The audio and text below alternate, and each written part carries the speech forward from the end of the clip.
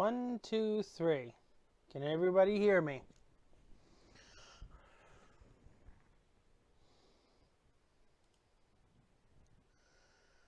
All right.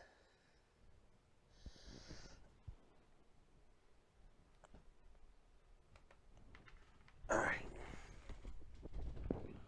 Let me double check things. I'm going to move this mouse out of the way because that mouse does not need to be in the way. And I think I just heard some disconnect. Yep. Keyboard apparently is disconnecting, so we are going to fix those. All right. So you guys don't have to keep hearing the dings all the time. All right.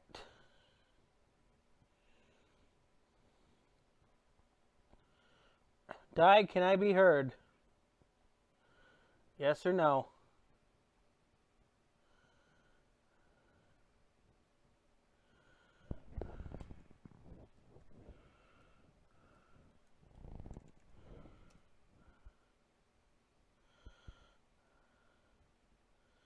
One, two, three. 1, 2, 3. Okay.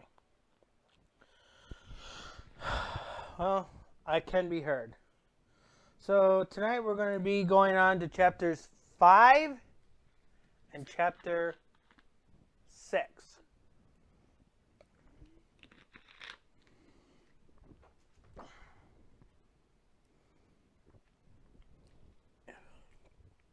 Okay.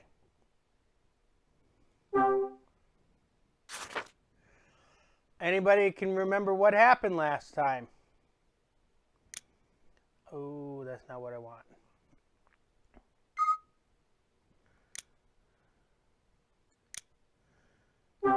That would be bad if I erased this file.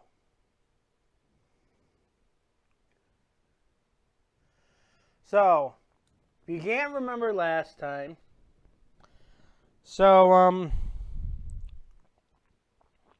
we learned a little bit more about one of the tenants at here. She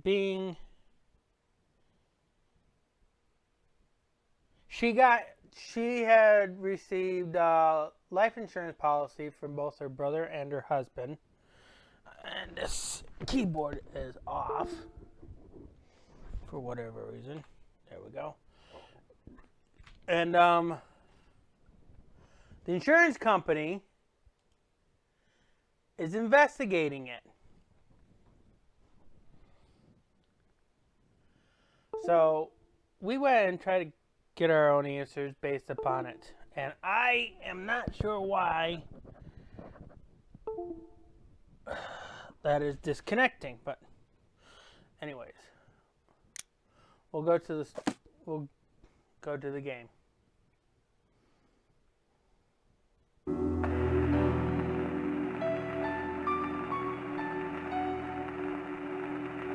Mysterious letter.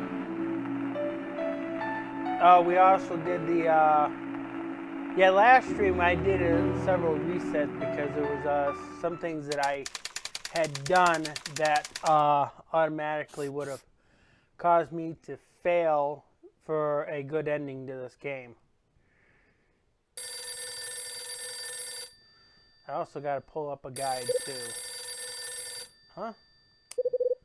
It's the phone. I reached out from my bed and grabbed the receiver.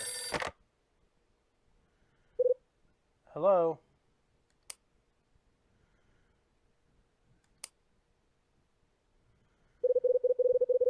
Come on, Rachel. Can't you leave it for another 30 minutes or so? Something tells me this is not Rachel. If you really want to hear my voice, call me back later. What the hell are you doing still in bed at this time? What? Oh, it's not him. Hi, it's me. Ed! So you're still sleeping, huh? Yeah, well, I see. Guess this wouldn't interest you enough to get your lazy ass out of bed anyway. Hey, Hey, hang on. I thought I'd extend the hand of friendship and give you another chance. Maybe I'll have to reconsider, seeing as you can't even be bothered to get out of bed. Have a nice life, Hyde. Ed, wait! Yeah? You're right. Someone who sleeps in until 10 on a Monday should be given a second chance. Go on. It says that I've been getting lazy recently and need to regain my focus. I know I've got to get my act together. What? Talk to me, Ed. What did you want to say? I want to work for you again. So just tell me what I have to do. Sell stuff, Hyde. It ain't that hard, you know. You start with your current inventory. Try selling some of to the local residents. Seriously think people here are going to buy that stuff? Of course they will. It's extremely hard to sell stuff to the people around you. That's why I think it's only fitting for you to try. Guess it helps if you're on good terms. You manage to defeat all the odds and sell some of the stuff to your neighbors. I'll give you the second chance we discussed. I'll leave it to you which stuff you try and sell. You've got plenty to choose from. Make successful sales to 2 of your neighbors and give me a call. Will do. That's all I wanted to say. Hang on, Ed. Just wanted to ask you about the orders. I already told you you cannot accept orders that don't go through me first. Forget about it and focus on making those sales. Rachel?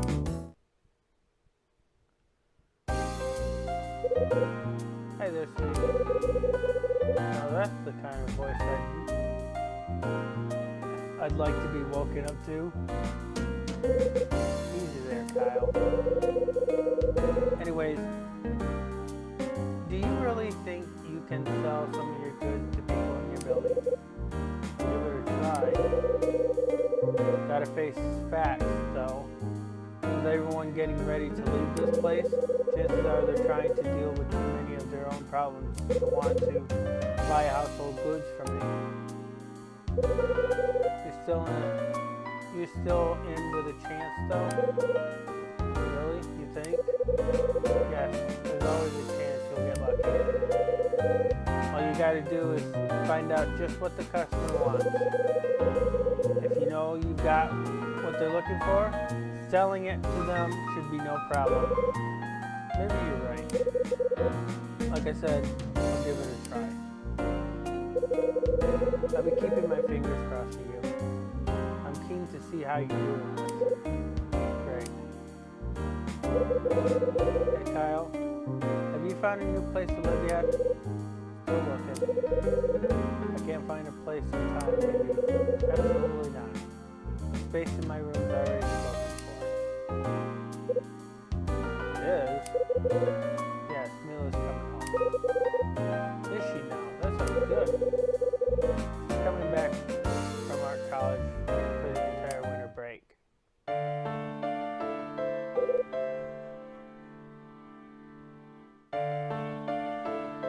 Mila Evans. I met her for the first time about a year back. It was when I found myself holed up in a joint called Hotel Dust. She was in bad shape and had lost part of her memory. She got mixed up in something when she was young and had no memory of it.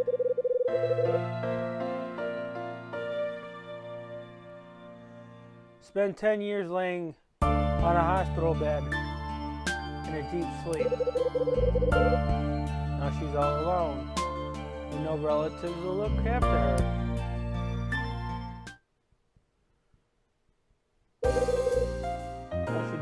life at college?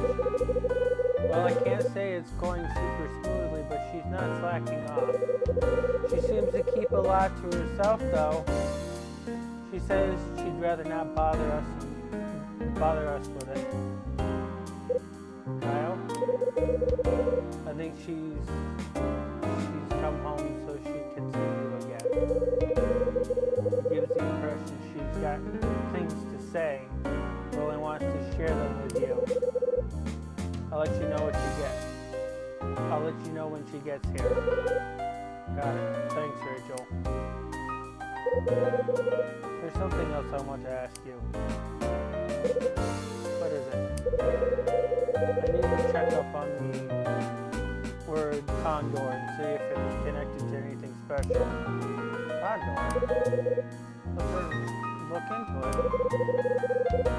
I'll get you on the phone as soon as anything comes up. That's what I was hoping you'd say. I better go. Good luck with the sales, Kyle.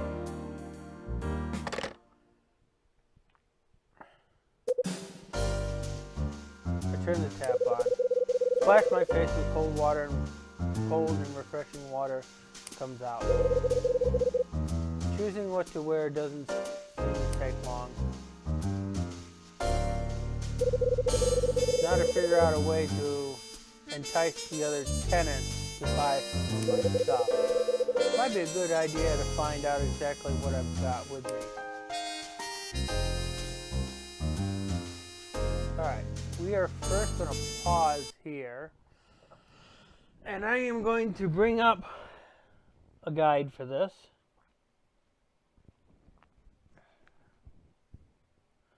I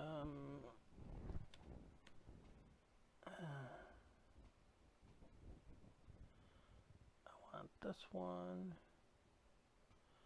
We are in chapter 5.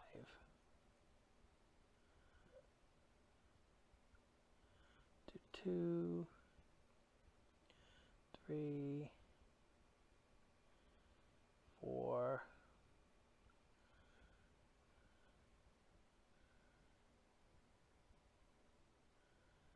5.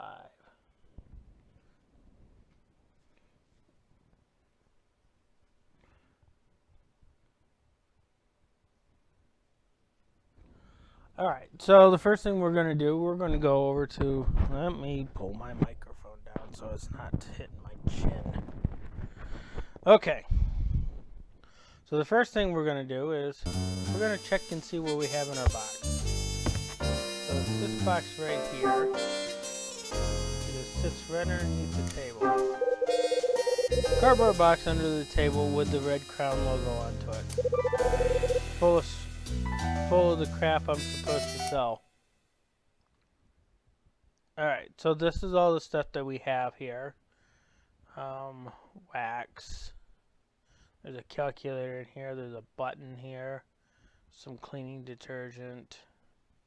This says bleach right across it. So let's see what we got. Double tap each item to have Kyle identify it. Give whatever comments he wants. Let's see. Super strength adhesive. It's quick drying and made to work on plastic and glass. Better keep it away from me. So there's super glue. Let's see what this. It's snow globe. So it wasn't a button I thought it was. How festive. You shake it and it looks like snow's falling on the little house inside. It always says seasonal items sell the best. A doorknob set with a lock. So he's got hardware in here. Selling doorknobs door to door? Is this Ed's idea of a joke?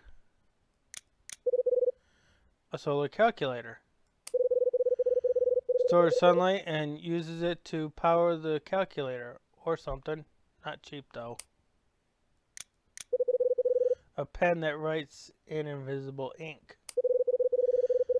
So whatever you write down disappears after a while. Right. How do you make it appear again? Powerful bleach. Get rid of stubborn stains in an instant, not to be used on colors or patterns. So it's useful on white stuff. Great. And why does it stink of strawberries? A little pocket camera. It's portable and easy to use. Wish I could afford one. Surface cleaner. Only Red Crown is cheap enough to sell surface cleaner in a miniature tin like this. Tin of wax. This thing will make anything shine like the sun, apparently. A tube of glue. Not to get it confused with super glue. I think this is more industrial style glue. Takes time, but it works on wood and paper. Security lock. Twice as good as any lock. Just put it on your door and see. Inspiring blurb there.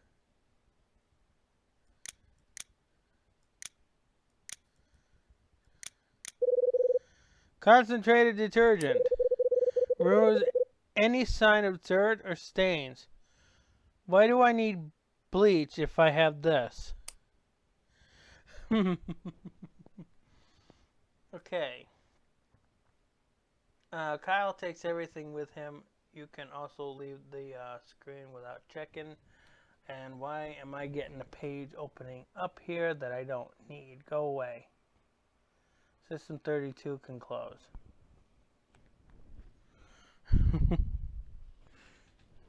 Alright, Di. Hey, Phoenix.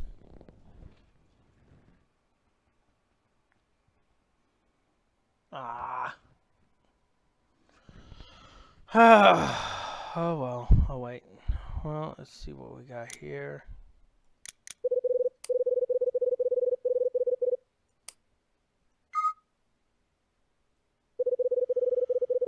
Looks like there might be some sellable items in here after all. Might as well take them all with me. Empty the entire contents of the box and take them with me. And I get a phone call. Huh? Wouldn't you know, it's the phone again. I'm so popular these days.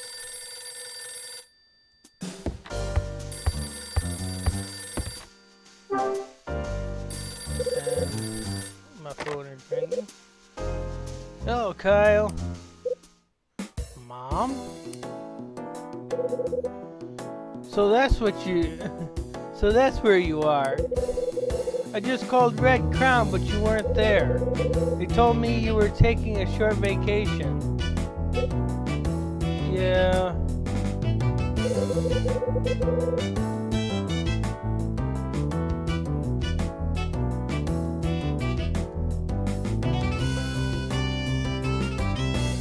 Phoenix, drop Acme. My name is not Acme. Andy's name is not Acme. It is Leo and Andy. If you don't get that straight, I can prevent you from chatting in here. Follow my rules. Got it?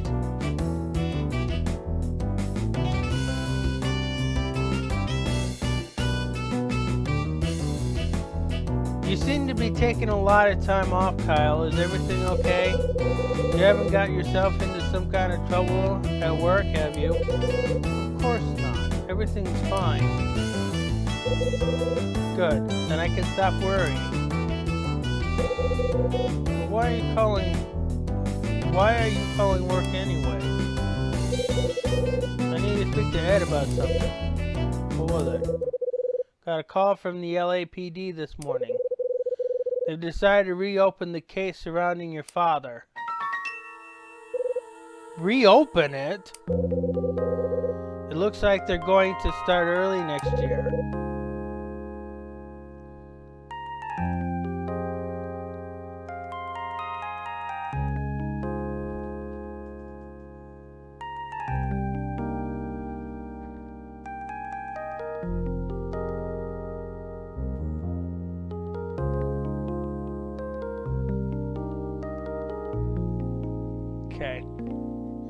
I wanted to let Ed know.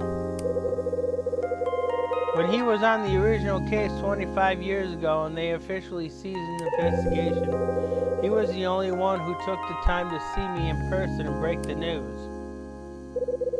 Why would the LAPD show such an interest in reopening the case, though? I wasn't sure, but Ed said something about a possible reason. He thinks it's all down to the mayoral candidate, Hugh Speck. Hugh Speck? He used to work on the force, and he's made it his mission to wage war on organized crime. Yeah, I saw part of his speech on TV. He was saying lots of stuff like that. Still, reopening a case that closed 25 years ago can't be easy. You're right, but there's a hell of a lot of red tape. Don't get your hope up too high though, Mom. There's no guarantee that they'll get to the bottom of it this time either. I understand that, but who knows? Maybe they simply overlooked something before. I've thought about it long and hard. Why did he have to die like that? Who would want to kill him? I never found out the truth behind his death. I wonder whether knowing the truth would have helped me overcome the grief or not. Maybe if I had known, I wouldn't be forced to live the life I do now.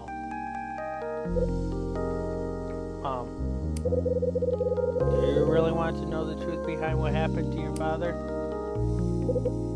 I do now. Even if it reveals the things I didn't want to know about him, I need to know the truth behind what happened. Chris Hyde was my dad, and I feel it's my duty to find out the reason for his death. I understand how you must feel, Kyle. The LAPD have promised to let me know if there are anything developed into the case. That's good to know.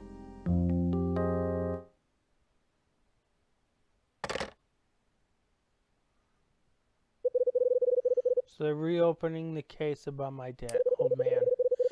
The chat with my mom brought back what Rex said to the other day.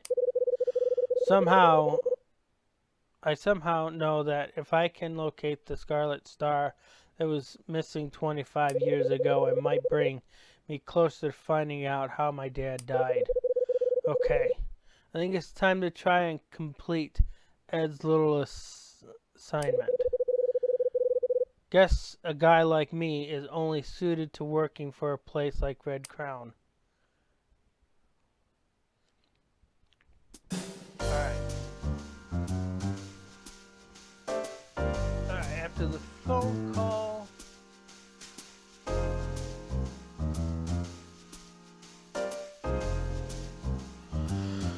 Alright, let's go out.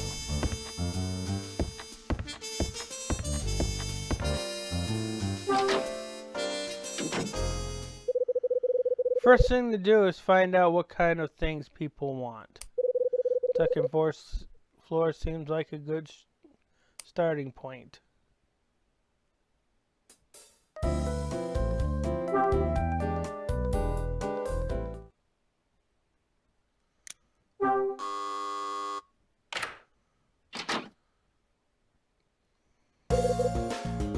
Well, if it isn't Hyde. How you doing after our chat yesterday? Not great. I couldn't sleep very well after what you said. In fact, I ended up cracking open a bottle of bourbon I've been holding on to. Got a nasty hangover, huh? Yeah, you could say that. I got through the entire thing, did some hardcore thinking. Turns out I managed to solve a few issues I've been having, though. Yeah? Like what? Oh, for one, I realized music's my reason for living. Good to hear it. Did you come over just to see how I was doing? That's one of the reasons. What else did you want, then?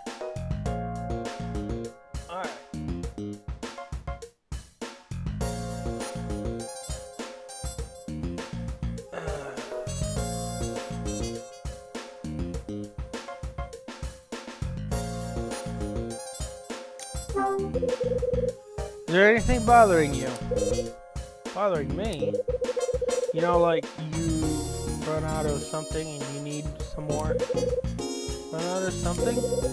Can't think of anything. I need to get out and buy. Looks like I'm losing this one. I just remembered. Remembered what? There was something I was thinking about buying. What was it? Something I can use on a guitar.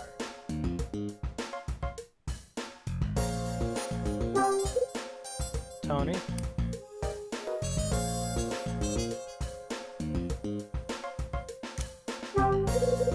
A guitar is an invaluable piece of equipment to a person in the music business. Musicians may make a lot of sacrifices when they're short of cash, but they'll always be willing to buy something if it's for their guitar. You got that right. Glad to know we see eye to eye for once, Hyde. We do. I'm looking for something to put the shine back on the old guitar. There's an audition coming up, and I've got to get it shining before then. My guitar is pretty bad, in pretty bad state. Real filthy, you know. The stuff I was using before just ran out right before the washing come up. Put me in a real fix. Problem is, these things cost money, and the kind of stuff I'm after is expensive. But be good if there was anything cheaper available. There is, Tony. Really? You got something like that? Alright.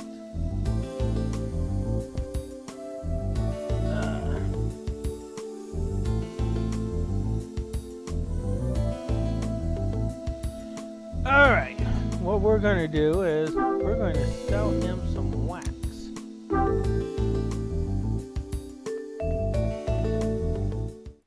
Here. I hand Tony the wax. It's wax. It's a brand new product that's guaranteed to put the shine back on anything. Just apply some of this and it'll be gleaming in no time. So this will work on my guitar too? Absolutely. But this stuff doesn't come cheap, right? I thought you'd say that. Thing is, this stuff's very cheap. How cheap? It's only $3. $3? It's a deal. Thanks. Here's your cash. Nice doing business with you. I received $3 from Tony. $3 for a little tin of wax! Oh God, if only it was that cheap today. Be seeing you. Tony goes back to his room. Not too shabby. Glad Tony decided to take one of my items off my hands. Now I've just got to make a sale to one more person and I'll provide my commitment to Ed. Alright, so I guess we're going to 204 because that's the next room that's here.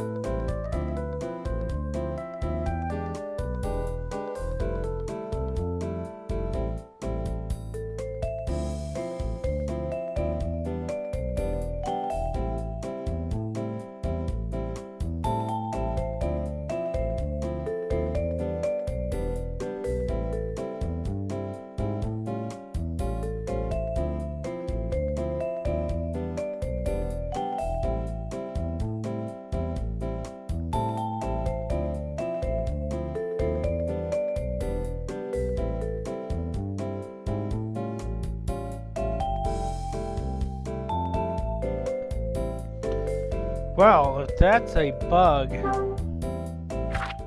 selling the snow globe, I better make a save.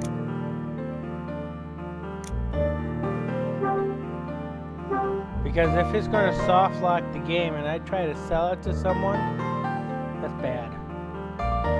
So that's an unintended soft lock.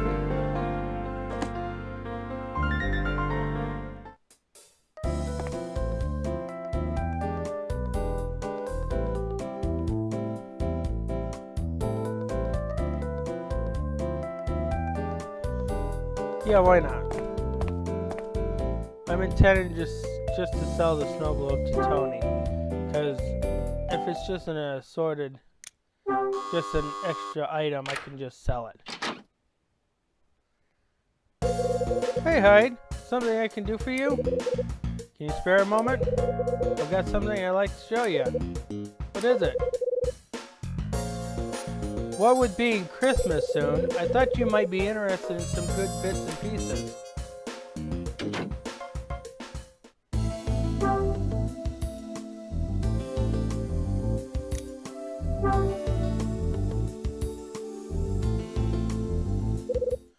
How about this?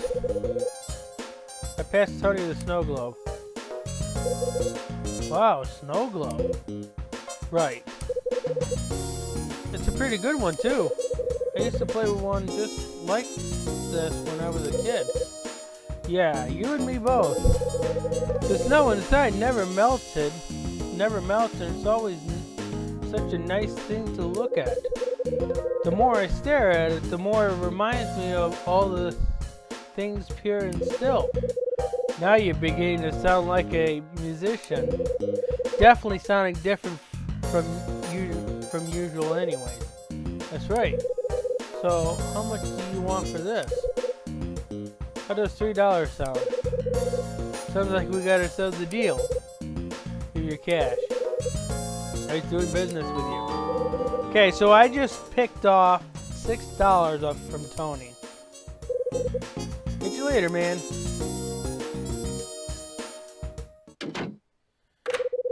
Okay. So I just sold the snow globe. So let's see.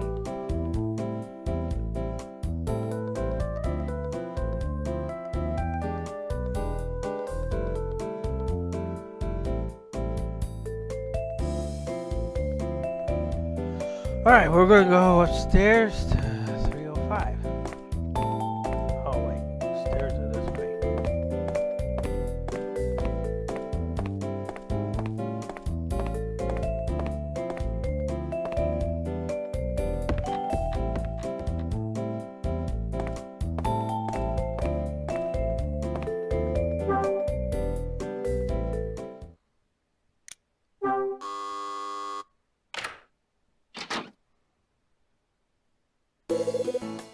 Hi, what do you want? Have you got a moment? No? I'm a little busy actually. Sorry to have bothered you. No, it's no problem. Anyways, I got plenty of more important things to do on my mind. In fact, I've got something quite serious to take care of. Say, Charles, what do you got to take care of? Can you help me with it? Well, I'll try if you think I can. I broke something. Yeah? That something was a tiny little thing that we were going to use during filming. See, I'm going to lose my job over this, I'm sure. We're part-time helping on a film set, an assistant to the camera staff. There was a prop we planned to use during the filming. There was a fragile piece of pottery. I wasn't paying attention and I broke it. It was an accident.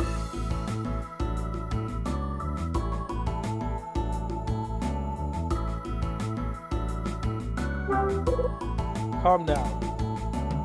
On second thought, that's pretty bad. That's pretty bad.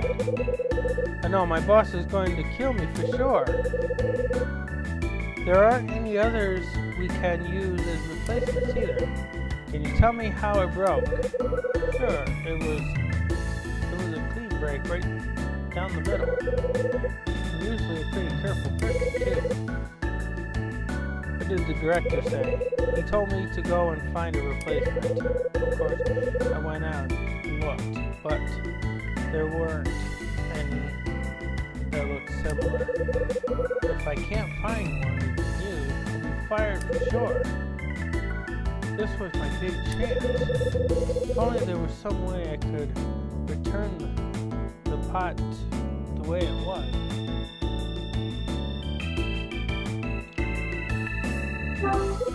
Hey. I may have just the thing for you. Really?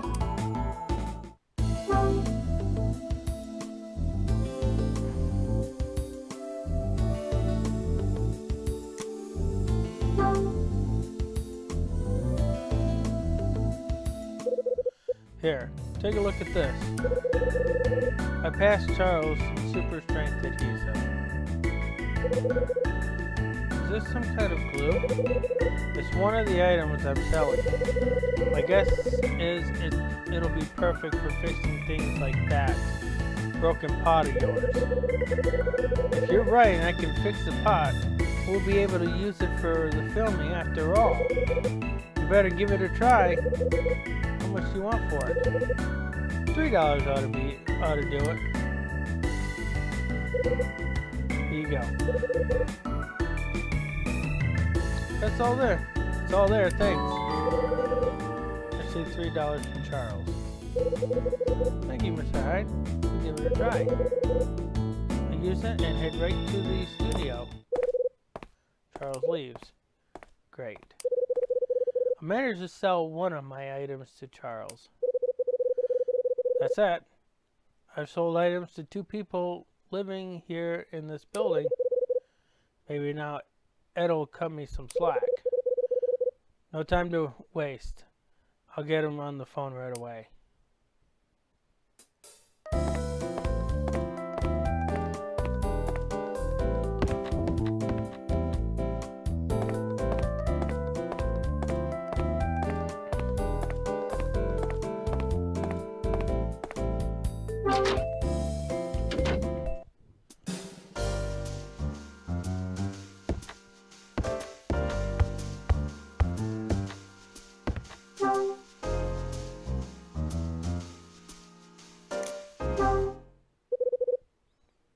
Time to get my job back.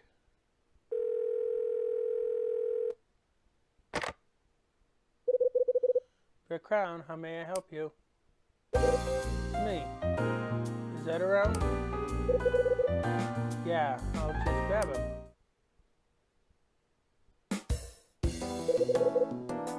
What do you want, Hyde? Just wanted to let you know I passed your little test. I sold some of my items to the people living here. You did? Did you? Faster than I expected, too. I worked out what they needed and offered some suitable items for my stock. Clever. So you probably realize what it takes to sell things, huh? Well, congratulations, you're no longer fired. Now get your ass over to the office pronto. Hang on, Ed. There's a favor I need to ask you. I'm fresh out of favors, Hyde. Don't push it. Let me stay here and work instead of coming back to the office. Actually, you must have a good reason for that. You'd have found out sooner or later I took the order from that mysterious client. So I want to stay here until I get to the bottom of it. So, you know who the client is, I suppose? No, I haven't figured that part out yet. But I've been promised someone about that and just tell me why, Hyde. Why are you so hell-bent on completing this order? I mean, the thing went missing 25 years ago. What makes you think you can find it now? I'm not sure, but the order must have come straight to me. The person who sent it to me must believe that I can get to the bottom of it. You probably heard from my mom by now, but the case on my dad's murder will be reopened. I've been thinking about it, and here's what I believe. Something tells me that if I locate the item on the order sheet, I can find out more about his death. It may make you think this is all connected? Come on, you're reaching a bit, aren't you? Just call it a gut feeling. Gut feeling, eh? That's the Hyde I know, alright. Okay, you won me over. I'll let you deal with this order, despite my better judgment. The only condition is you come up with the goods without fail. From today onwards, that crummy apartment you call home is your office. Roger that, Ed. Aside from the stuff you already got, Rachel, is there anything else you'd find useful for your investigation? You ever heard of a guy named Frank Raver? He's older than you. Used to be an LAPD cop. Frank Raver? The name rings a bell, but I can't put a face to him. Why are you interested in him? He lives in this building. He's been looking into the events that happened 13 years ago. Seems he's been keen on solving the case that never got solved. The victim's name was Kathy McGrath. She was the wife of the hotel owner. Okay. I'll see if I can call in a couple of favors and dig up some dirt on the guy. I owe you, Ed. Okay, so now we're buddies with Ed again, so that's good news. Things are looking up. Seems like I can focus my efforts on the order now. Before I do anything, though, I'd better put all these things back in my box.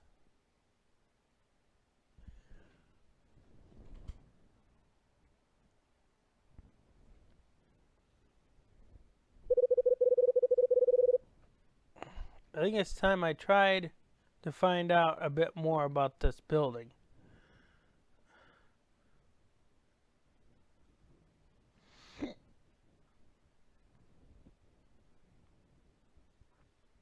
Okay. I wonder if I can still sell things here.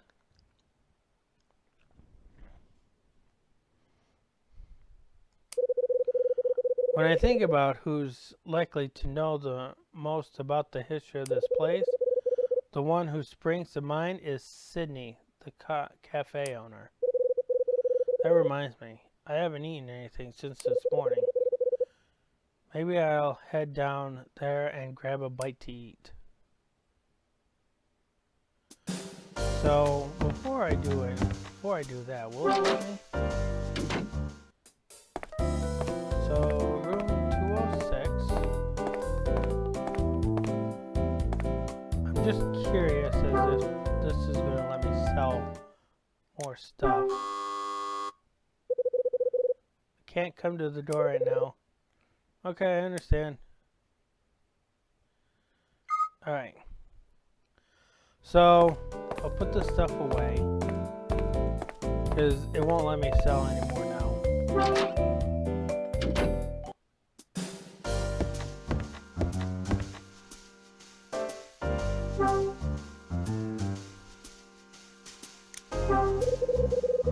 Cardboard box under the table.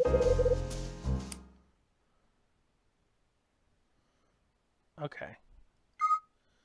Everything's in the box.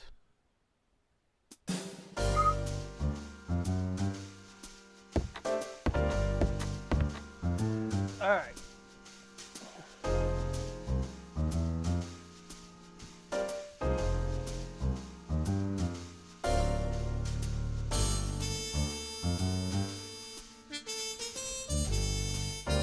I could have sold all my stuff.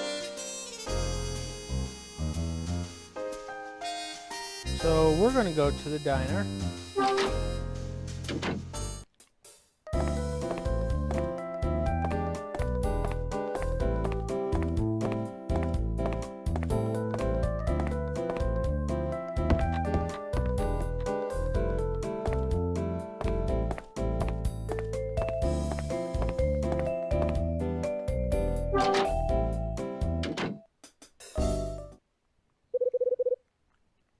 Looks like this place is empty.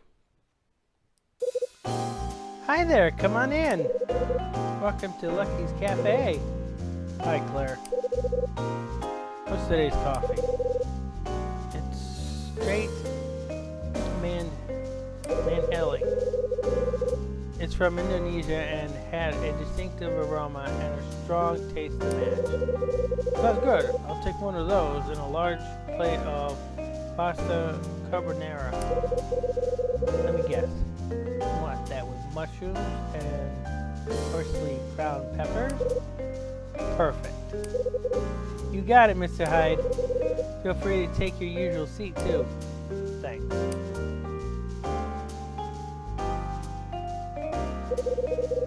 It's been quite a while since I had lunch here on a Monday. Here you go. Today's coffee. A plate of carbonara. Pasta's fettuccine. And the bacon is hand-smoked by Dad. It looks and smells wonderful. Sure does. Enjoy. Kyler leaves the table and heads off elsewhere. The fresh-made cup of coffee and a piping hot plate of carbonara on the table. Man, I can't get enough of this smell. The food stuff looks so detailed. Not quite realistic, but it looks detailed enough where I could eat it.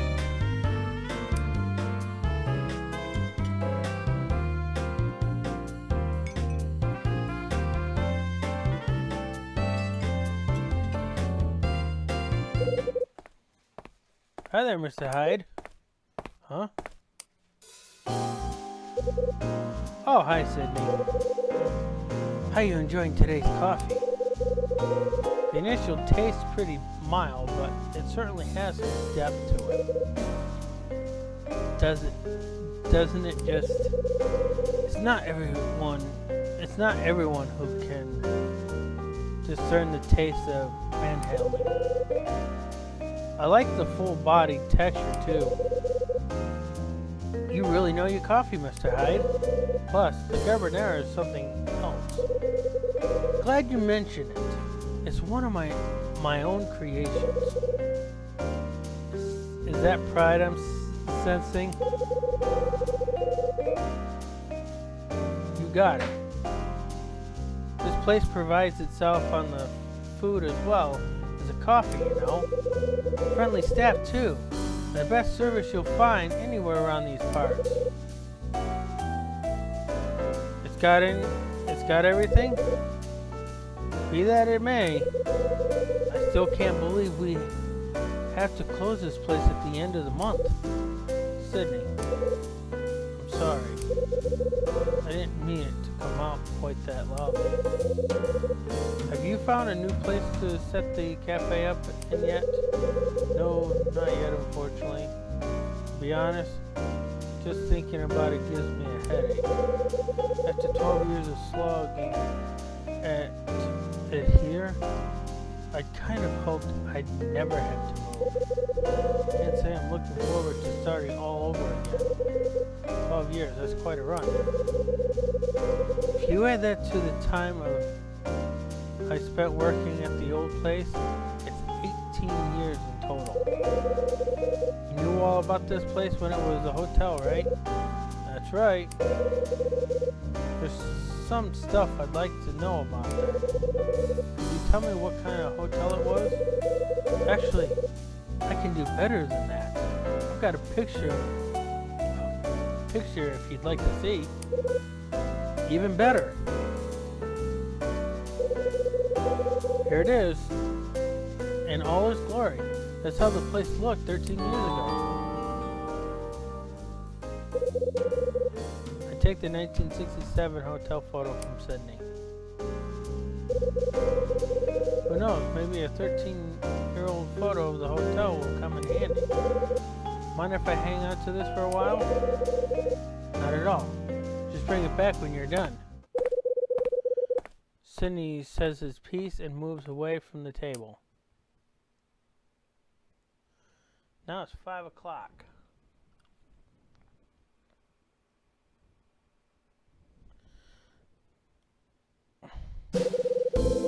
December 22nd. That afternoon, after lunch at Lucky's Cafe, I decided I needed some fresh air and headed to town.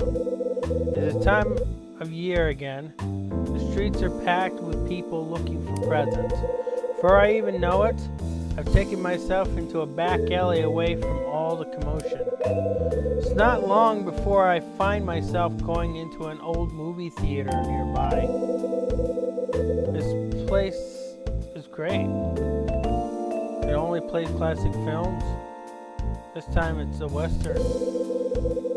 Mean-looking guy with a heart of gold saves the village from bandits. Everyone loves him. The woman and the kid want him to stay, but he knows he's got to move on. Brilliant stuff. In a certain light, the profile of the star reminds me a little of my dad. I let out a sigh. By the time I leave the place, the sun's nearly set and night is creeping in.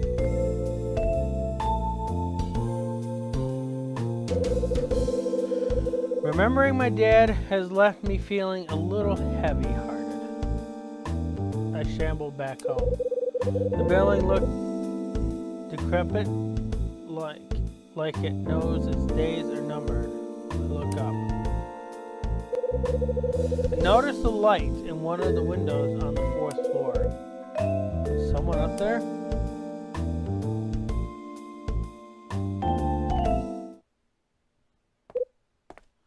Huh? Someone's coming down the stairs. Who the hell's that? Hello there. Who are you? What's the matter? Too good to even say hello? Not that I mind. I'm alright from room 306. We need somebody to meet. So this is well right. After giving the guy a good looking over, I seem to recall seeing him once before. I must apologize. It's a shame you didn't remember my name. Especially since you know exactly who you are. You live in room 202, right? That's right. Sorry I didn't recognize you just now. It's no problem. Don't give it a second thought. I'm a salesman myself. I spend so much time away from here on business. It's no wonder most of the others in this building don't recognize me. Seems like the do-gooder gentleman type. Exact polar opposite to the type of salesman I am. I look forward to becoming a close acquaintance with you, Mr. Hyde. As you know, we're both about to leave this place. Looks like the most appropriate thing we could say would be along the lines of it's a shame. You got that right. Excuse me if I'm a little forward, Mr. Hyde, but about leaving this place, have you heard any further information from Mr. Tracy? I'm especially interested in finding out exactly why she decided to sell all of a sudden. You just said that it's tough for one woman alone to run a place. Not to mention the recent bout of trouble that's been happening. See, I can fully appreciate how running this place alone could get out of me. In fact, recently I've been disturbed by noises coming from the floor above at night. I wanted to ask her to take a look, but I can't imagine what could be causing it. Please excuse me, I must be going. Will ascends to the stairs and disappears out of sight. Will Wright, a man who certainly likes the sound of his own name or voice. What he told me about the noise and the lights I saw just now might be wise to go up and have a look. Time to chase some ghosts.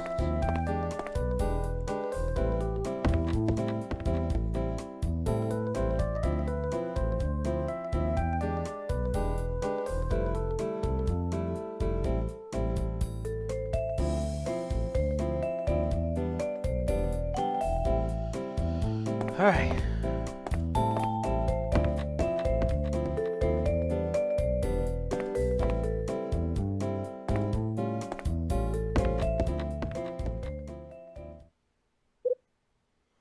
Huh?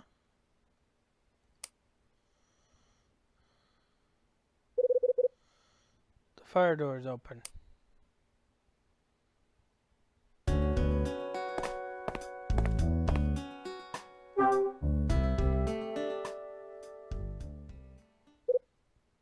Huh?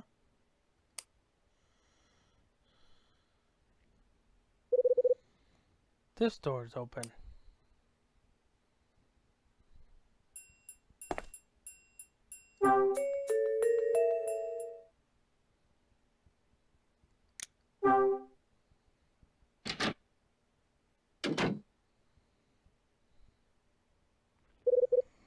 Someone's here.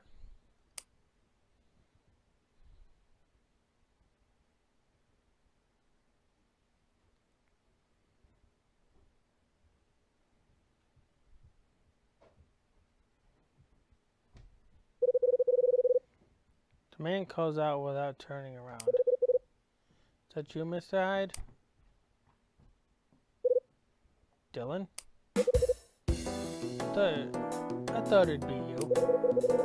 Looks like I need to add clairvoyance to the list of what handymen can do. Just figured there's only one person around here who sneak in here like that. So I was right too. Yeah, you got me. You took a look around up on the fourth since yesterday, right, Mr. Hyde? Yeah, I did a bit of sneaking. I noticed the door for 404 was unlocked, so I went inside. You went inside 404, huh?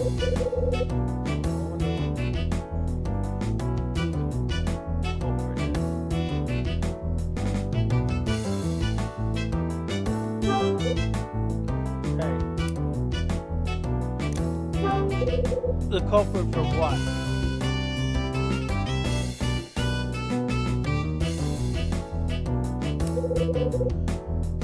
For causing a ruckus up here.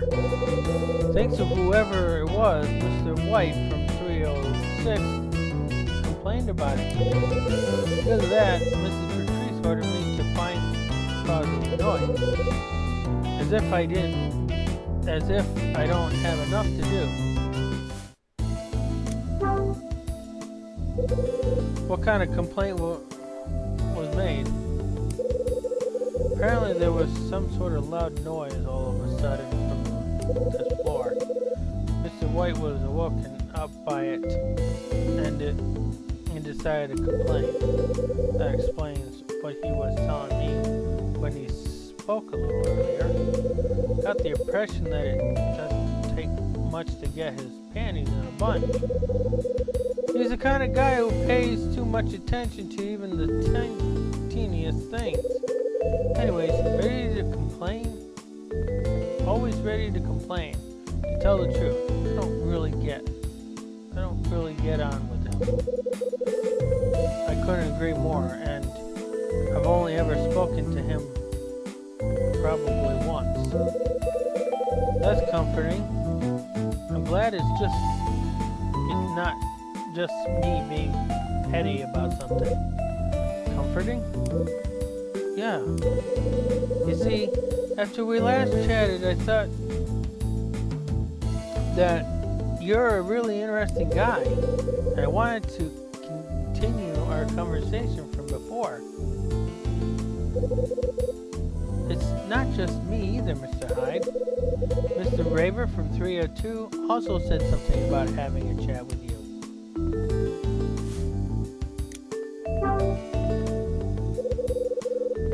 Why do you want to continue our conversation? After I found out that you used to be a detective, I really wanted to hear more about the kinds of things you you did back on the force. I'm pretty sure you'd be bored by most of the stories I'd have to tell you. I really doubt that. I wanted to hear stories from real cases, evidence, clues, that sort of thing. Dylan, I'm serious. Sorry to disappoint, but I really don't have anything else to share. Really? That's a shame.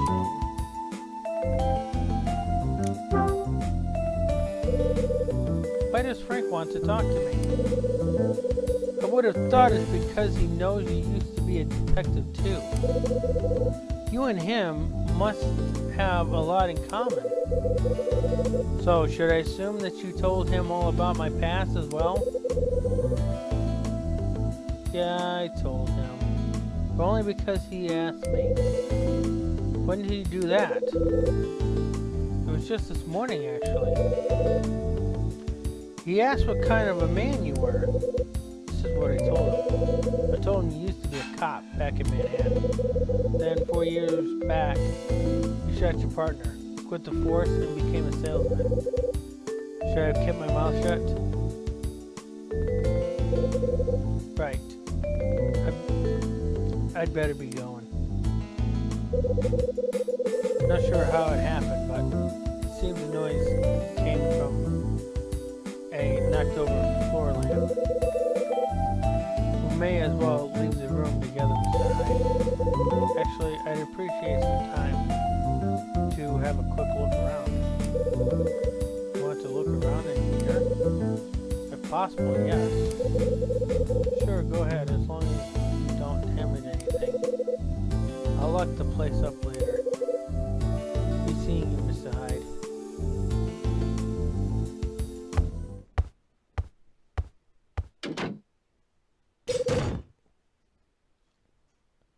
Okay, what just knocked over?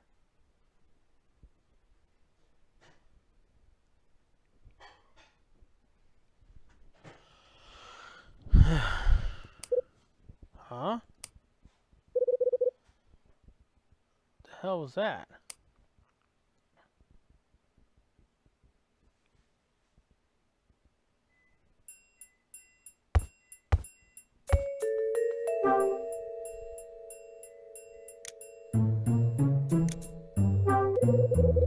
Doorknob has fallen onto the carpet.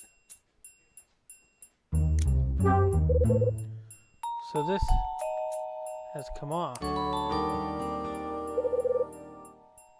Picked up the doorknob.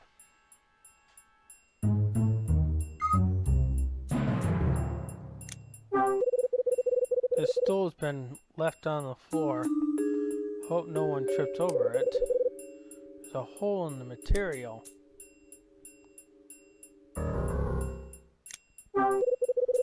There's a big lamp lying down on the floor.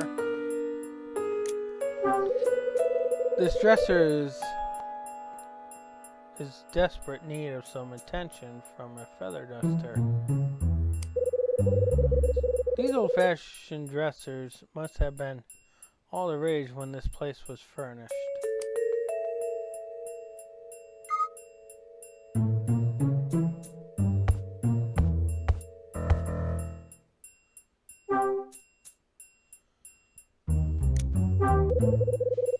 The corner of this table looks like they've been banged into. The walls are a few too many times. This table has more scratches than one of my jazz records. A couple of chairs are stacked together next to the tables. I guess they tried to neatly pile up the unused furnitures, but they didn't try too hard. Okay.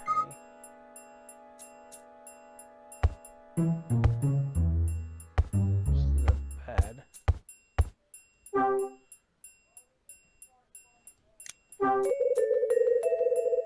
I searched the sofa for spare change, but I expect all I'd find is dust. Just touching the bed sends a cloud of dust in the air. Chests of drawers are too dusty to bother opening.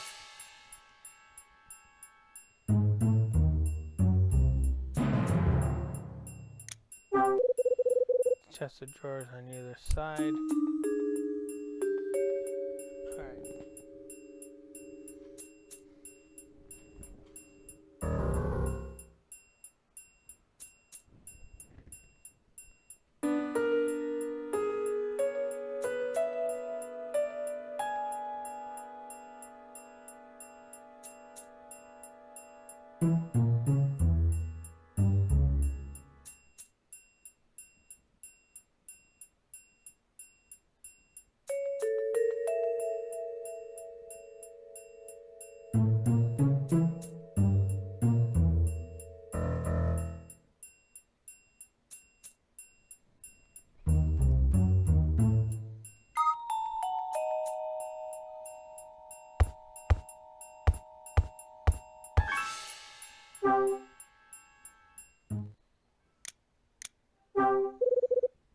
Doorknob. The doorknobs come off. This can't be good.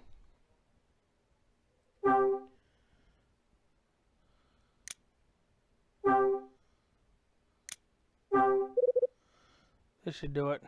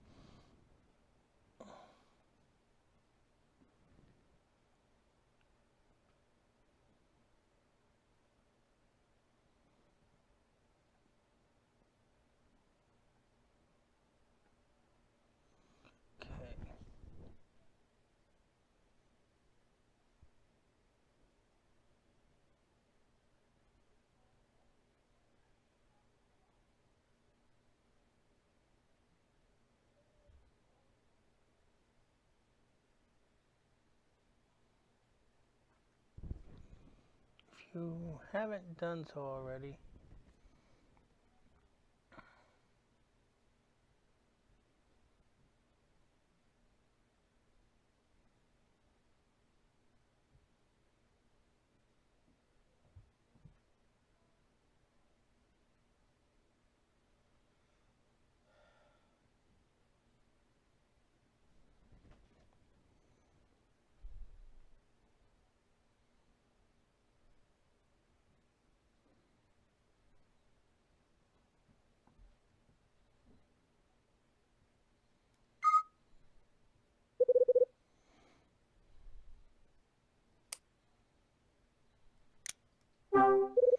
doorknob comes off.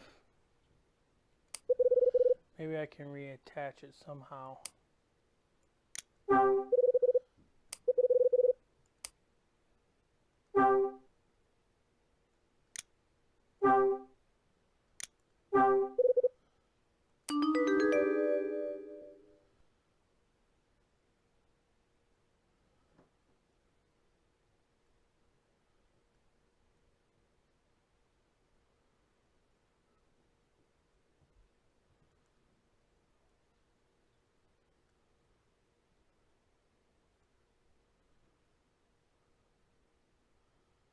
I don't know what I'm missing here. You just have to line it up to that. Yeah, but it's supposed to let me know I did it correctly. Doorknob, if you haven't already, so to examine the hole where the knob used to be till Kyle makes a comment about possibly reattaching it. Then go to your inventory, choose the doorknob, and tap the hole in the door.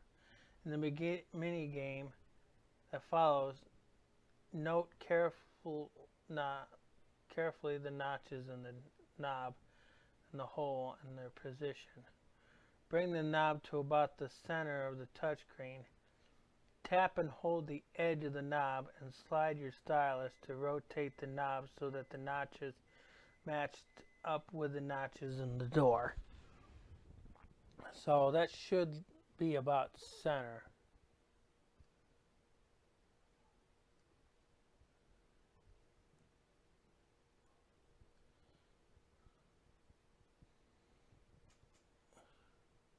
Oh, I'm sorry to hear that, Di. I think the air has been a little too dry for you.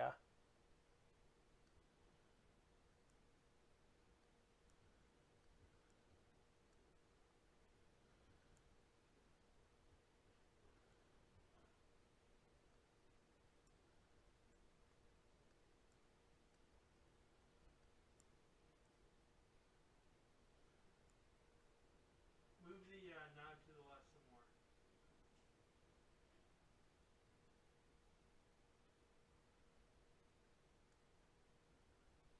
Why do I need to move it to the left? Because I'm trying to center. Well, it's not centered. It's more centered this way.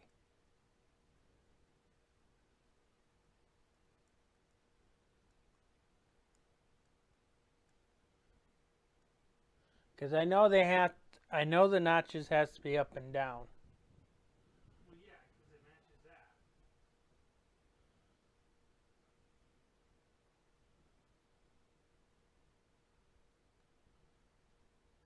Do you have to close the thing?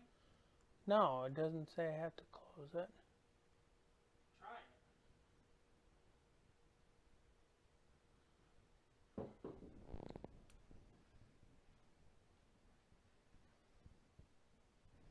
Okay, I guess it does. Now I need to figure out how to close it. Don't you have a lid option? I do.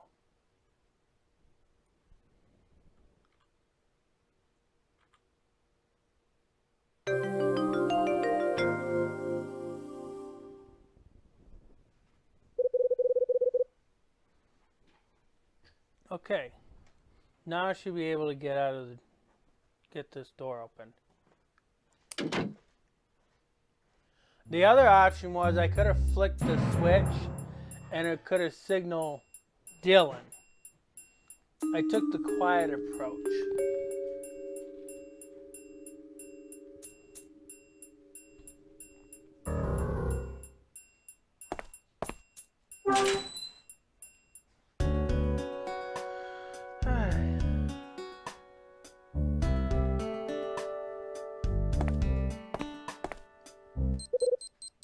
It's my pager.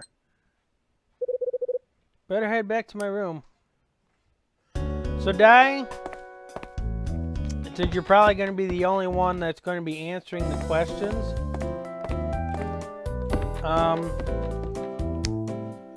I will have to recap things for you. So, when you left, I was selling some things. The first thing I sold was a tin of wax to Tony and a snow globe to Tony, which apparently I could have sold the snow globe to anyone else, but because other people had experienced soft locking the game, I decided to sell it to only Tony to avoid soft lock. And then I had to go into room 306 and talk to another tenant. And I sold him the super strength adhesive because he broke a pottery that was supposed to be a prop for some film thingy that he was working for. Huh? There's somebody standing in the hallway. Well, we know it's Tony.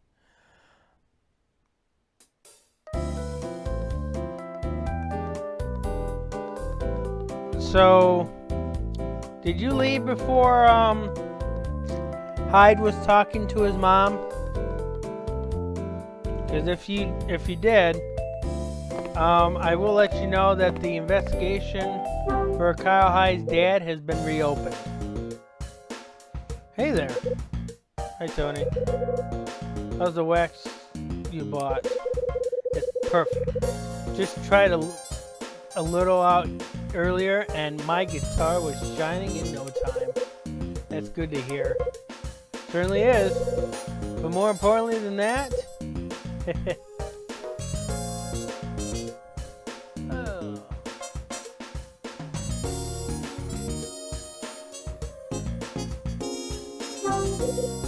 Hey Tony.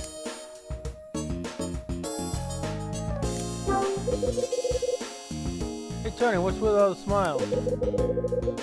Hide, hide, hide. You really are a sly one, man. You're not making any sense. What do you mean? Come on, there's no need to be modest about it. I saw him, man. What did you see? I went to see you in your room, but instead caught a peek of some hot chick. What the hell are you talking about? What did she look like? Well, she had long blonde hair. Anything else? Yeah, she was smoking. I mean, she was petite and slender. Wasn't Mila Evans, because we heard about Mila Evans earlier in this chapter. She's coming home from college, so it's not Mila. We know that for a fact. Got any ideas? Got plenty of ideas, but remember then, have you? When did you see her? I don't know, about 30 minutes ago? She was just hanging around outside your room. Did you speak to her? Well, I wanted to. As soon as I opened the door, she ran off. Sorry, but I gotta split. There's something I need to be. Tony leaves. Well, I gotta answer this anyway.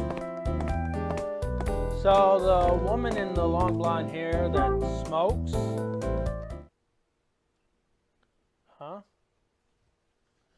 happens to be the client that Kyle's looking for, that he's looking for the Scarlet Star for. There's a note on my door.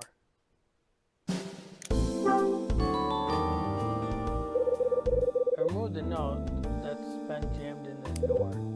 It reads, "Missed you. Drop in another time, Mila." Maybe it is Mila. So it was Mila.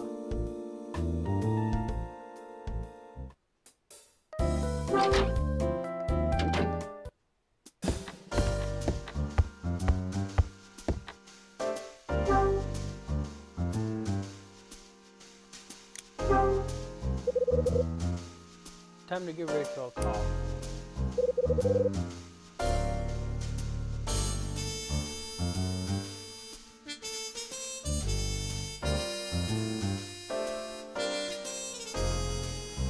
The light on my answering phone.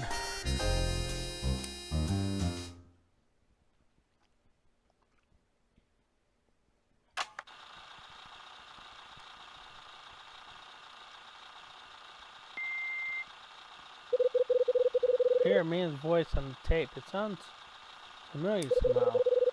Must deliver the Scarlet Star to whoever's responsible for Kathy McGrath's death. I know that voice. Information on the reward. Check under table B in Lucy Cafes at 7 p.m. today.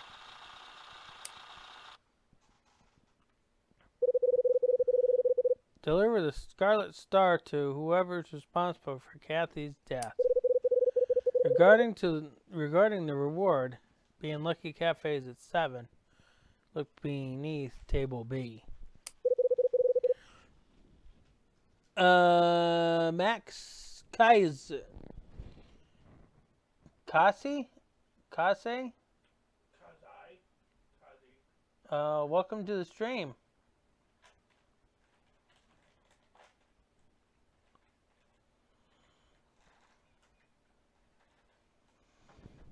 All right. Let's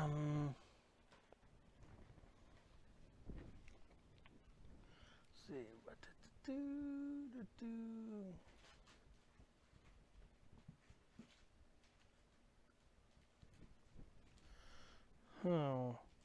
What the hell is this? Some sort of joke? It's my pager again. Yeah, hold on your horses, Rachel.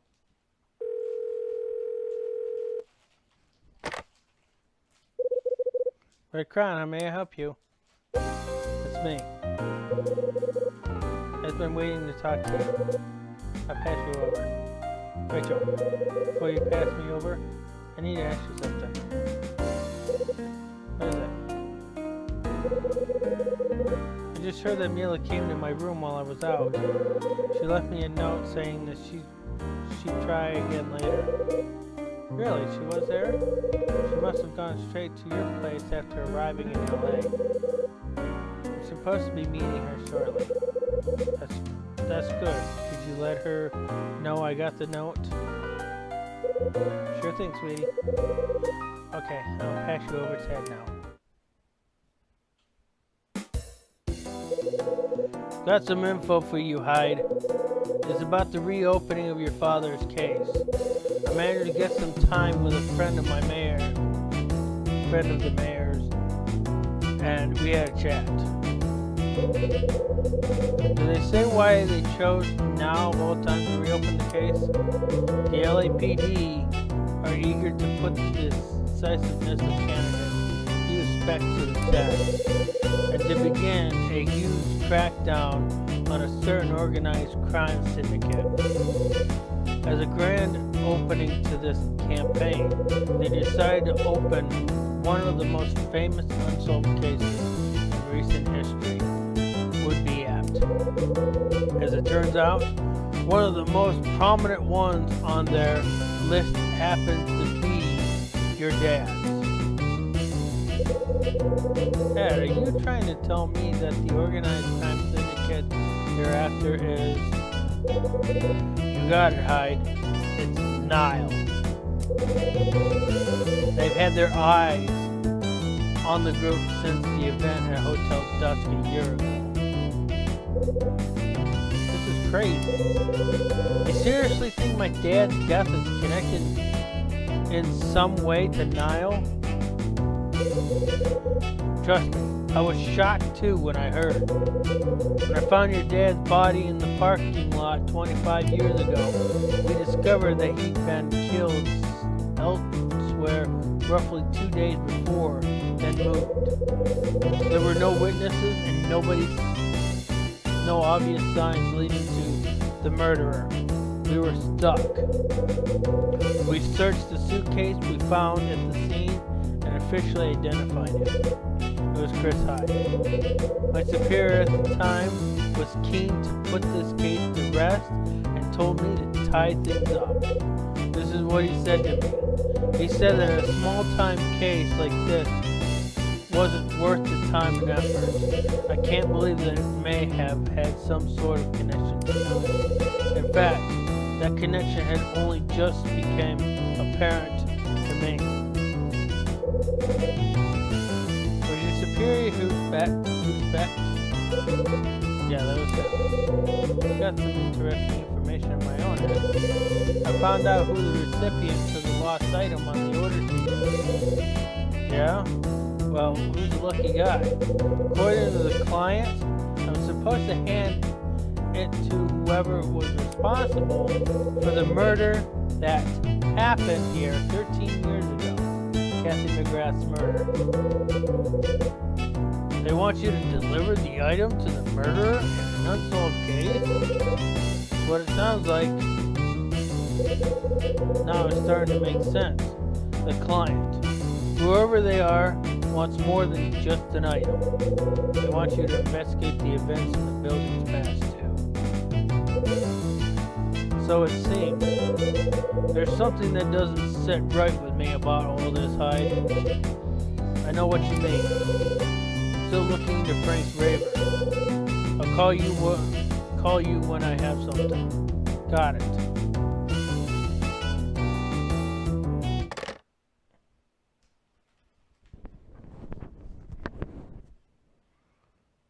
Alright. So,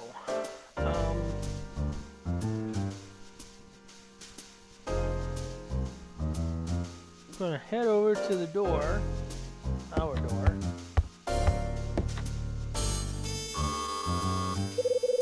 My buzzer suddenly sound. What's that?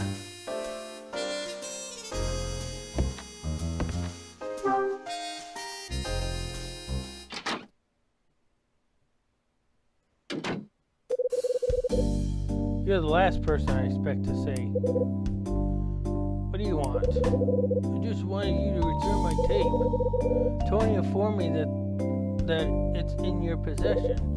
Hand it over. He's got a point. I did get it from Tony yesterday. Sure.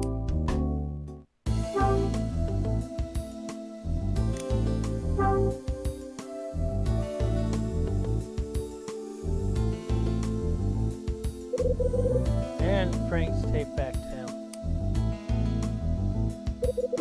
Yes, that's my tape, alright. Perhaps you care to tell me how my tape entered your possession, Mr. Hyde? I'd be very glad to know. What did Tony tell you? He told me to ask you. Now please enlighten me. Why did you have my tape?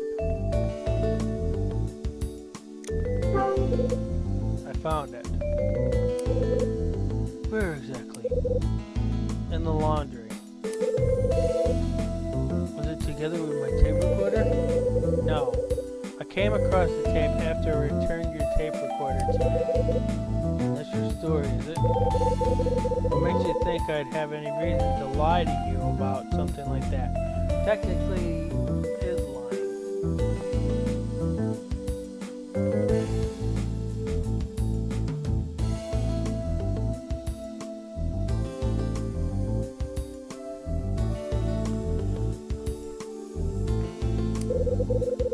Think about it. What would I have to gain? Mr. Hyde, Tony summoned me to the 4th floor yesterday. He said he had some business. Except when I arrived at the designated spot, it wasn't Tony I met, but you. Tony decided not to make an appearance. Then today, he came to my room and asked me to forget all about the day before. He also told me that you had my tape and then left. I can't claim to understand what that man is thinking, Mr. Hyde. Well, you'll get no answers from me. I can barely work him out either. If you really want to try and find out, you're going to have to ask him. That much we can agree on. Anyways, I think we've concluded our business. Hold on, Mr. Raver. I have something I want to ask you. You do know. You're not going to be happy about this, but I listened to your tape. You did what? Yeah, I listened, and what I heard surprised me. It seemed you're still trying to solve the murder that happened here 13 years ago. I'd like to know why you're so interested in this case, Mr. Raver. You really want to know? Well, tough. Has nothing to do with you. Maybe not, but I'm still curious. There's more to this case than I originally thought. What do you say? It seems you haven't been able to rid yourself of your acute protected senses. Normal people would just accept that it has nothing to do with them anymore. But detectives views things differently. Once he gets the scent, he has to act. I saw the change in your eyes when you heard. This sense is more a curse than a blessing.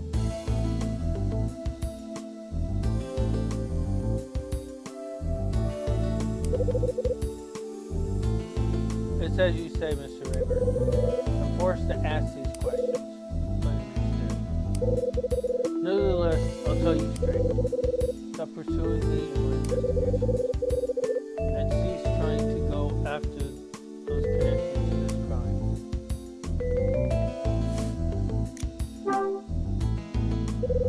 Who is connected to this crime? Seems you've not taken my advice, Mr. Hyde.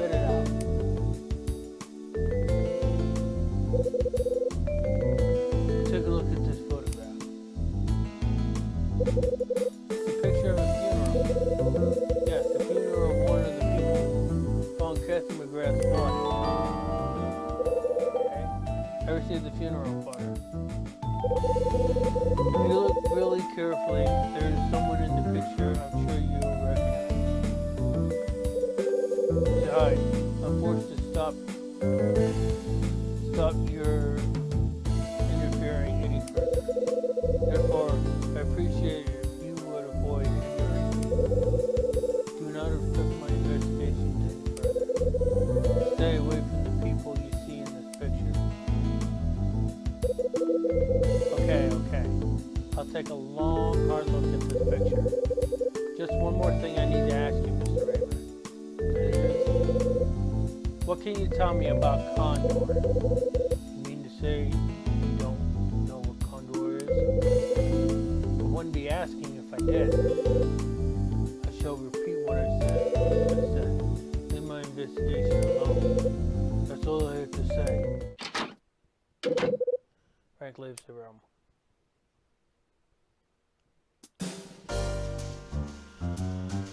Okay. Time to check out the photo. Let's see. Let's go in our little inventory. Take a look at let's examine the photo.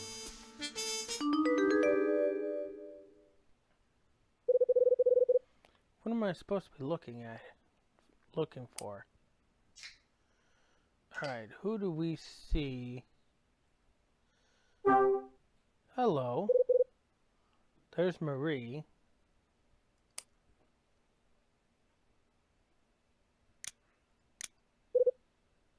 Hold on.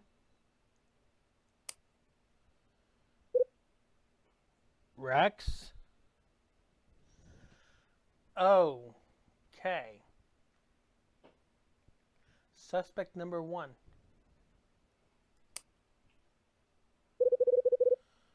What's Rex doing in the photo?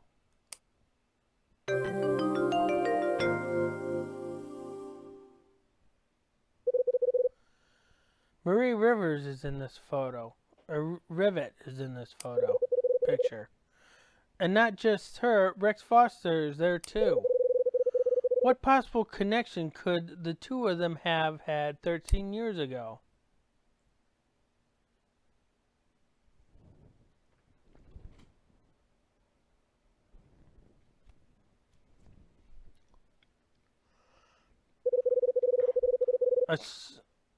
I slumped myself onto my ancient sofa and drift off into my thoughts. An unsolved case. What do I hope to reveal by looking into such an old case? 7 o'clock already? I better make a move. Wouldn't want to miss my chance for some more information.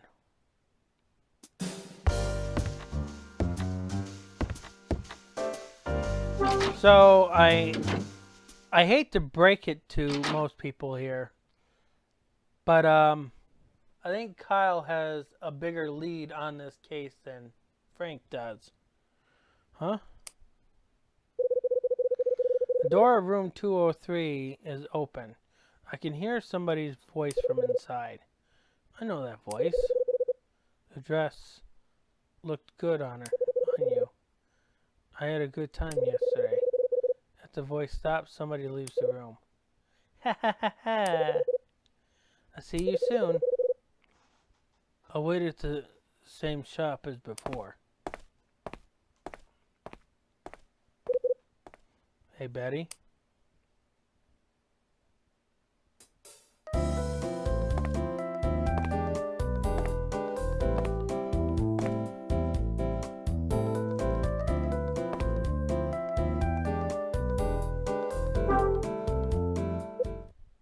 Betty? Oh, hello, Mr. Hyde. Have you got a moment? What can I do for you? I'm a little curious about the guy who left your room just now. Oh, you saw, did you? Yeah. His name's Rex.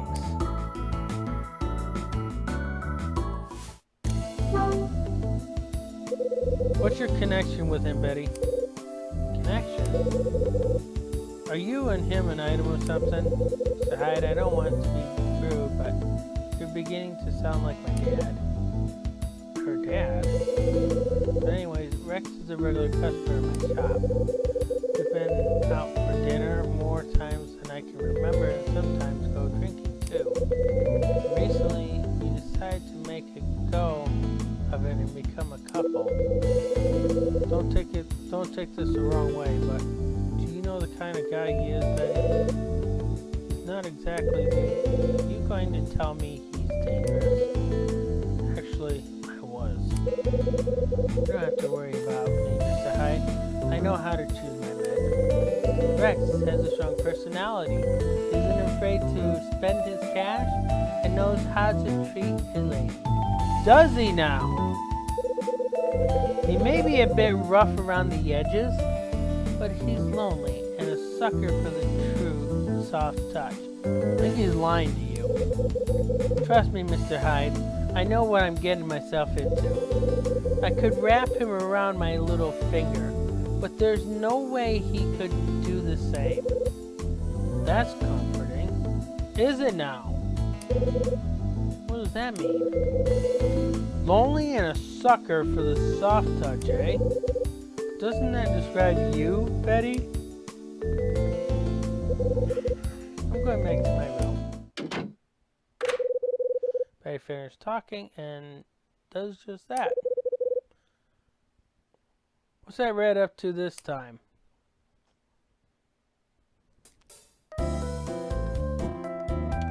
Okay.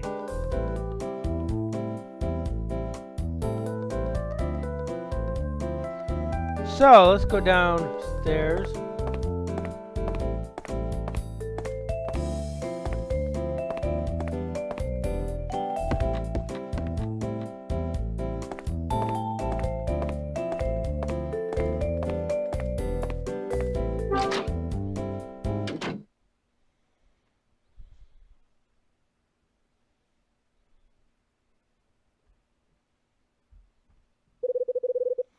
Time for me to check out table B.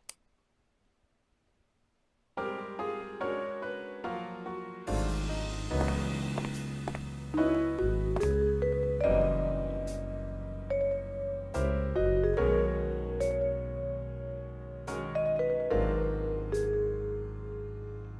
do we do that?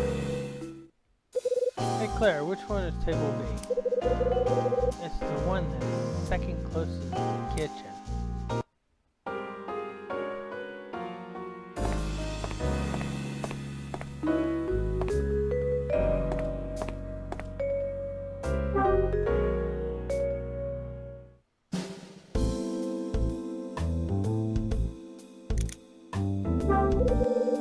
There's something stuck under the table.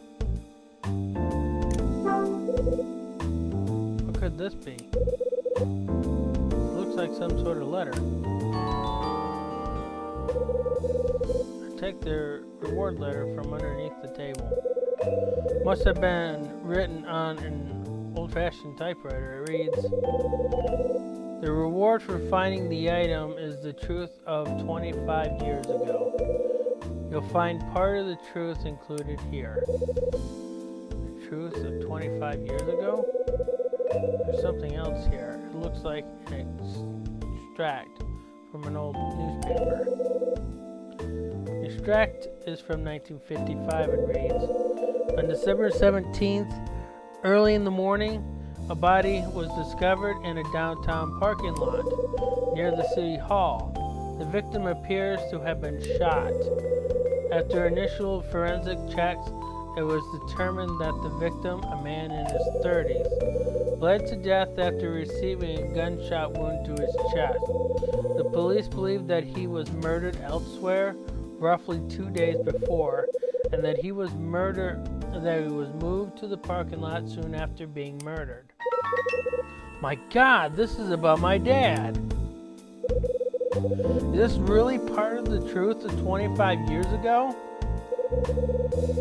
So the sender of this letter is trying to say that if I locate the Scarlet Star, I'll also be able to close the case surrounding my dad's death. Huh? Strange. Or staring at the page, I notice that the T are higher than the other letters. I wonder if this is the same as the original order sheet I received. I thought so. The T's are higher here as well. That pretty much confirms that these two letters were typed on the same typewriter. Who could have written them? Someone's dangling the truth of 25 years ago in front of my face. Who would do that? Most likely it's... What? Most likely it's whoever sat in the seat today. No, Ed is telling him to throw the order sheet away. Yeah, so he's not included.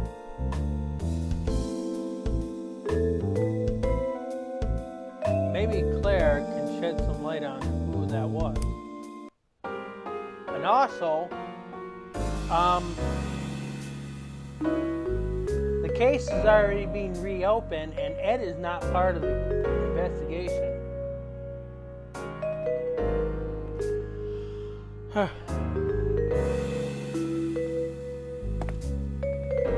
While he was part of the original investigation, he's not part of the reopening.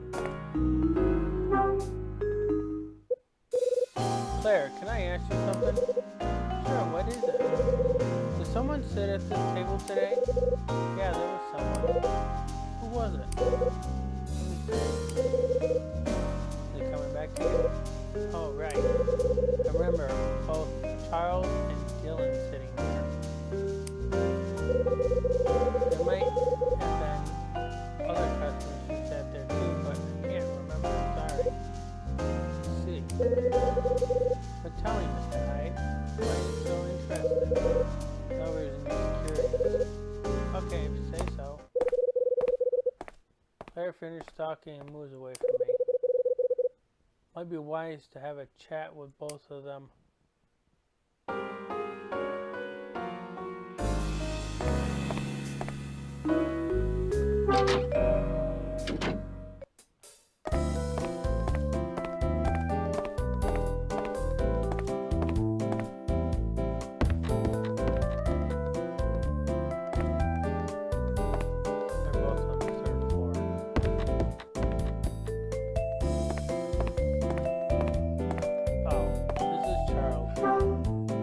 Charles would be the one I sold the super glue to.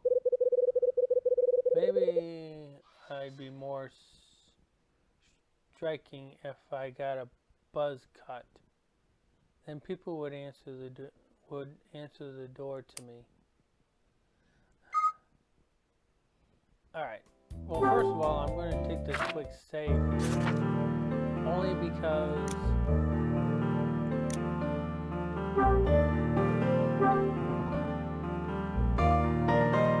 Alright.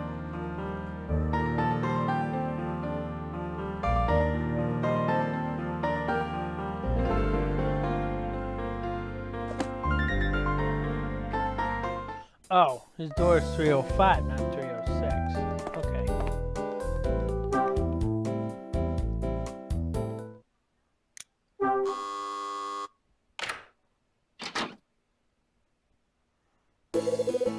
Hey, have you got a moment? Hey, Mr. Hyde. Hello. You seem to be in a good mood. Yes, I am. I'm still happy about the adhesive you sold me, Mr. Hyde.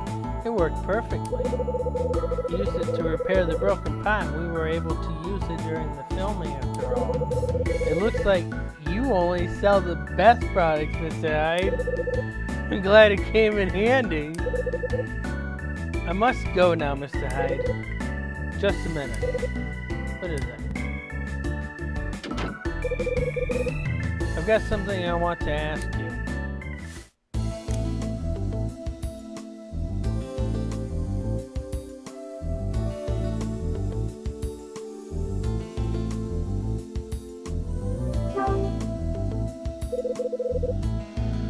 you take a trip to the cafe today? Yes, I did. And did you sit at table B near the counter? Yes, but why are you asking me about where I sat? So, was it you, Charles? Did you stick the envelope to the other side of the table? I have no idea what you're talking about, Mr. Hyde. Please explain yourself. So, you really have no idea? Please, Mr. Hyde. Do you have a reason to doubt whatever I'm talking to you about? I just wanted to ask. Are you sure you're telling me the truth? How do you expect me to answer when I have no idea what you're talking about? So it wasn't you who stuck the envelope to the underside of the table in the cafe. How many times do I have to tell you? I have no idea what you're saying. I see. Did you see anyone at the table before you sat there? Yes, there was someone. Who was it? It was Dylan from 304. When I arrived at the cafe, he was there already. After he left the table, I sat down there. Do you understand, Mr. Hyde? I really don't know anything about any envelope. Yeah, I guess you don't. Sorry for getting on your case like that. I'm glad to see you finally see sense. Goodbye, Mr. Hyde.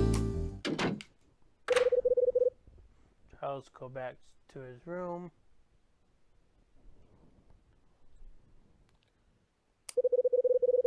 So it must have been Dylan who placed the envelope under the table. I'm going to get some answers from him. We're going to find out Dylan is not the one that put it under the table.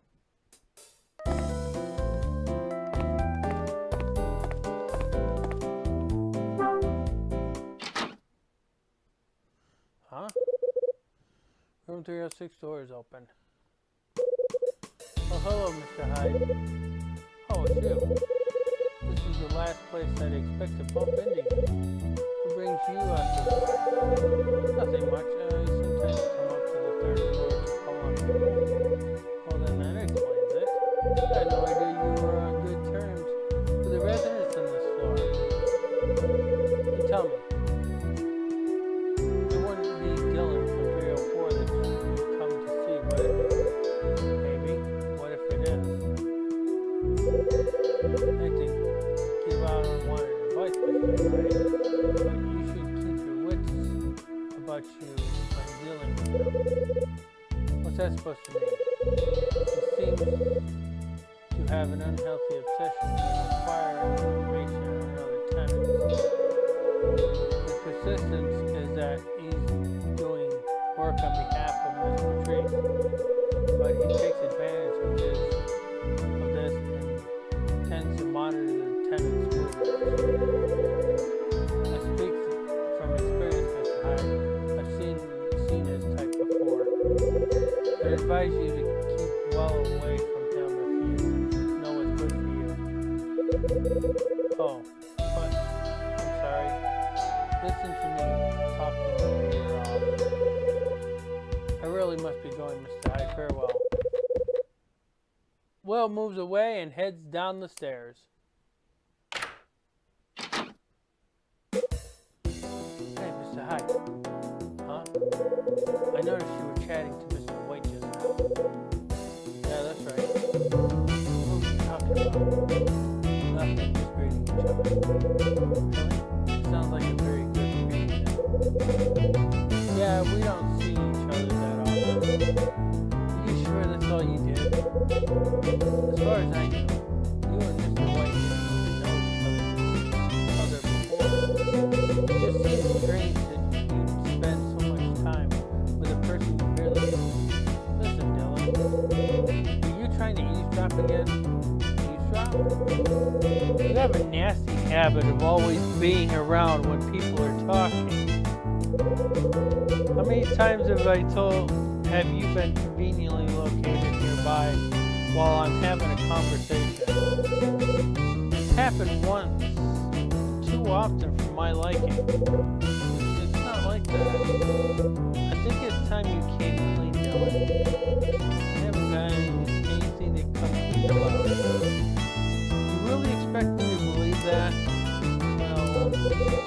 up, I can't hear you. I really haven't got anything to tell you. Spit it out now. What are you trying? Why are you trying to listen on my conversation?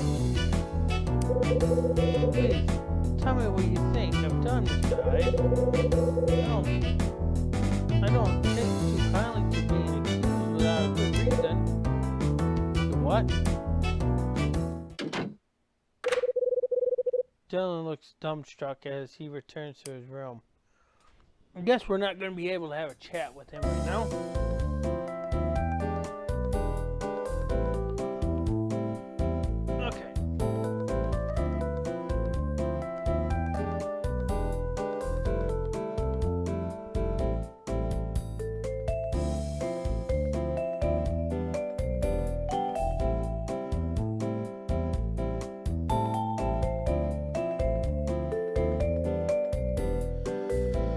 Okay.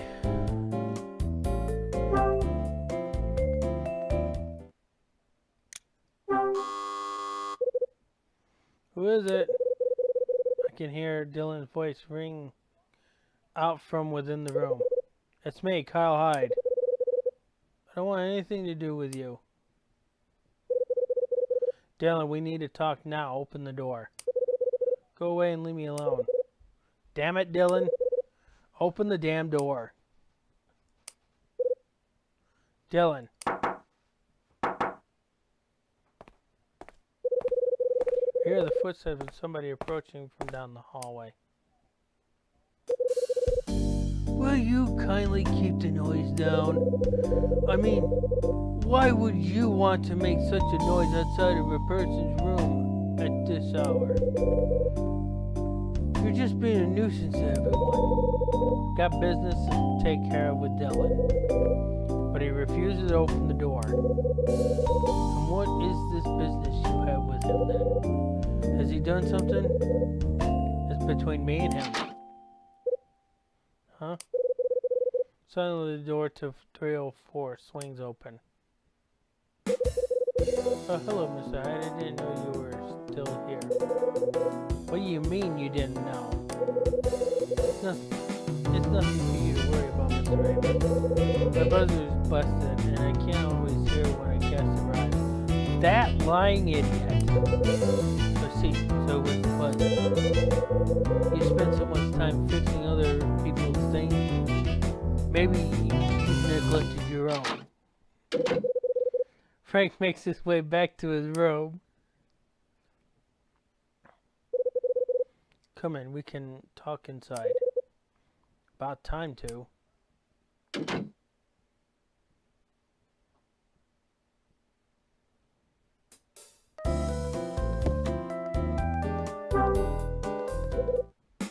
Listen, Dylan. What do you want with me? Why'd you suddenly decide to open the door and let me in? Simple. I didn't want Mr. Graver to start jumping to the wrong conclusion, that's why. You know, he must be a good detective. He'd just go around poking his nose in. I've noticed that you use the word detective a lot when we talk, Dylan. Do I? It may be only a hunch, but are you fixated on me and Mr. Raver because you're really into cots and styles that goes with it? Exactly. Then maybe you'd like to tell me why you're also keen on monitoring the other tenants? It's natural. Everyone likes to know what other people get up to. That's all it is. I'm not some sort of stalker, you know.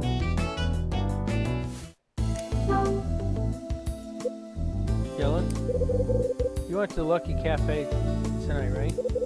Yeah, I went down there. So you'll know all about the letter I found there too? Letter? What letter? The one that was attached to the underside of table B. Oh, right, that letter. That letter? So he does know about it. Just as I suspected. Tell me everything you know about this letter. I don't know anything about it. Don't lie to me. You put it there, didn't you? I think I put it there? You bet your ass I do. What's so funny? Listen to yourself and your stories. My stories? Yeah, they're amusing. So, what did the envelope have inside it? Was it some sort of clue to something? Dylan. Come on, Mr. Hyde. What did it have inside? You can tell me. I can keep a secret. Come on.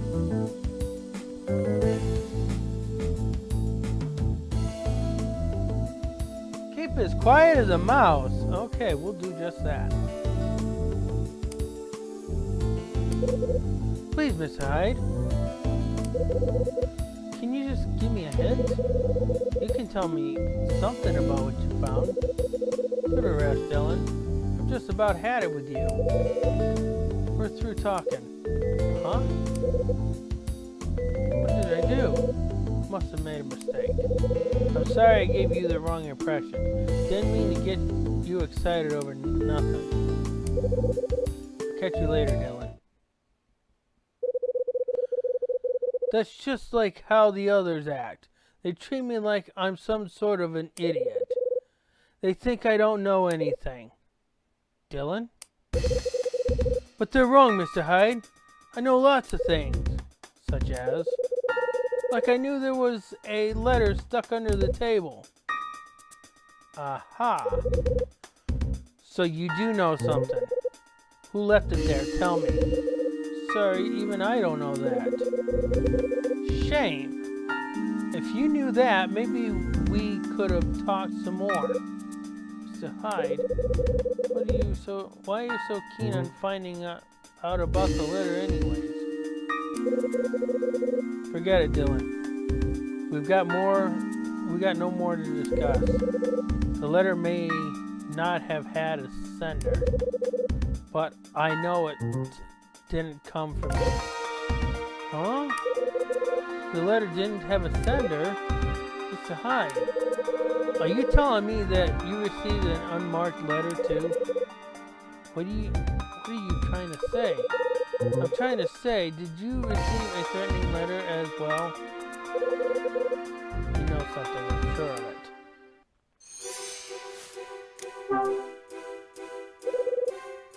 Who's being threatened? You should just forget it, I said it. Too late for that, Dylan. Is somebody in this apartment being threatened? Damn, I don't want to tell anybody. Who is it? Can't say. Tell me. It's her. This is Patrice. She's being threatened. Yeah, that's right. Why would someone want to threaten her? I haven't got a clue. But I can tell you for a fact somebody is doing just that. There I go again, running my mouth off. Now what am I going to do? I really don't want to tell anyone about the threat. I'm begging you, Mr. Hyde. Please don't breathe a word of this to anyone. How did you know about the threat to Meg? I came across it one other day. Came across it how? I'd gone to Miss Patrice's room to fix something, and there was a phone call. I can tell you that the phone call in question was definitely threatening. It only lasted a short time before cutting off, too. Mrs. Patrice's face turned pale, and her hands began to shake. From that point on, I made it my job to look over her. It was also from that time that unmarked letters and packages began to arrive. Not long after that, phone calls Mrs. Patrice had made her decision to sell this place. So does Megs even know that you were the witness to the threat? Has she mentioned it at all? I don't think she registered that I was there. I just kept quiet as a mouse. Hey.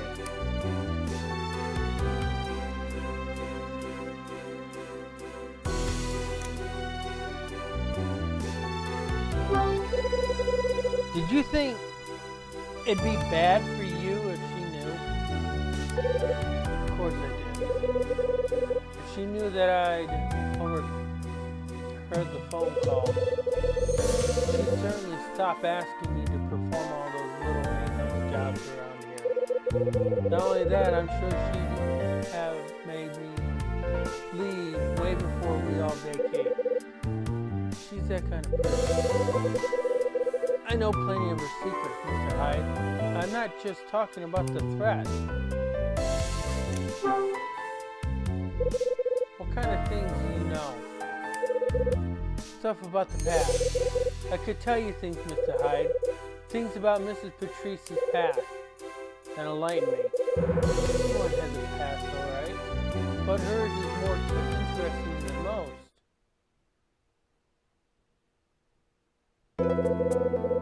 I know you don't exactly trust me, Mr. Hyde, but I can assure you, I did not send you any unmarked letters.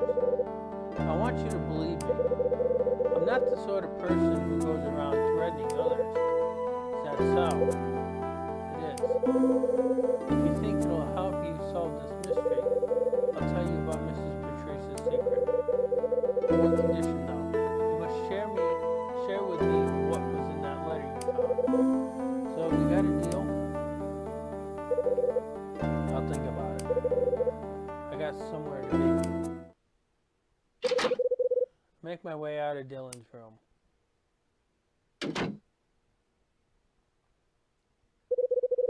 Why does Dylan have to go and set me off with all that talk of secrets and stuff?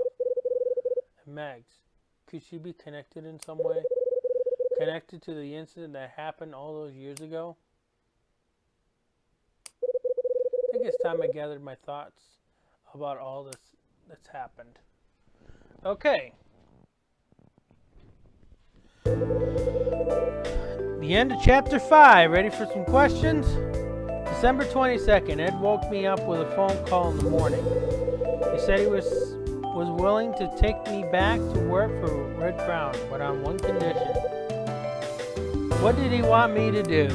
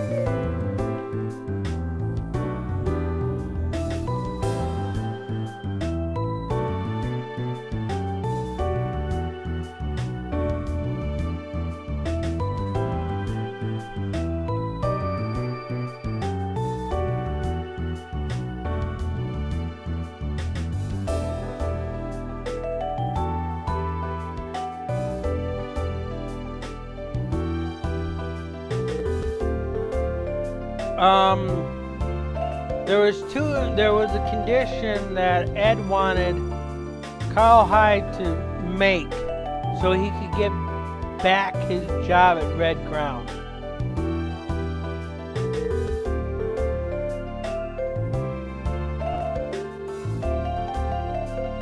Well, that's not exactly right, Andy.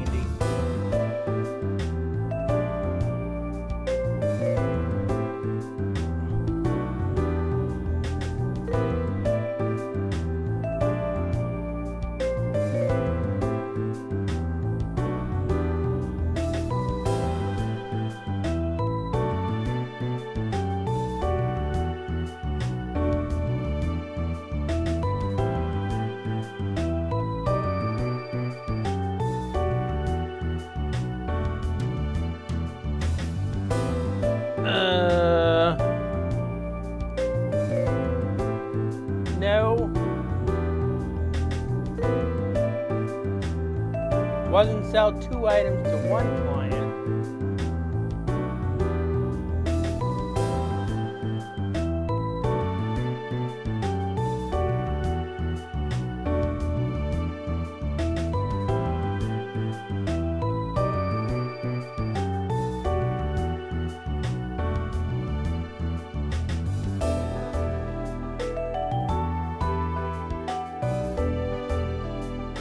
Sell items to 2 clients, or 2 tenants.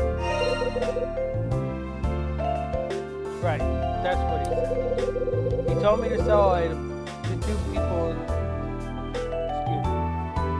in this building. Then get him on the phone.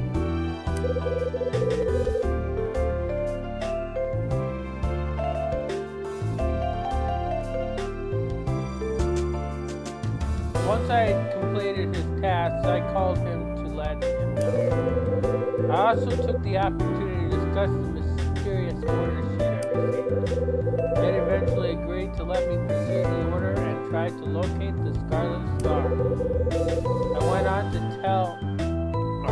He went on to tell me the reason why the police had reopened my dad's case. He said the case had been reopened due to a connection with a crime syndicate called, well, this one's actually very easy.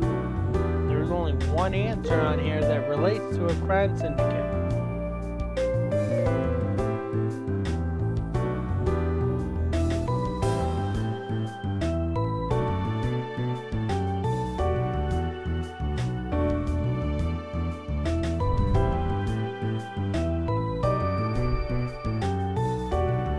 Red Crown is where he works.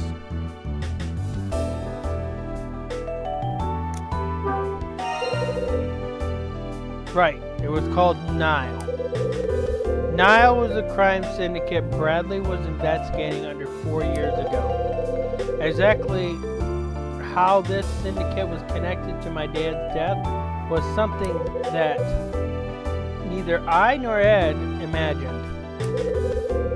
When Frank came to collect the cassette tape I got from Tony, I asked him why he was so keen on investigating what happened 13 years ago. Instead of answering, he gave me a picture and said to stay away from the people in it. I recognized 2 people in the photo. One was Marie, and the other one was... You guys should have remembered the picture. Because I think you guys were talking, Di was talking about coming out of the shower with her nose bleeding, and I had to come into the hotel room, the apartment now, and I was given a photo of the funeral.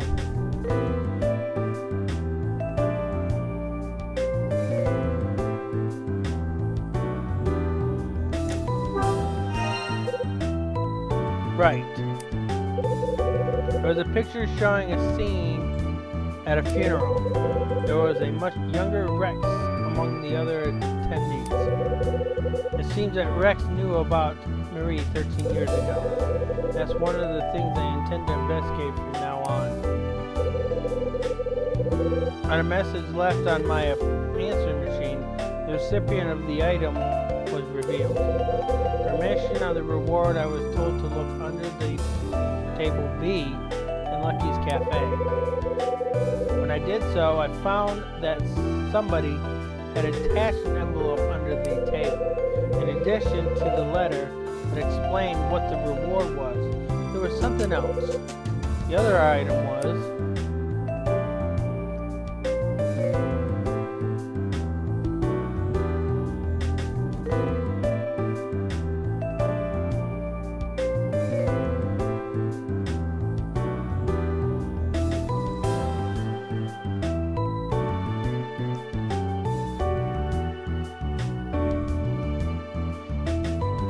note from Mila was attached in the door frame.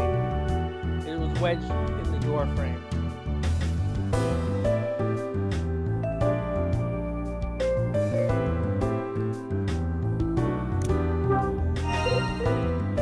Right. There was an extract from an old newspaper inside the envelope. It contains the story surrounding the case where my dad was killed. The letter said that the reward for finding the item was the truth 25 years ago. This was an order that certainly got me thinking. When I reread the letter, I noticed something unusual about the typograph. Applied some praise to Dylan, or applied some pressure to Dylan when asking him about the unmarked letter. He said that he didn't know anything about it. He went on to say that there was somebody in the building who received a threat. The person who received the threat was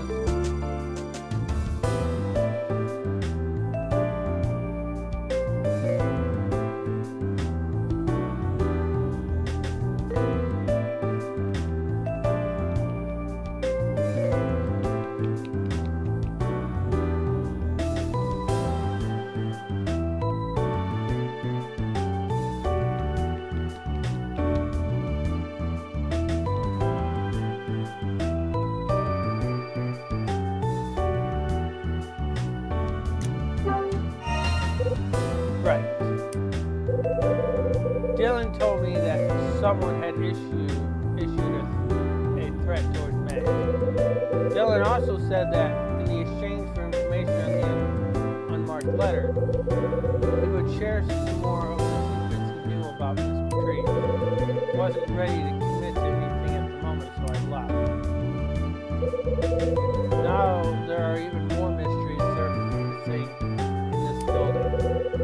I have to deliver the missing item to whoever is responsible for Kathy McGrath's murder. The reward for finding it is a truth from 25 years ago. I can't stop wondering what the sender of the order sheet really wants. When I am going to find out by unraveling this mystery, who in this apartment had a part to play in the events that happened in the past. What little I managed to put together in my head come apart. Not to start again and try to uncover the full truth behind what happened 25 years ago. Okay. Chapter 5 has completely ended.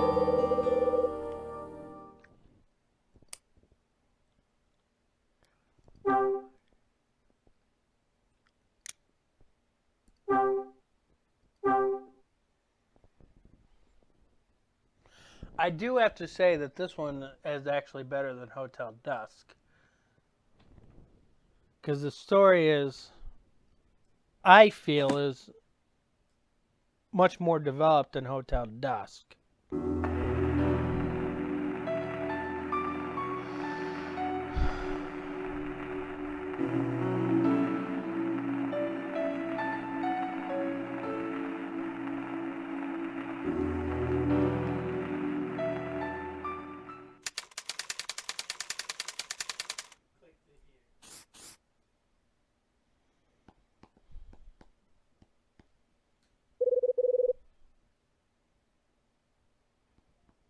No, that's your typo, not mine.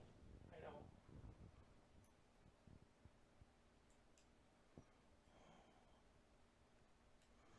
I'm going to double check to see how many chapters are actually in this thing. I think there's a good 10 or 11 chapters. There's exactly 10.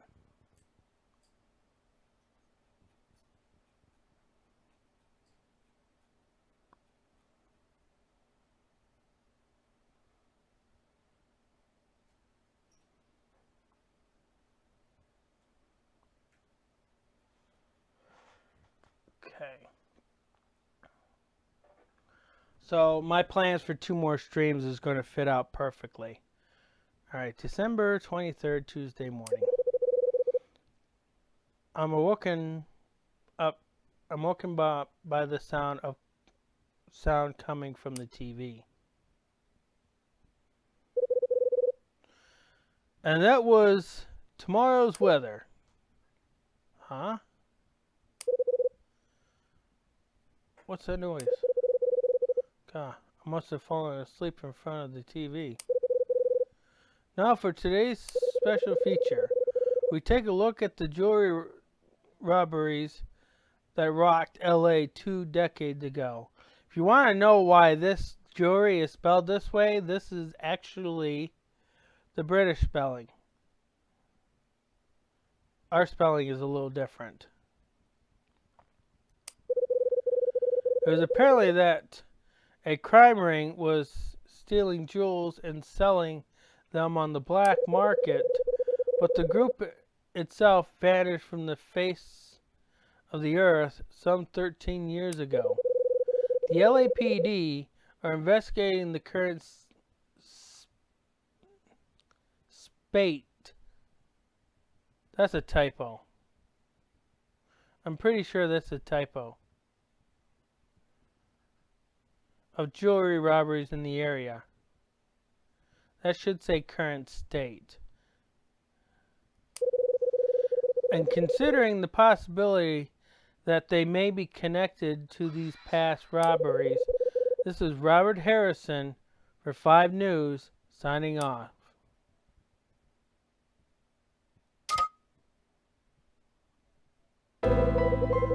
So I try to pull myself out of bed. I feel the alcohol still lingering in my stomach. It all comes back to me. I remember talking to Dylan. Then being invited to the bar by Tony for a few drinks. As I try to get my thoughts from the day before in order, I make my way up over to the window and open the blinds. The brightness flooding in through the tiny window sets my room aglow. I lean against the window with my eyes half shut, my body bathed in light. As I gradually open them, I see the familiar backdrop come into focus before me. It's a shame that my days of seeing this first thing in the morning are numbered. Now that I think about it, my mom must have seen a similar sight. After my dad was killed on the morning, Mom and I planned to leave this town. She stood in front of the window in the room she'd once shared with Dad. She said nothing, just stared into the distance. Splash a cup full of handfuls of water onto my face. Then throw on some clothes.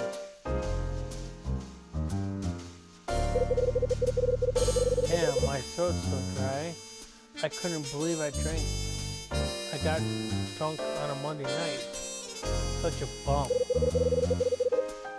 There's only one remedy for this, a trip to the cafe.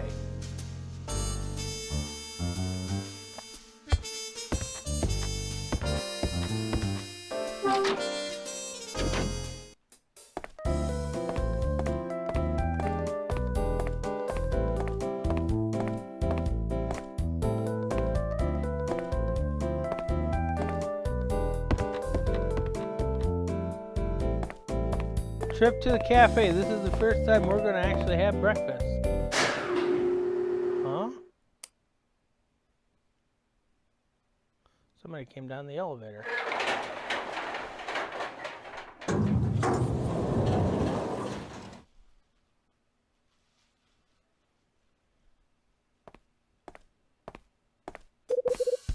Well, hello there, Mr. Hyde.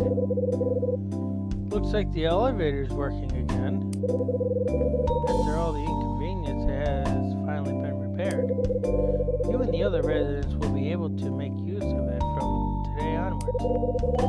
It's a shame that it got repaired so close to when we will have to vacate, though. Even so, this should make it more convenient for everyone when they move their things. I'm sure it will. However, every silver lining has its cloud. The vending machine in the lobby is to be removed tomorrow. I see, that's a shame. I can't tell you how often I made use of that old thing. You were a frequent customer, were you? This is Patrice. Could you delay moving the machine until the last day instead? I love the cool pop from the machine. I think I'm addicted to that stuff. Much as I'd love to do so, Mr. Hyde, I'm afraid I can't. I fully appreciate that all the tenants are under a lot of stress and strain, but please don't forget that I am as well. I have so many things to do before then. I wouldn't want there to be any last minute trouble before I hand the place over.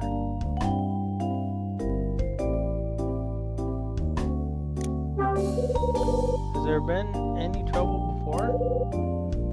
None whatsoever. Well, that's certainly good news then. And before you ask, Mr. Hyde, I haven't brought up that little indiscretion from before. To be completely honest with you, I sooner forget about the whole thing. Mrs. Patrice? It's my head. Are you alright? I do apologize. I sometimes have episodes like this. I get a really sharp pain in my head all of a sudden. I'm going to have to leave you for now. Mrs. Patrice head back to her room. So it looks like our beloved vending machine is going to disappear tomorrow. Sad! It's closed.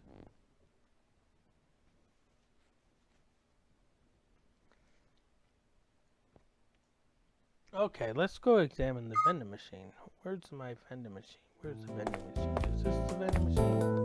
Hello, vending machine. Who notes on the vending machine? Special promotion. Buy something for the machine and be sure to check the reserve of the bottle caps. Winners will receive fabulous prizes. For more information, please contact the landlady or the proprietor of the Lucky's Cafe. Good luck. Make your 20 cents count. Famous prizes, huh? Maybe I should buy some juice.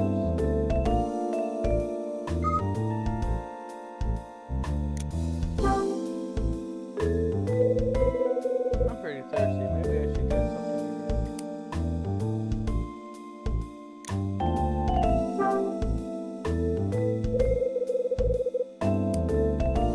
Okay.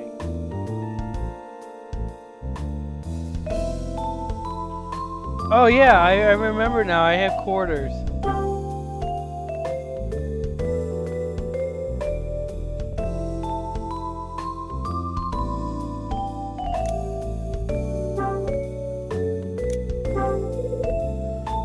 What'll it be?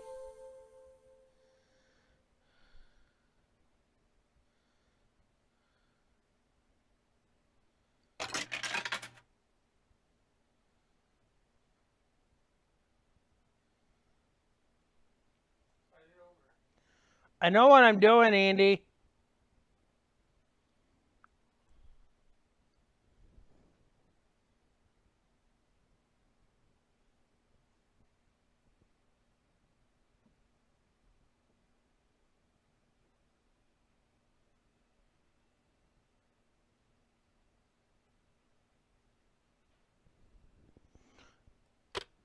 This is Kyle's favorite, so we're gonna pick it.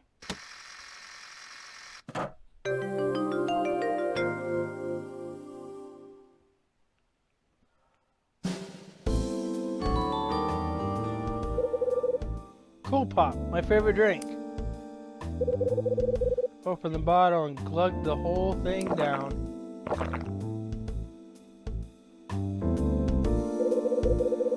I drink this all the time, but it's just as tasty as ever.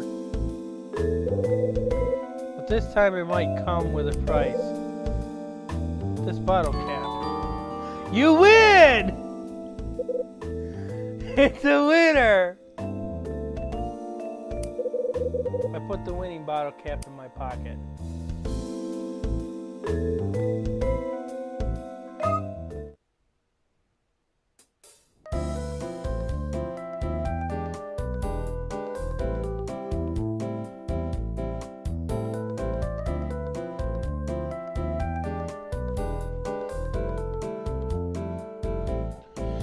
Yeah, that was my first time I got a bottle. If you had to put quarters into the vending machine before this chapter, you only get one winning cap. And every time you go and buy another one, they all become losing one. So I'll try it again. So I'll show you what I mean. So we still have more quarters because we only used one. So this is what I mean. Well, it won't let me do it right now, but if I do it any other time, like say if you did, when you got the quarters, you could have came down here to this vending machine, bought the whatever soda, and your first one's going to be a winning one. And then if you go and buy a soda later, or right around this time, it would end up being a losing one.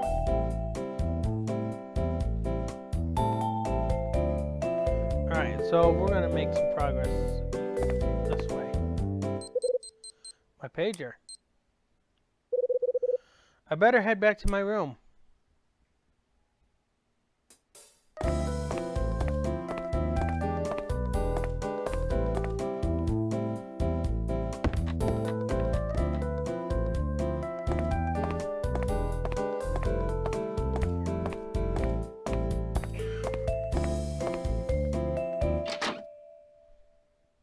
Huh?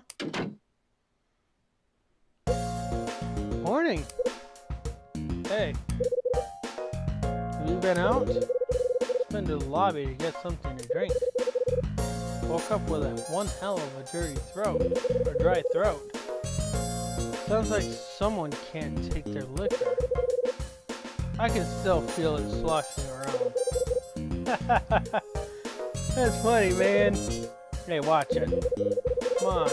You got to admit you didn't really have that much. Maybe not, but after hearing your song, I think all that bourbon went straight to your head. Excuse me.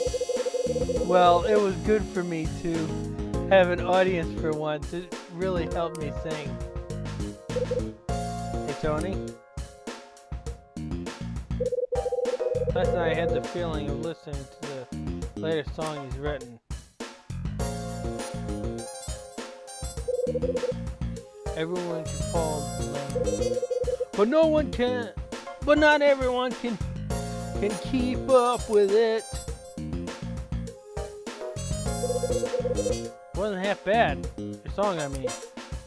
Oh, don't act so surprised. I'm not so proud that I didn't compliment someone on a fine piece of work, you know. So it appealed to you. Yeah, it did. Is that bad? No. But I guess that means it's not going to make it big time. Hey, what's that supposed to mean? Nothing, man. Just yanking your chain. I'm just seriously stoked that you like the song, that's all. You got a radio in your room, right? Yeah, I got one. Why? Have you ever listened to the show called Rock and Soul? Can't say I have. Do me a favor and listen to it today. Truth is, I got a call from one of the producers that I used to know, and he promised to try out a demo tape I sent, saying he'll see what the audience thinks. Your song's gonna be on the radio. Yeah, it's been quite a while. It'll be at 11 a.m. I'm heading out now to see if I can find somewhere with the radio switch on.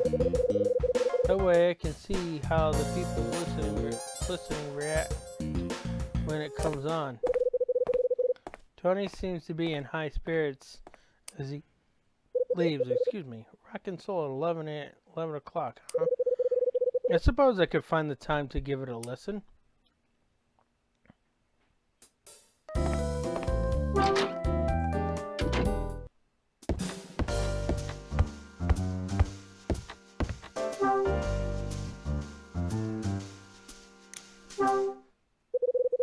Time to give Rachel a call.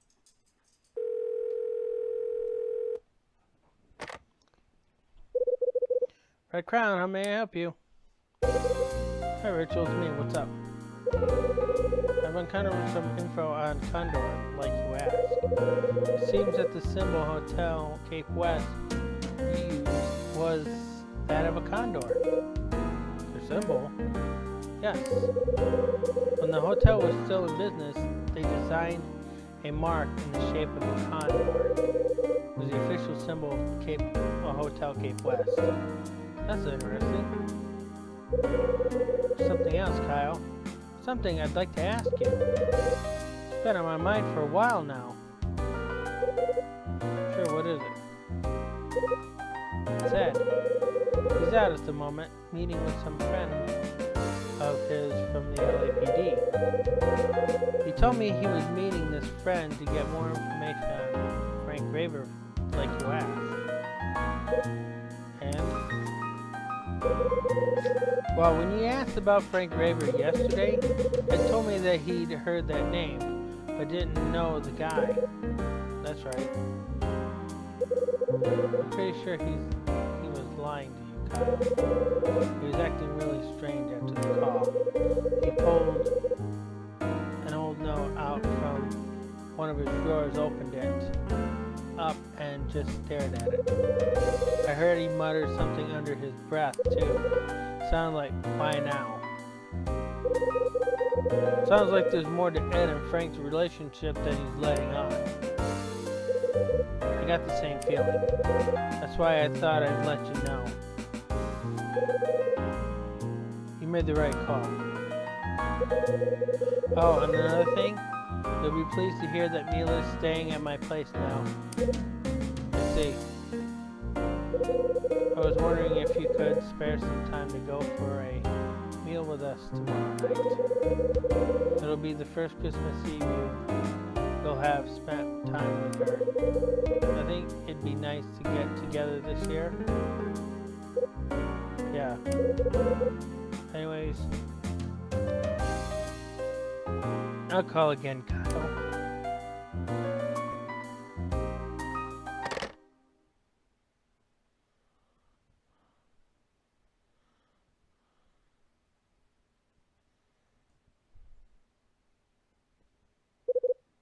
$11 o'clock.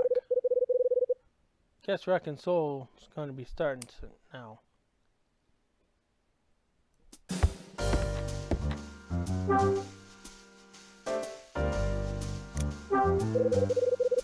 I better switch on the radio and have a listen.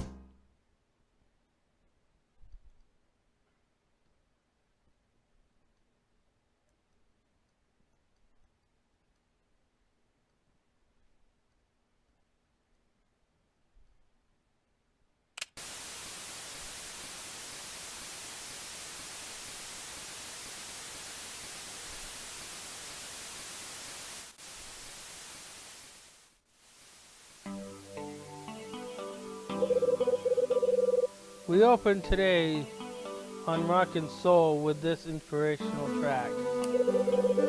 This is the latest track from everyone's favorite rocker, Tony Wolf. I'm sure you remember Wolf as the man who caused quite a stir with his debut album. This time, Wolf shocks us with a calm, melodious ballad from the Christmas season. Everyone listen up. Here's Believe. And stay tuned for more hits.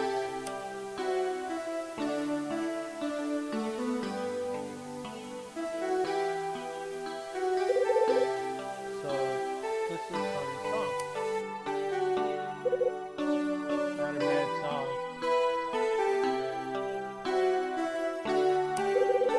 What did Tony tell me last night? I'd really like to release another record. If I can't get any interest from a record label, I'll just have to put it on my own. Problem is, then I gotta scrape together the cash. It's times like this I wish I could just win the lottery or something.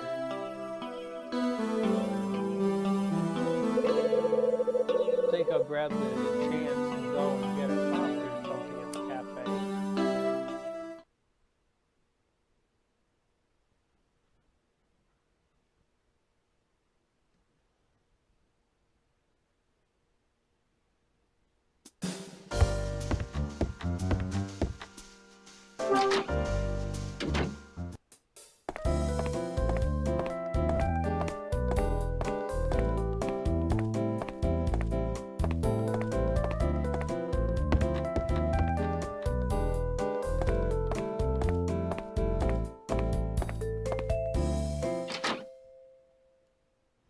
Huh?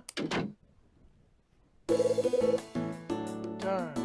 I thought I did quite well. Charles? What's the problem? Are you having trouble again? You missed out on the prize. So you entered the crossword prize draw, huh?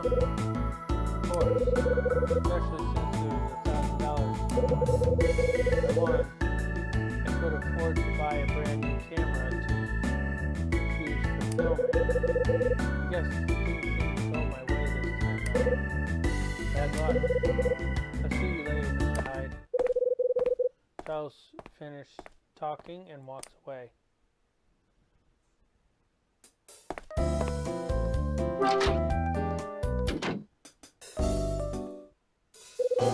Good morning, Mr. Hyde. Hey, Claire. What's today's coffee?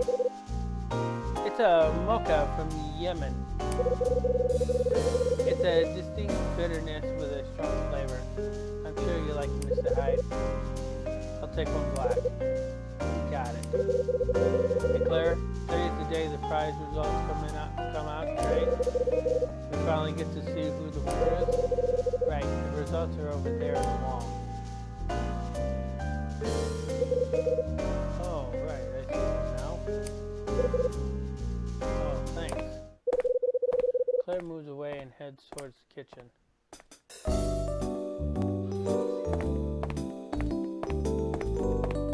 Alright. Now, before I examine this, I want to see if this is randomized.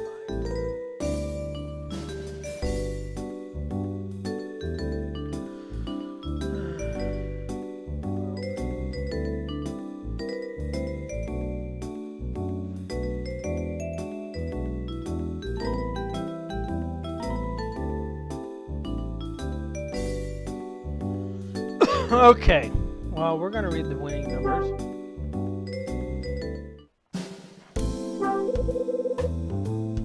There's a note pinned to the wall. Congratulations, the winning number for the crossword puzzle is 53. Okay, here's the winning number. Now, where did I put my slip? Wow. I won! Is this thing for real?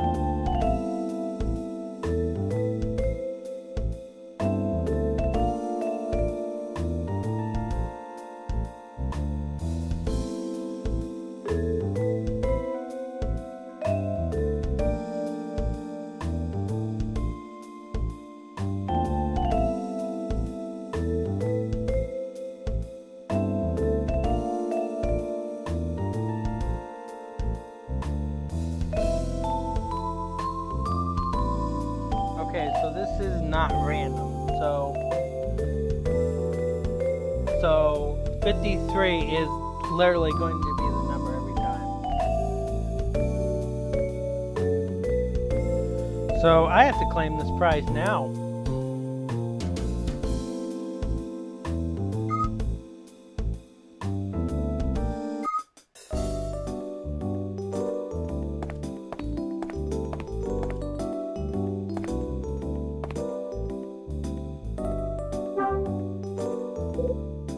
Hey, Sydney.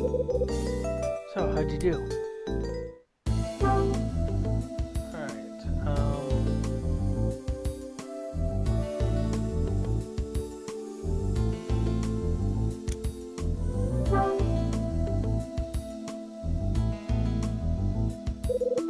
see for yourself.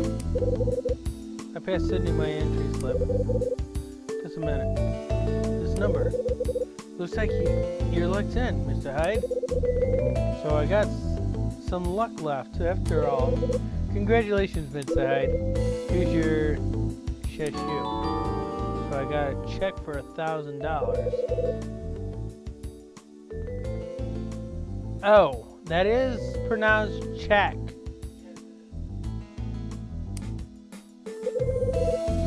I'm glad it was you that won. Hope the extra cash comes in handy.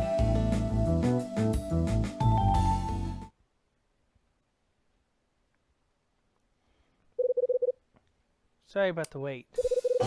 Here's a cup of today's coffee. Make sure you take it in the beautiful aroma while you're drinking it. Yeah, I will. Oh, Mr. Hyde? Yeah? Can I ask you a favor? This is a little out of the blue, but sure, go ahead. Actually, there's something I've been meaning to talk to you about. No problem. If you think I can help somehow. Not here, though. Rather, my dad did here. Okay. So where can we talk then? Come into the kitchen a little later and we'll talk there. But make sure he doesn't see you trying to get in. Got it. Claire moves away and heads towards the kitchen.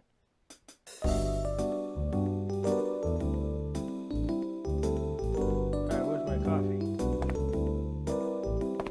Oh.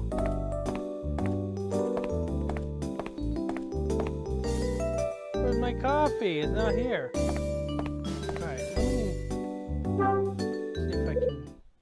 Hey, Sydney. Come on, damn it. Sydney. Oh, good. Sydney? Huh? Oh, did you... Didn't see you there, Mr. Hyde. What are you doing that got you so busy you didn't notice your own customer? Is there something I can help you with? It's a little problem. Nothing to worry about. You can tell me. Maybe I can help you. I doubt that, Mr. Hyde. No offense, but this one issue I'll have to take care of. I see. I just plain forgot it all. But something I needed to take care of today, too.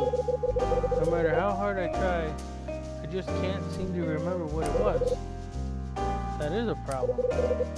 Yeah, quite a blind one. Hang on. Did you remember? I think it might be coming back to me. I'm starting to remember. Ah.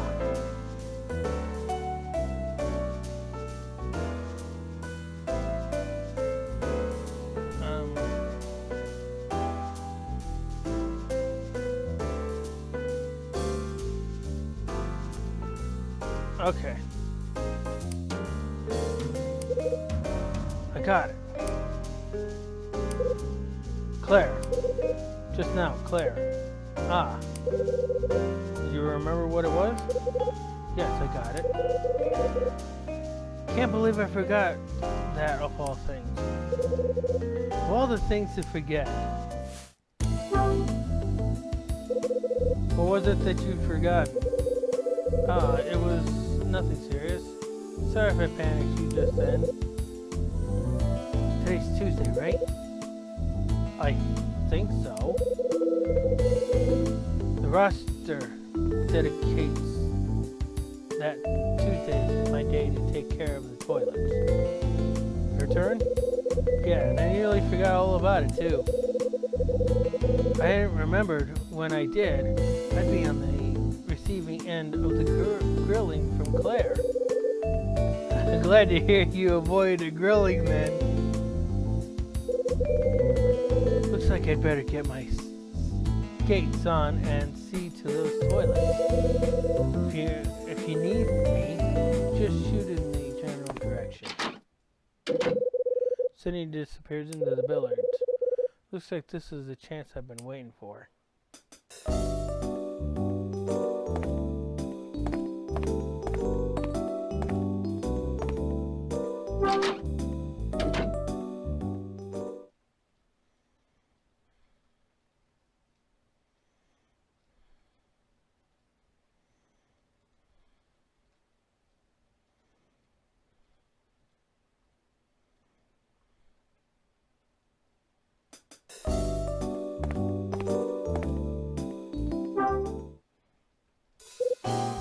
Hi, Claire. Oh, Mr. Hyde. I'm here, let's talk. Thanks for coming. So, what was on your mind? Well, it's what? Oh, right.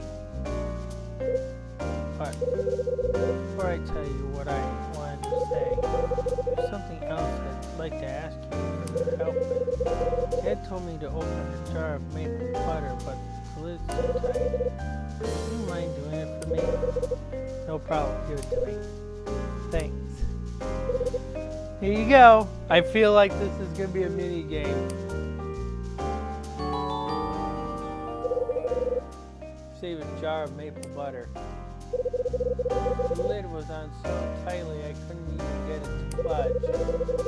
I could have tried heating it, but the butter gets a funny taste when it's warm.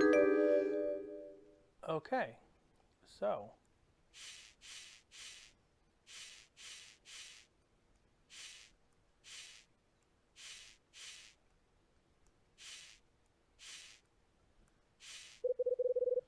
Damn, I keep sliding off. I get that all the time.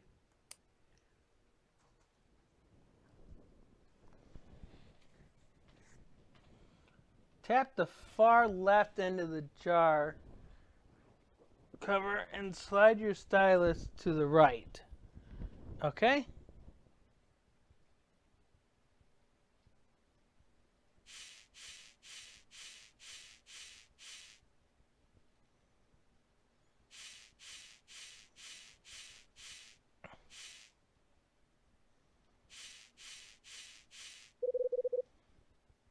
Not getting any job done here. Just need to try harder.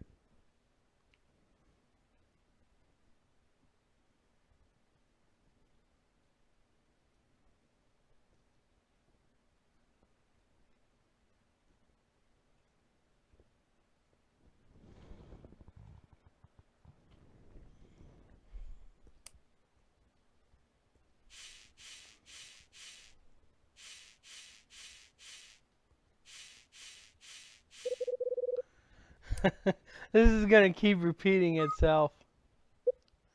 Claire? Yes? Have you got anything we can use to get this thing open? Take your pick. You can use anything you'd like. I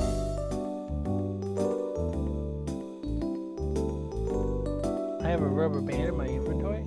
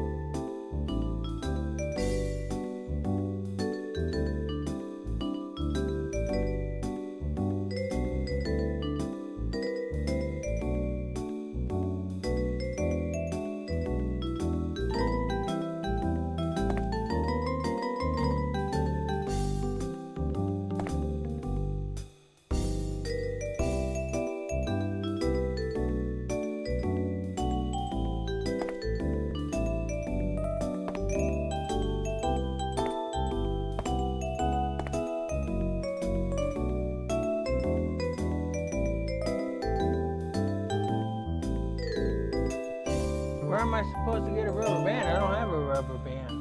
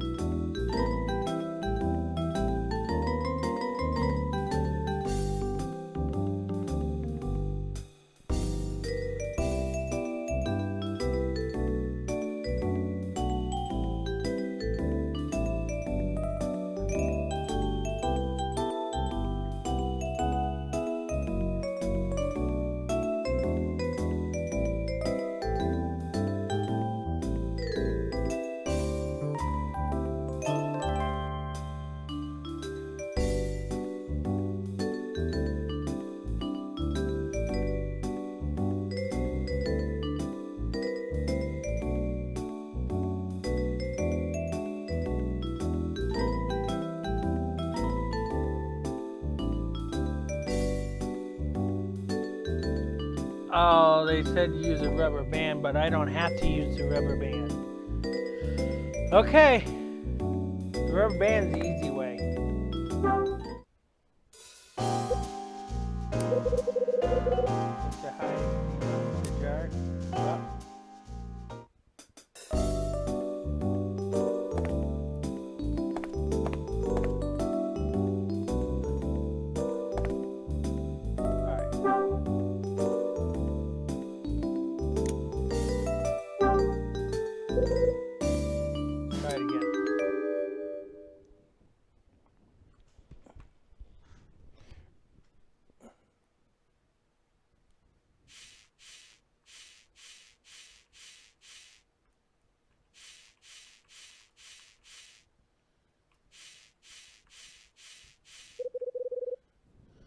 All right, well, I thought I had the microphone set to a button.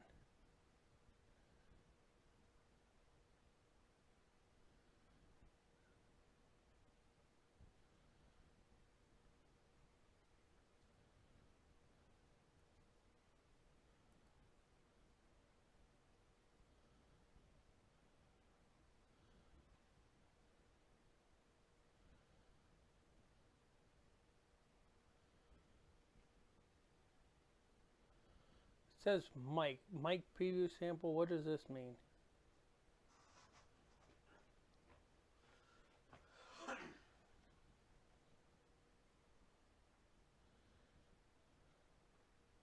Mic preview sample, mic next sample.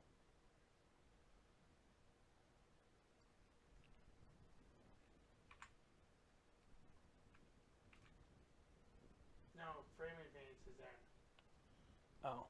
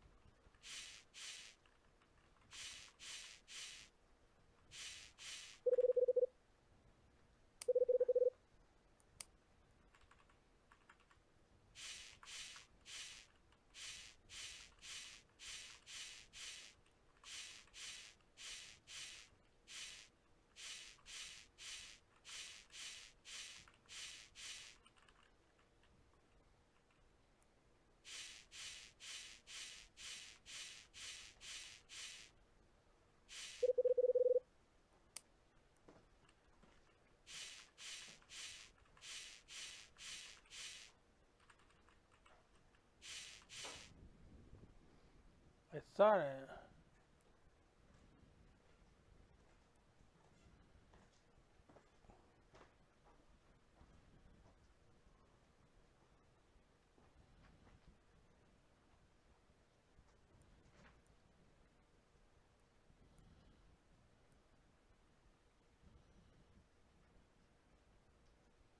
Shouldn't you go to mic settings?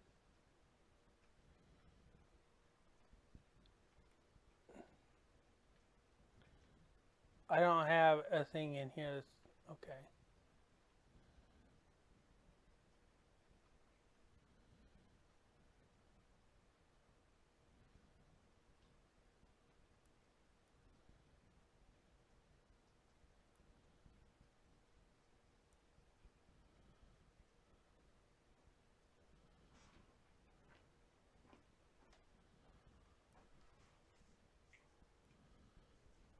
Well, I did have a button for it.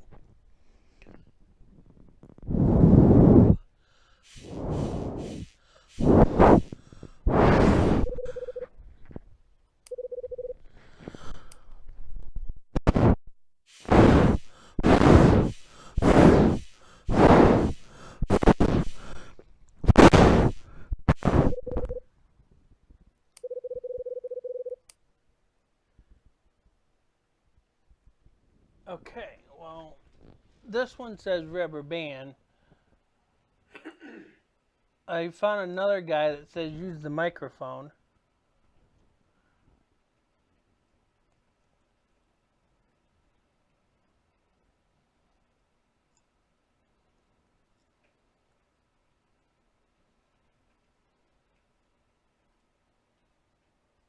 It's in a jar near Claire. Okay.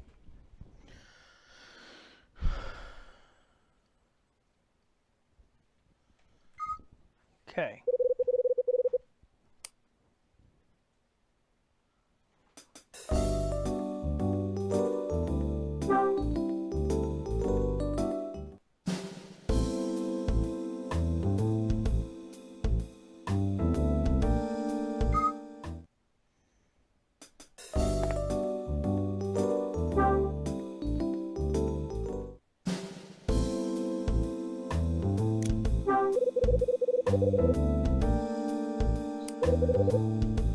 No label on it.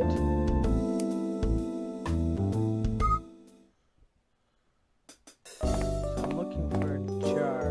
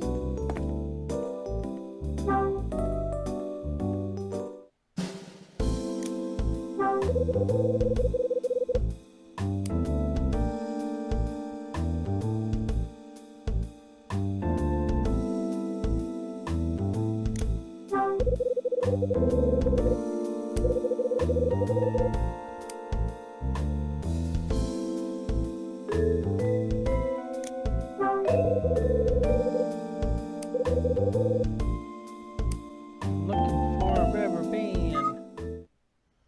Someone says it's near where Claire is at.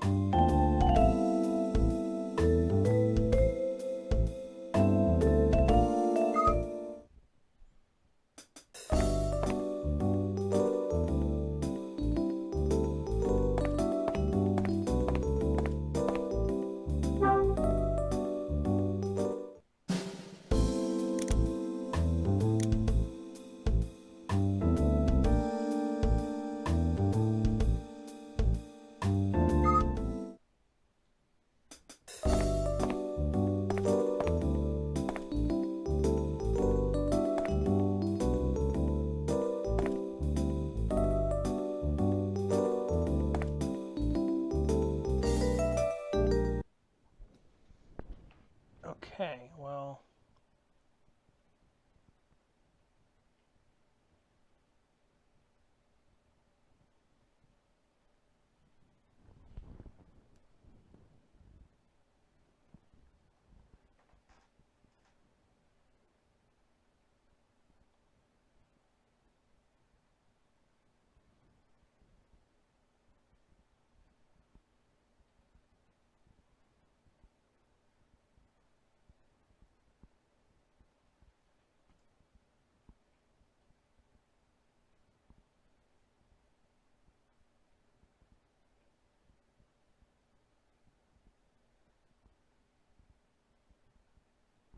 Oh, okay. So it is here.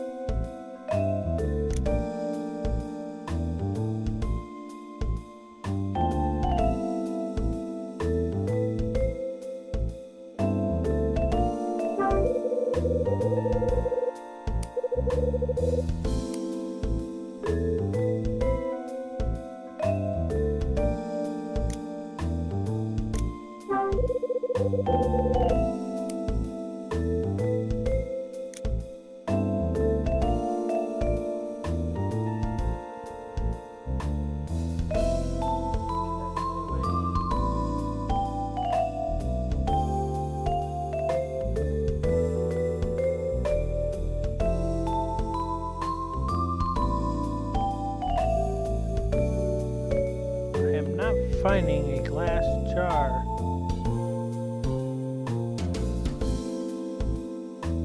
Anywhere on this shelf.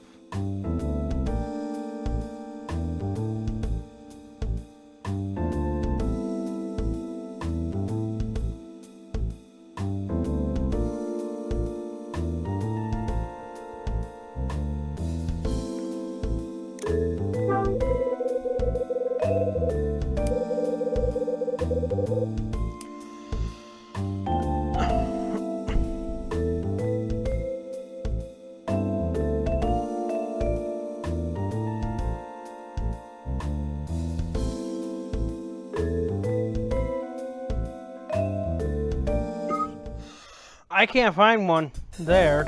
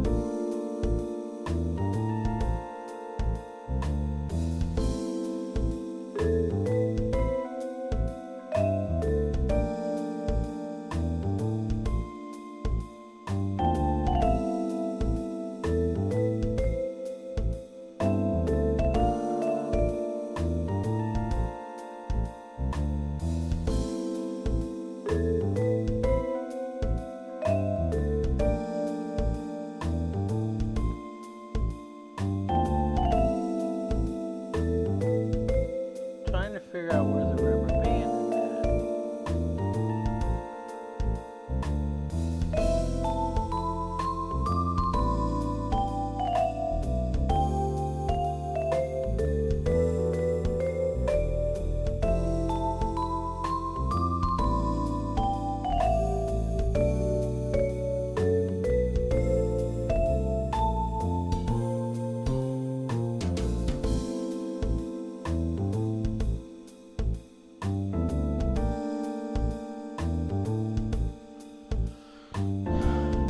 right. So this is the shelf in the back.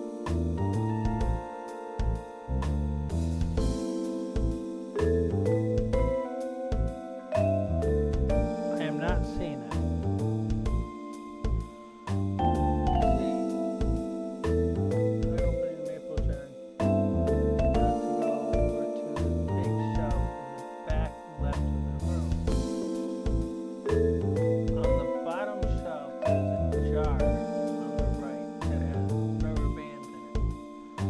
Well,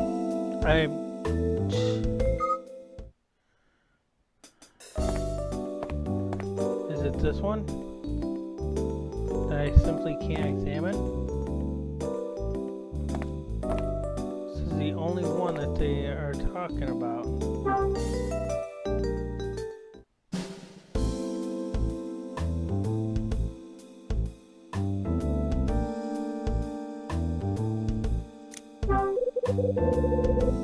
Oh, there's a clear jet. Okay. There we go. Fans. I could use one of them. Why was that so hard for me to find a rubber band?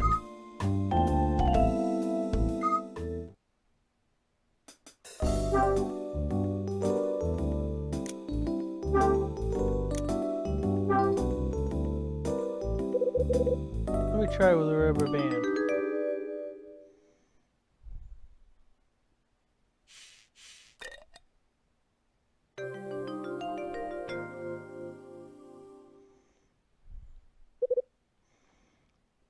That's got it.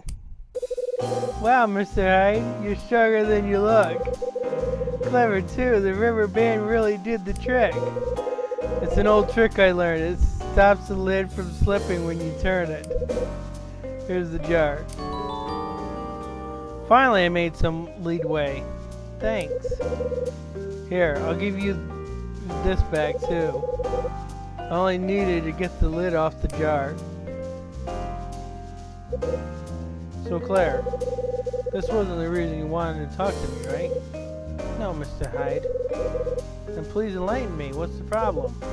Well, it's about Dad. I wanted to talk to him for a minute. Why did you talk to me? About what? It's been 7 years since Mom and Dad split up. I wanted to know if there was a special person in his life. You know, someone he could be happy with. So you have your suspicions then? Yeah, kind of. But I think that he should tell me if he does. I'm his daughter after all. Problem is, I can't bring myself to ask him directly. You think it'll be any easier coming from me? No, not really, but... Oh, what can I do? Hey, hold your horses. I'll do it. Just got to pick the right moment to ask. You're wonderful, Mr. Hyde. Thank you. Can't say no to a pretty face.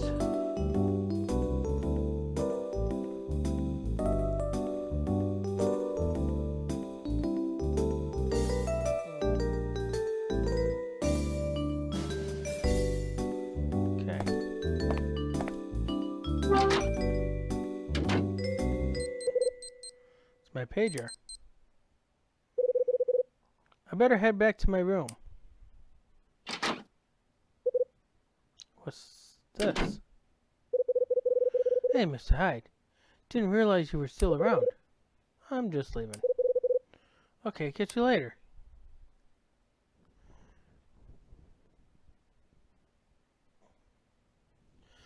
Oh, okay. I guess I get to give him my bottle cap now. Let's give him my bottle cap, shall we? I want to give him my bottle cap. You need something, Mr. Hyde? Take a look.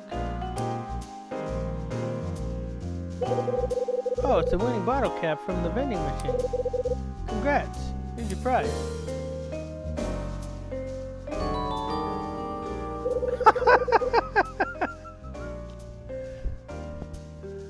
Pinky Land! Or Pinky Rabbit Land game.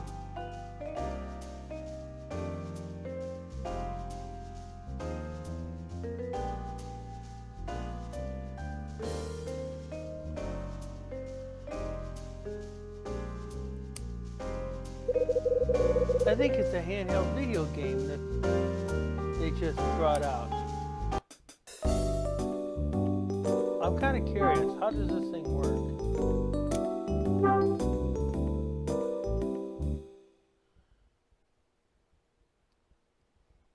About Pinky Rabbit Land. Collect these carrots in the rope and ferry them safely to the ground while dodging the ninja attacks. Additional carrots won't appear until the one you're carrying has reached the ground. Be careful, 3 hits and the game is over.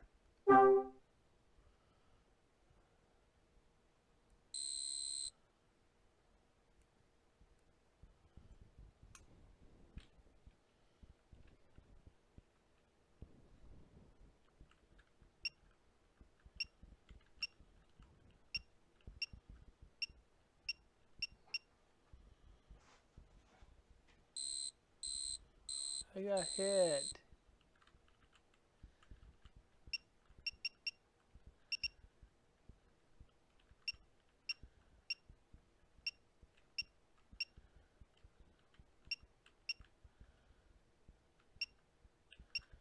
My arrow keys are messed up.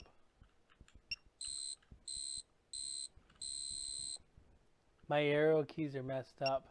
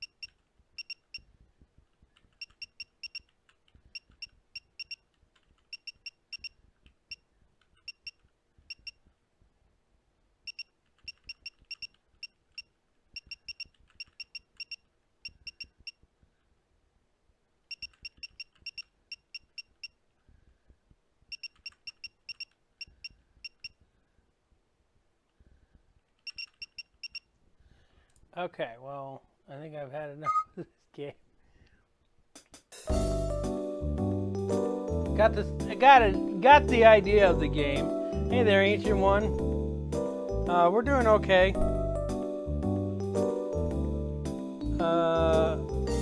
Hello, Delta. Sorry if I didn't say hi to you earlier.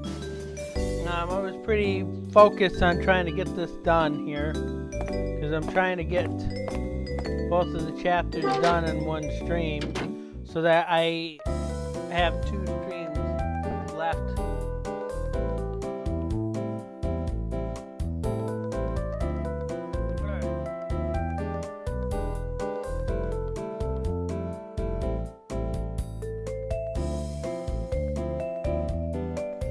Oh, well, we're gonna talk to Sydney one last time, because there's some information we need to get from him.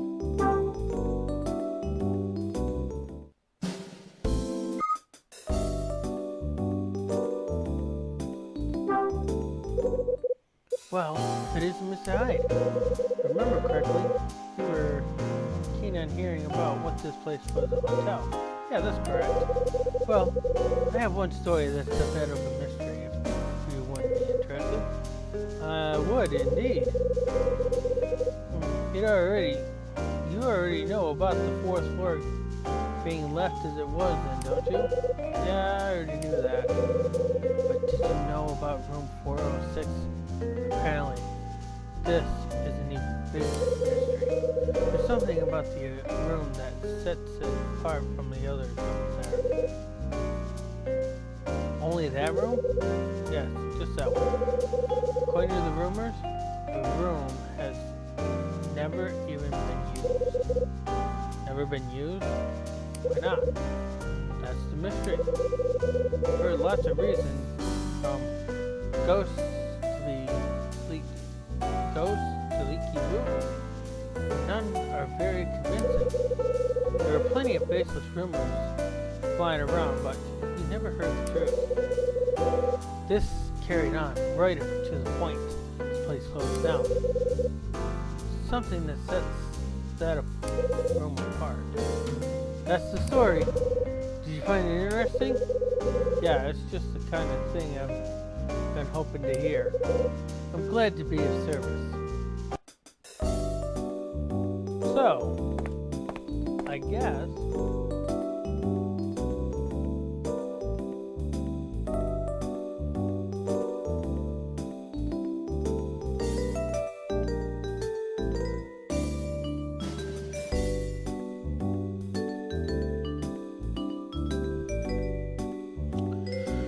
Alright. Time to go upstairs.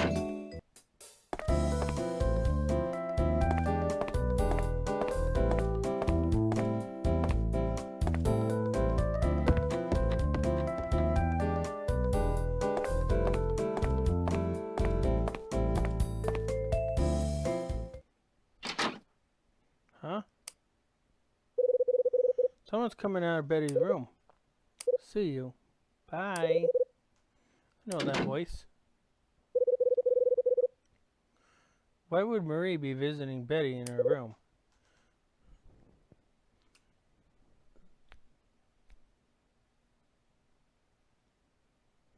Okay.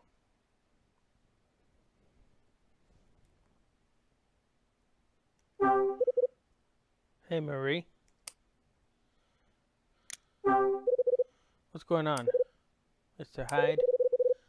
There's nothing going on, really. Excuse me. Marie goes back into her room.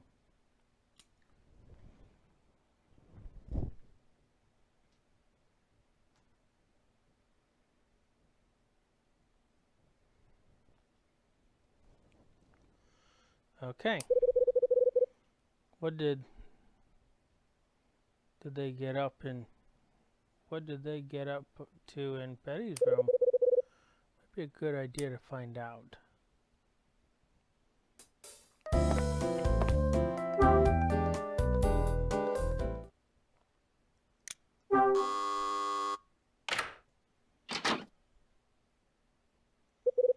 Oh, hello, Mr. Hyde. What can I do for you?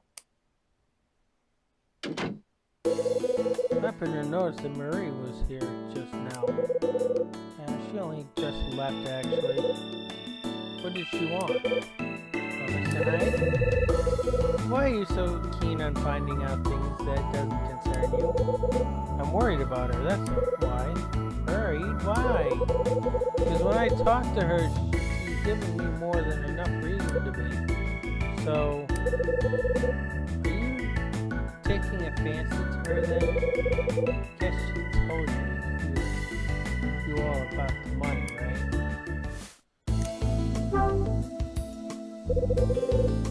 So she came to you to discuss money? I'm afraid I can't say.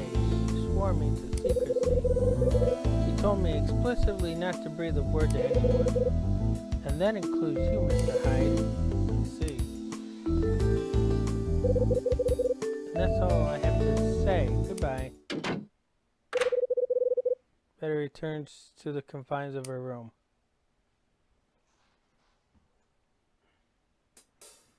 Rachel, do not buzz my beeper, my pager. I am coming.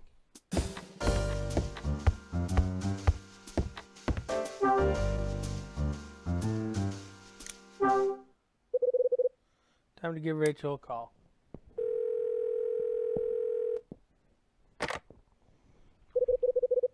Red Crown, how may I help you? It's me. I'll pass you over, Dad. Thanks. Alright. Got some fresh info on the incident 13 years ago. I'm Frank Raver. I called in a favor from an old friend, and this is what came back. Firstly, listen up, as this is important. Turns out that Frank Raver was not in charge of the case. When the incident occurred all those years ago, Frank Raver was away from the front line, pushed pencils at some desk. Desk work? Right. When he was young, he was one hell of a cop. He was among the best. But the force began to move with the times, and his methods came under fire. And during his 40s, an international investigation revealed certain things that resulted in him being relegated from the front lines. So that's what happened. But what's Frank's connection to the victim? That's something I haven't got to the bottom of yet. Why would a retired detective who wasn't even in charge of this case be connected to the victim? And why is he investigating the incident now? I know it smells fishy. It seems the incident went something like this. The party to commemorate the last day of the hotel was on the first floor. At some point during the festivities, Kathy, the owner's wife, disappeared. When she failed to reappear, the owner asked as a member of the staff to take a look around. It didn't take long before he discovered her body. It appears that she died of cyanide poisoning from the wine she drank. The cyanide was discovered in a bag laying next to the body. When the LAPD assessed the death, their initial reaction was to treat it as a suicide. But after forensics revealed that her prints were not on the cyanide container and her hugely expensive ring had been taken, the type of case was changed.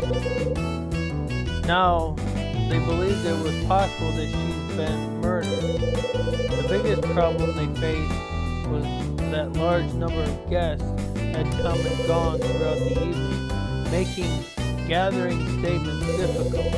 Also, the bottle Kathy's wine came from went missing. They couldn't find enough evidence for the case to be solved. So, was her body really found in room 404, or was that just a rumor? No, that part seems to check out. Let's see. You know, that room is still in the exact state it was back then. You mean the crime scene is still there? Precisely, Ed. Ed, can I ask you something? Go ahead. When you were on the force, did you really not know Frank Raver?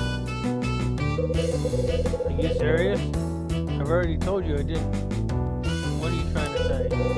Nothing, just my senses tingling. I just wanted to double check that you and he aren't old acquaintances. As I told you before, I knew his name, but we never knew each other. Hyde, the man who had Frank removed from the front line, was my ex-boss. You respect? Yeah, him. Listen, I'll keep looking for more clues about Frank and the murder. I'll see what I can dig up on your Scarlet Star, too. That's all I got to say for now. Here's Rachel. Hello, Kyle. About tomorrow. How's the plants going? How does 7 o'clock at the Leonardo sound? Spending Christmas Eve at a nice Italian place isn't bad at all, if you ask me. Sounds good. I'll leave you to think of a present for Mila. Make sure you don't forget. Got it.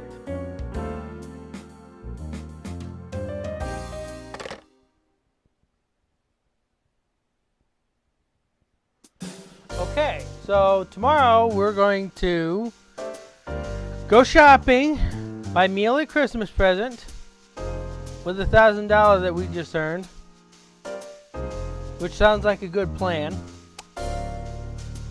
And we're going to go to have dinner.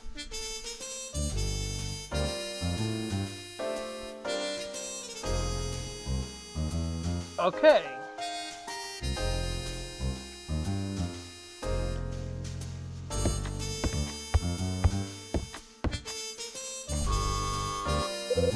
My buzzer suddenly sounds. Who's there?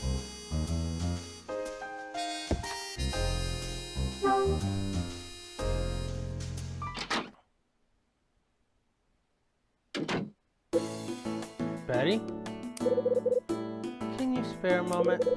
I want to talk to you about something. This is strange. You want to talk to me, I mean? I'm full of surprises. You sure are, Betty. But look at it this way. Have you ever started your moving preparations, Mr. Hyde? Do you even have a place to go? Save your worries for someone else. Now, what have you got to say to me? It's about Marie. I'm listening. Please, don't pull such a scary face. It's about what happened when she came to my room earlier. Did you already make it clear that you didn't want to talk about that? It was then, this is now.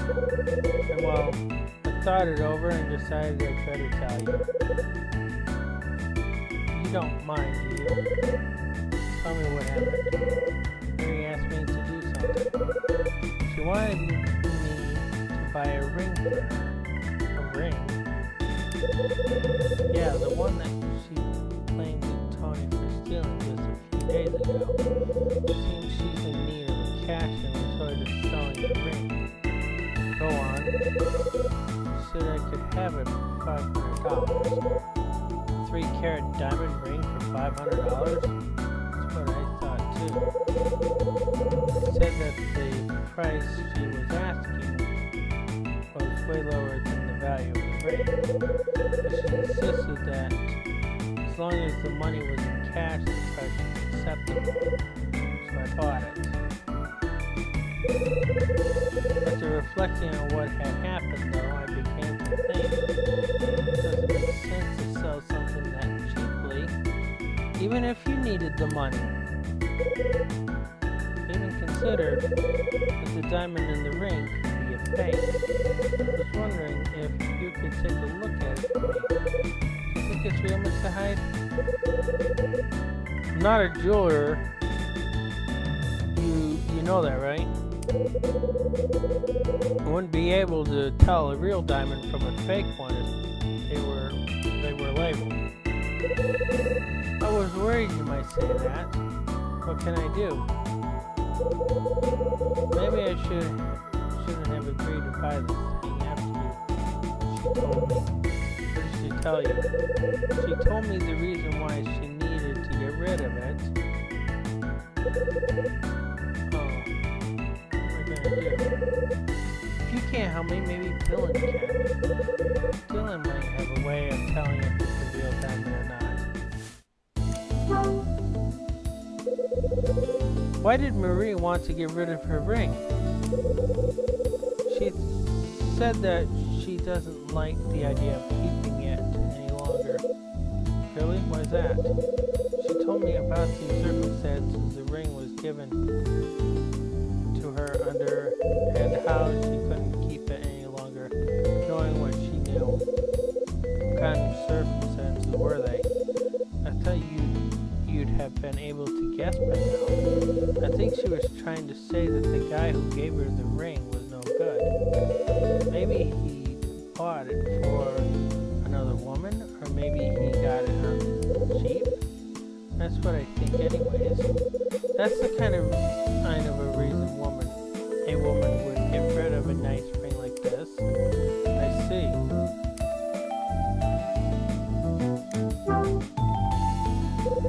What makes you think Dylan will know if it's a real diamond? Well, one of his hobbies is collecting rare stones, for one. He knows these things. He was boasting once about having one of those special magnifying glasses, too. So, why didn't you cut out the middleman and go straight to him at the beginning? Because I didn't want to spread this kind of stuff around, that's why. Dylan tends to keep a close eye on everyone, closer than we'd all like to. I really didn't want to break the promise I made to Marie. What promise did you make to Marie? I promised her I wouldn't tell anyone about buying the ring from her. You promised her that? Well, it looks like you've broken it anyways. It's different, it's you, Mr. Hyde. I know I can trust you to keep this to yourself. You're not planning to tell Marie that I told you, are you? Maybe you should have made me promise you that at the start. Yeah, maybe I should have. Why did I have to buy it? She told me that she got it from her dead brother as a present. So this is the ring that Mike Porter gave her. Betty. Wow. Could you show me the ring? Betty. Would you mind if I borrow the ring for a little while? Not at all. Go ahead. I received the ring from Betty. I'll leave it to you to find out whether the ring is genuine or not. Yeah, no sweat. Oh, okay, well, I'll see you later then. Okie dokie. Well, it looks like we have to go and talk to Dylan.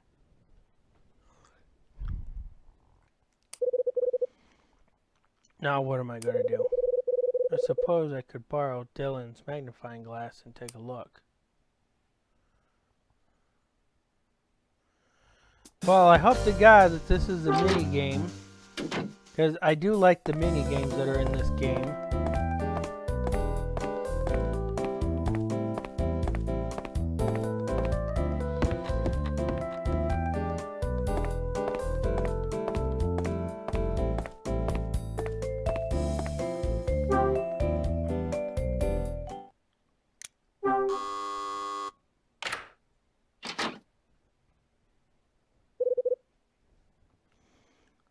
Hello, Mr. Hyde.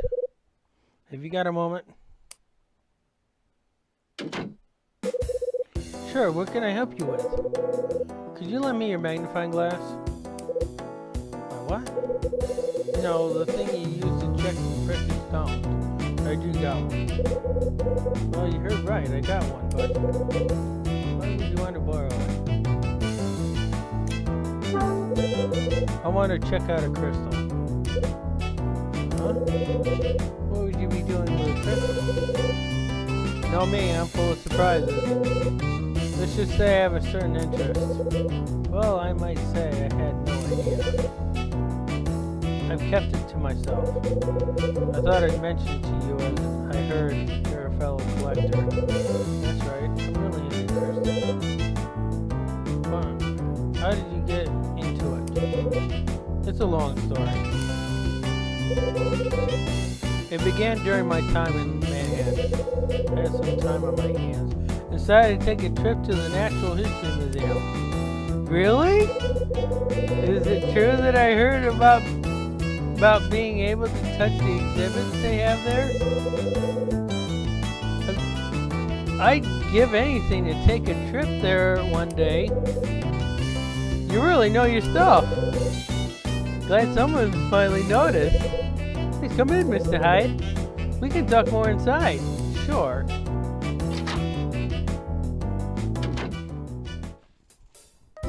Okay.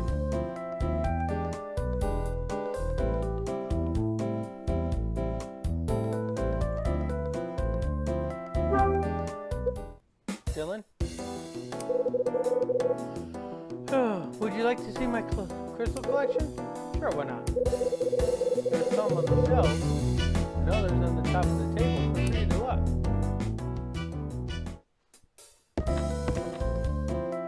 I see a collection here. I see some butterflies. The butterflies are held in place with a pin. And sure, a lot of butterflies. Seems fitting for Dylan. He always acts like he's got butterflies in his stomach. You serious, Hyde?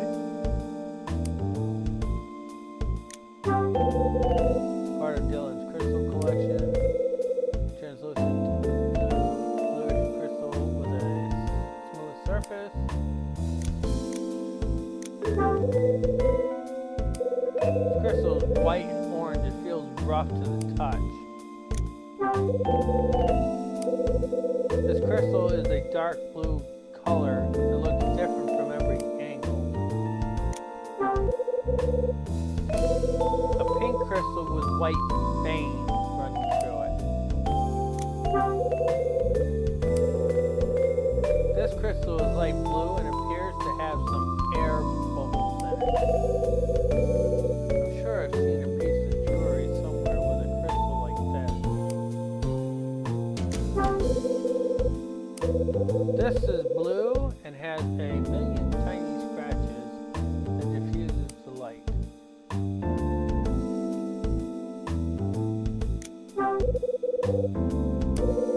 It's a pale green. It's pale green and looks like it's been polished. Alright, so the rest of it is bugs. What do we got here?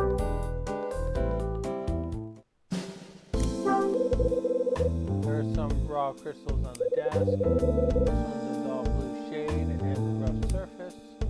There are some raw crystals on the desk. I've seen this type of crystal before. I don't remember what it's called though.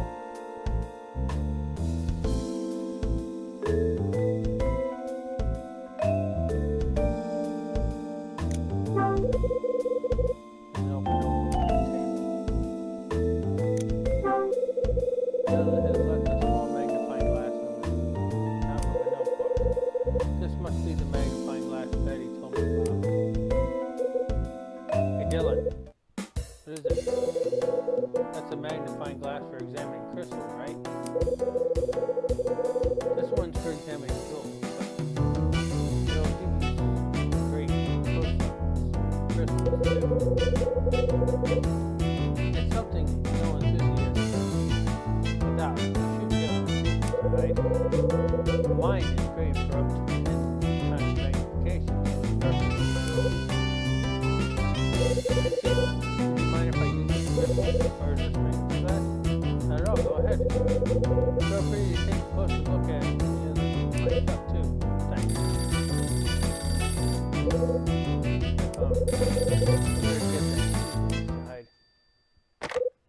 Hello? Okay, I understand, but looks like this call is going to drag on for a while. Maybe I can use this to get familiar with the magnifying glass.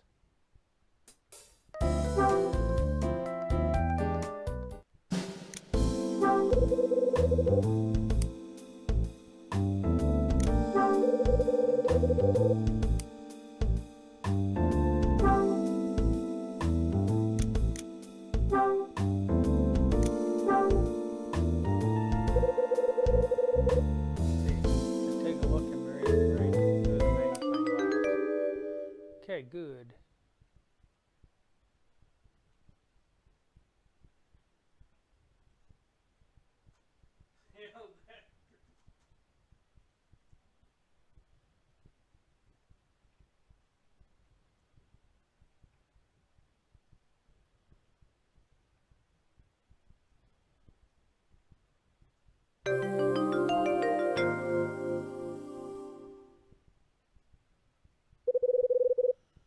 I can see something through the diamond.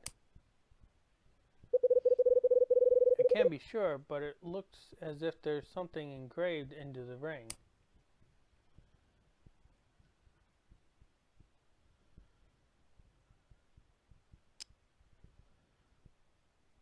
It's a condor. Huh? There's a condor right there, too. There's a design engraved into the base of this ring. Hello, Amy. Welcome to the stream. YouTube held her emoji for review, and I had to show it. Like, Jesus, YouTube. It's automated. I don't have it turned off, and I don't want it turned off. But to hold that for review? They do it for all of them. It looks like I put the magnifying glass back on the table. Huh? Picture in the notebook. Why would Dylan have the same design here as I found on the base of the ring? To hide? Yeah. How did you get on with the magnifying glass? No problem at all. It's great to examine the tiny details of the stone. Yeah, it is. Have you ever thought that there's a tiny planet inside precious stones like this? Tiny planet? If you view the cut edges up close using the magnifying glass, you can see all kinds of grooves, valleys, and caves. I think she was watching the latest Men in Black movie.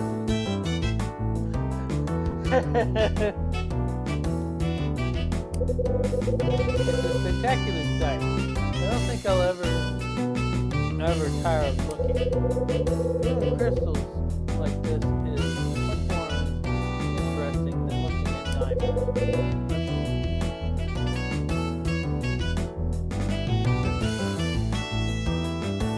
I know, it's a joke. This game came out in, what is it, 2011?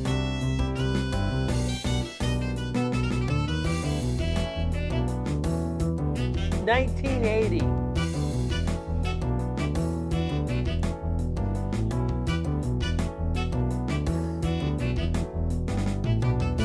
I'm sure you feel the same, right? Yeah, you got that right.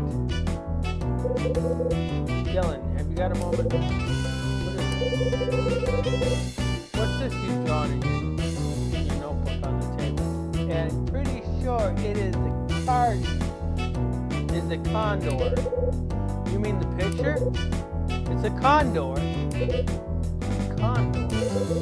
Yes, that's right. A huge bird from the Andes that preys on small animals. So why did you draw a condor? Oh, really? I'm just trying to recreate something I saw on the fourth floor.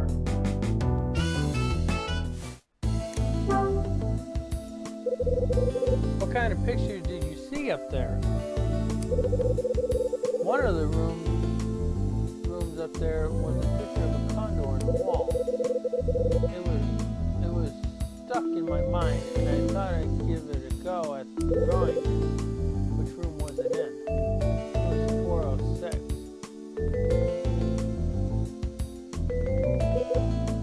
Hey, Dylan.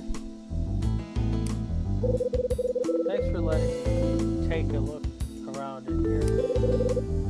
Glad you enjoyed yourself. Thanks again. I leave Dylan's room.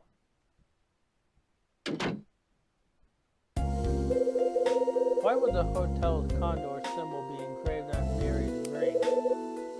What does this symbol mean? Not only that, there was something on Frank's tape too. I wonder if this ring belongs to Kathy McGrath.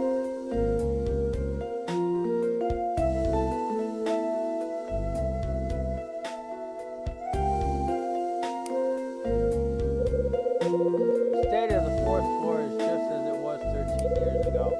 My initial suite was room 404, where Kathy McGrath's body was found is complete. For vacating this building, I must find the last item connected. Condor.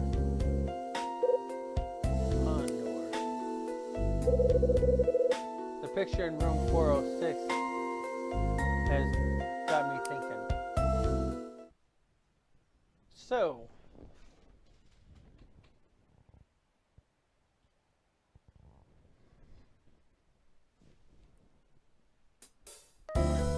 guess we're going upstairs again. After all these chapters, we still have not been caught going up on the 4th floor.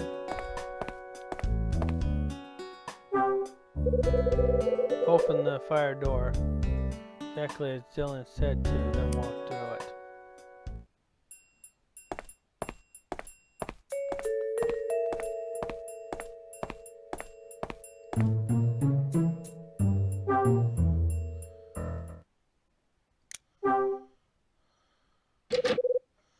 Door's locked.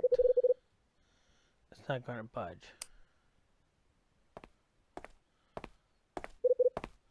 Who's there? Dylan? I had a feeling I'd find you here, Mr. Hyde. I knew you wouldn't be able to resist. You're here to take a look at the condor picture, right? Yeah, what if I am? Problem is, the door to this room is locked. And without the key, you can't get inside to look around. So I would think, want me to open it up for you? You got a key then? Of course, if Patrice gave me the spare key, I can get into any room I like. For maintenance purpose, of course. I'll unlock it for you. There you go. Now open. Thanks.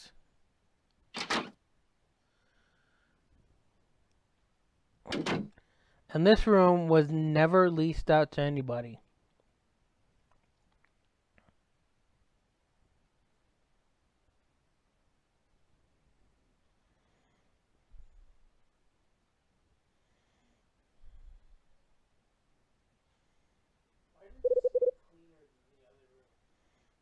This is it, Mr. Hyde. The room where the condor picture is. Where's the picture of the condor? Where do you think? Cut the crap, Dylan. Go on, have a look around and try to find it. You woulda need to look around anyways if I hadn't accompanied you here. Yeah, you got a point. Anyways, I've got to go. I'll come back and lock up later. Dylan leaves the room.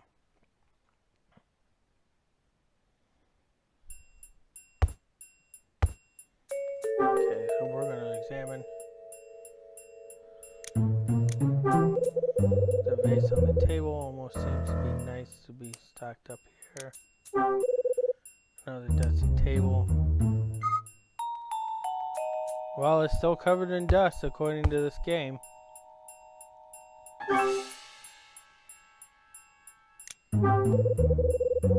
Wash bin is covered in layers of moisture and dust. The mirror is caked in dust and the frame is orange from all the rust. I think going near the wash basin and the mirror has actually made me dirtier.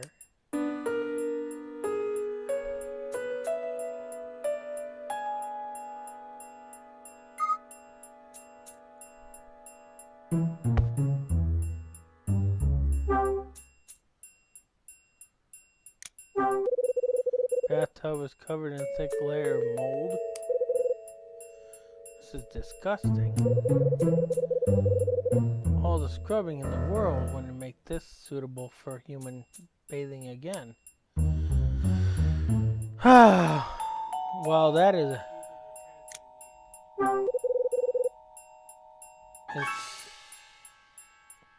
it's a thankfully disused toilet.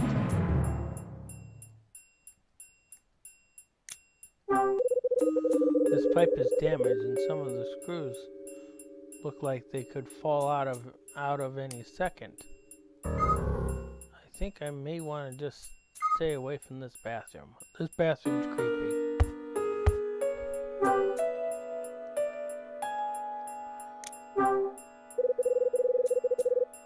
Okay, there's a discolored leather-bound book on the top of the table. There's a star symbol on the cover. A star. Is that Scarlet? Marie told me about this. My brother and husband used the word, along with others working in the hotel. It was sort of a secret code linked to the closing down party. A star. I take the old album.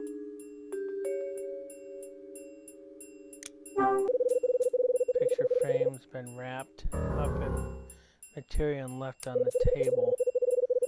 They've been tied up to secure for me to unwrap them and take a look. I don't want to unwrap them though.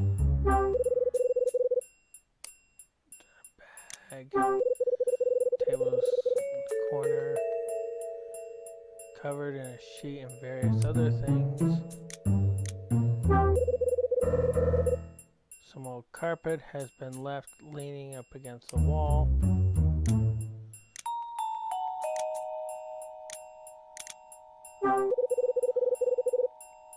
Hope this shade on this lamp wasn't white at any point. Even the light bulb is dusty. Won't try turning it on. Neither would I. There are some rolled up carpets leaning up against the wall. Up close, they look pretty moth-eaten in places. There's a picture on the wall. This frame is slightly worn from the age. It's an old picture, a photograph of the Hotel Cape West from outside.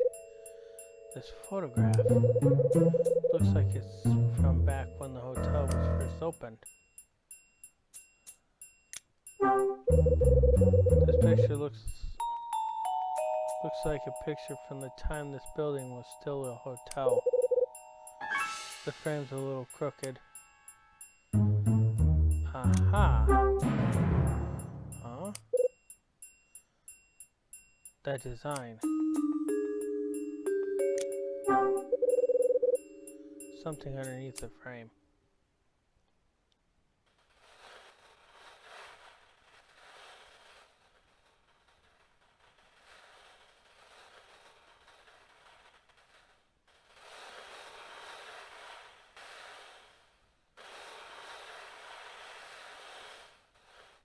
Hello.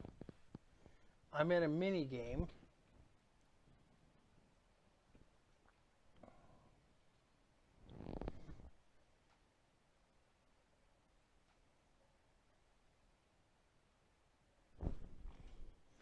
Oh, so I have to remove this thing off the hook.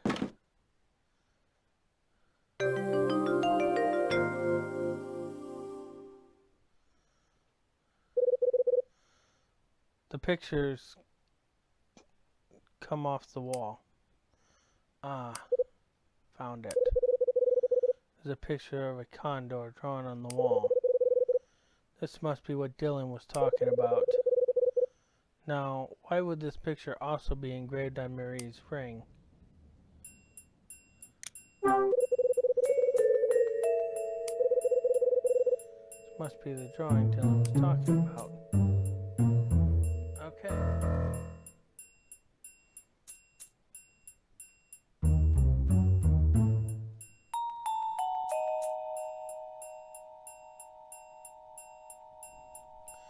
Okay.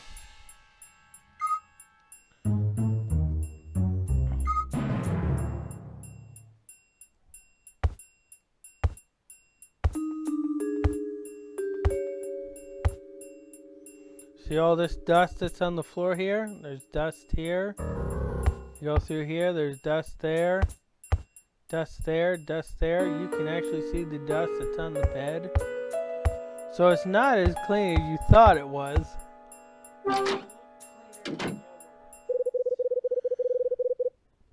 The design in room 406 is the same as the one I found engraved on Marie's ring. That condor design's got me thinking. Before I get stuck into that thought, I'd better let Betty know what I found.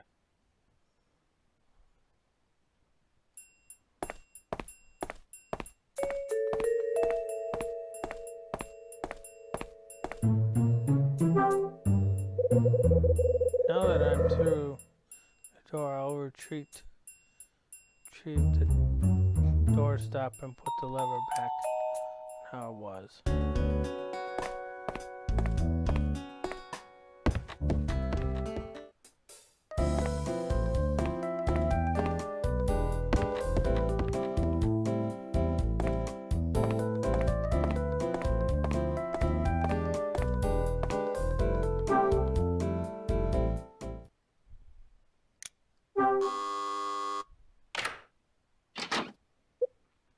Hi.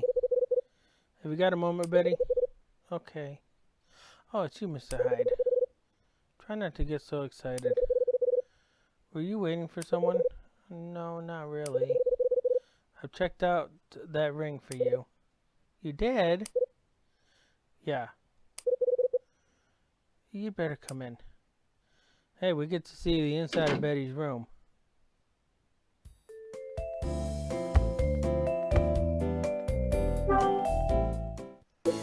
Betty, tell me what you found out about the ring. I'm sorry about this, but checking whether the diamond in your ring is genuine or not, well, it may not be as easy as I thought. It won't. Did Marie tell you anything about the history of the ring? No, not a thing. It's like Betty hasn't got a clue about the condor market and its meaning. Is there something wrong, Mr. Hyde? Not really, it's just that I remember something when I was staring at the ring. Remember what? Something Marie told me about it. She was telling me how she came to have it. She got it as a present from her brother before he died 13 years ago. Are you serious? I certainly didn't know that. It's true, I'm afraid. Her parents died when she was very young and her brother looked after her. They were very close and the ring was a present from him to her. I'm sure the ring has great sentimental value for her. You're right, it must have. But she didn't breathe a word of that to me when we spoke. I imagine she was worried that you would have refused to buy the ring. This may not be what you want to hear, but I think you should return it to her. I'm sure it'd be best for her. It'd be best.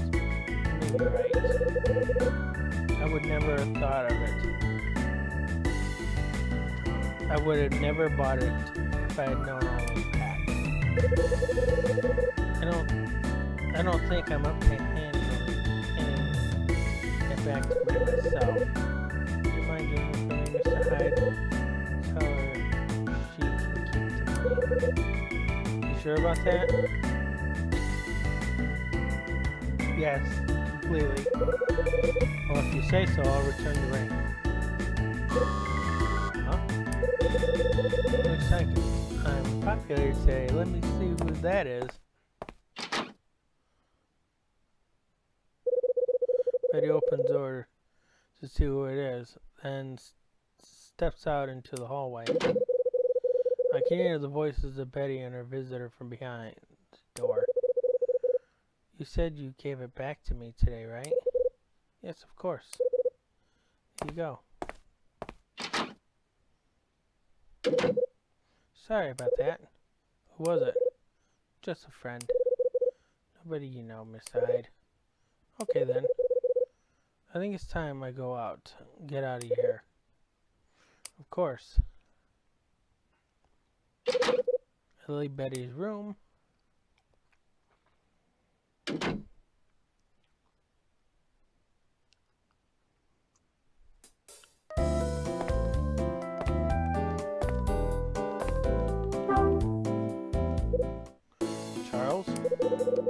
So, it was you in Betty's room just now. Yeah, that's right. For a moment, I was certain it was the other person who paid her a visit. I guess that means you came to see Betty then, too? Yes, I did. I was there to collect the key that I'd lent her.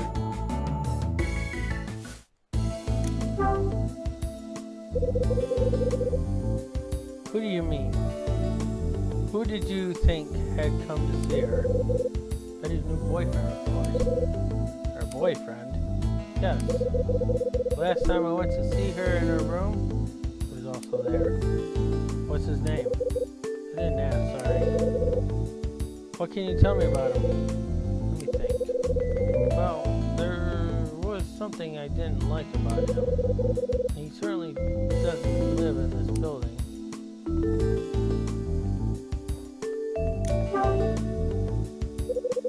Which key did she borrow? It was the key to room 205.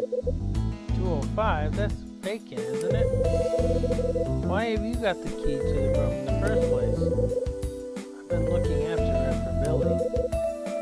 Ah, right, your friend. Yes, Billy. Billy Christie. He was here until the end of the last month. We went to the same university.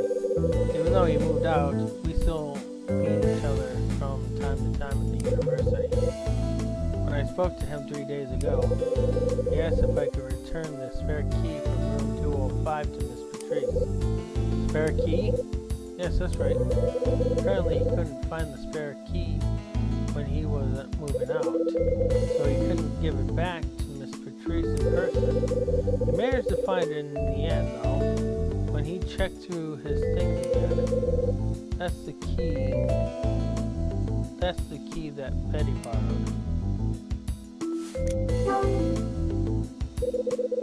Why did Betty need the spare key? She just asked me for it one day. When she heard that I was looking after her for Billy, she said she wanted to borrow it. What made Betty have to borrow the spare key to the room in 205 in the first place? I think that was because her boyfriend had asked to borrow it. Her boyfriend? I was on my way to return the key to Miss Patrice, but she wasn't home. While I was in the lobby, Betty and her boyfriend turned up. That was when I told them that I was looking after the key. Then Betty's boyfriend said something to her, and she asked to borrow the key. Why the hell would he want to see the room? That's a question I can't answer, I'm afraid. He just stared at me while she asked, and I got the impression he's not someone I want to refuse. So that's how it happened, and why I went to Betty's room to get the key just now. Hey, Charles? Yes? Would you lend me the spare key too? Lend it to you? Why? Well, we're all going to be leaving here soon.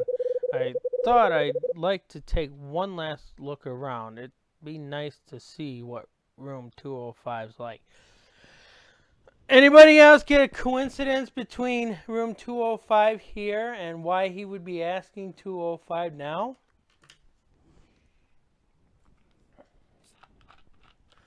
So room 205 happens to be the same room that Carl Hyde stayed at Hotel Dusk.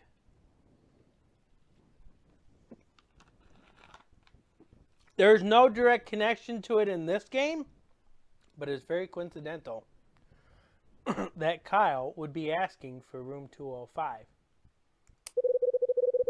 I really have to get it back to Miss Patrice, though. I'll make sure you have it back in no time. What do you say? Okay, Mr. Hyde, why not? But I expect it back as soon as you're finished looking at the room. Don't sweat it. It'll be back before you know it. I'm thinking that's where we have to go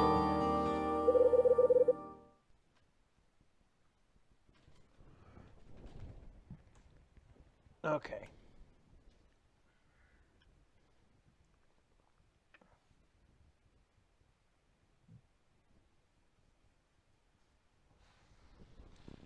Okay. I'm going back to my room now. Child finished speaking and heads off.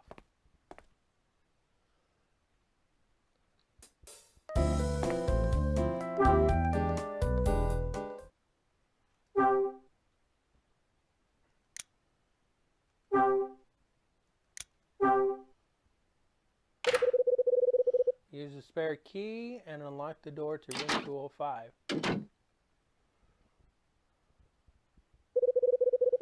So Rex and Betty came in here, did they?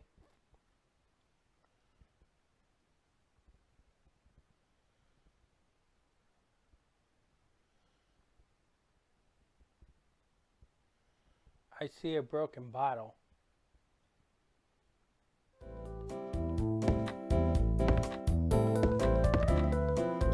Well, they're not broken. They're just lying on the floor.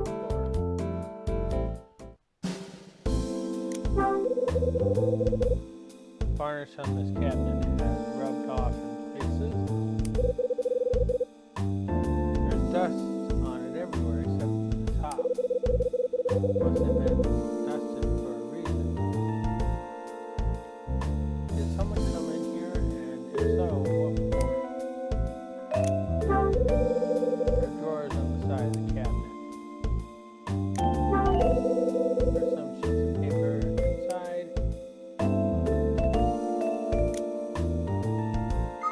I guess there's nothing else I can do for that one. The bottles have been left lying on the floor. They're not completely empty. Did this trash get left in here when the last resident moved out? It's covered in dust, so I would have to say so.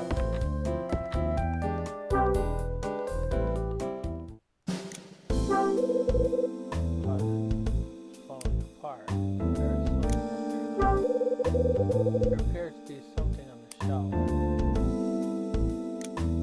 Typewriter. What's a typewriter doing here? Hang on. Typewriter? The order sheet I got. We're all done using a typewriter. Could this be one that they were typed on? I take the typewriter out of the closet and place it on the tabletop.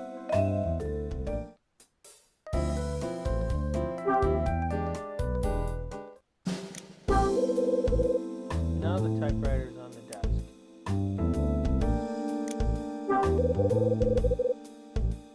There's the typewriter I took out of the closet. Damn, no paper. We can fix that. Drawer on the side of the cabinet. There's some sheets of paper. Okay. Just what I was looking for. Take the sheets of paper.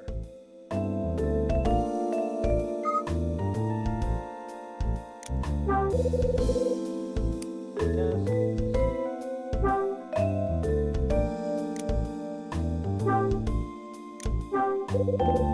No, just feed it in a sheet. Oh, all set. Now to try typing something. I am going to literally type something that has a T into it. Yep, 4 hours. I remember all the T's were kind of skewed on the order sheet.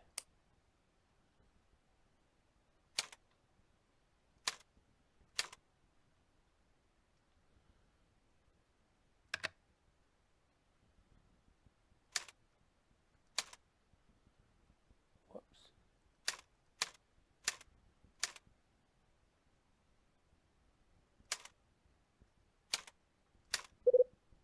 Bingo.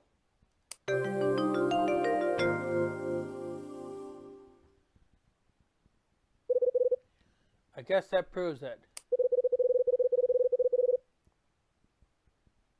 Looks like there's no denying that the order sheet was typed on this typewriter. Maybe that explains why Rex was so keen to get in here. Wait. That might mean that Betty knows something she's not letting on about, too.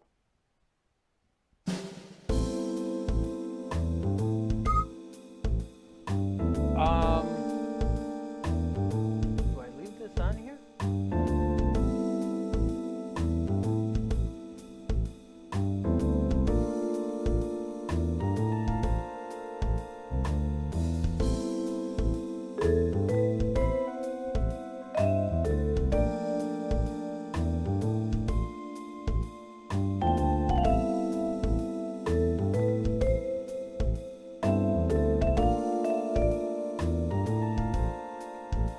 Okay, well, I just leave it here.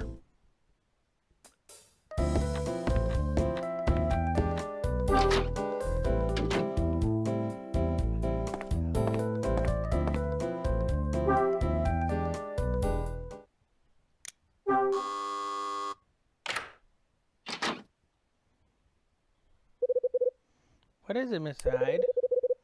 I've got something to ask you, Betty. It's about room 205. Room 205? You better come in.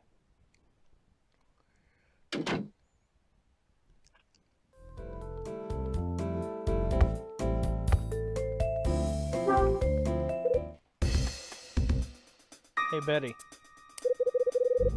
Yes, can I help you with something?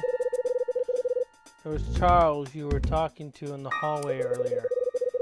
I'd like to know why you asked him to lend you the key to room 205. No reason. I just wanted to see what the room was like. That's all. So you went into the room? Maybe. What kind of answer is that? Best getting? Why are you asking me this?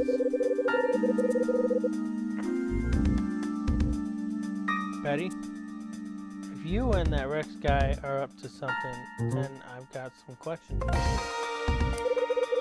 Now tell me what I want to know. And just what do you mean by that? Up to something. You must have had a real reason to borrow that key. What was it? Now, would it be a good time to tell me? There's nothing to tell. Come on, I wasn't born yesterday. It's the truth.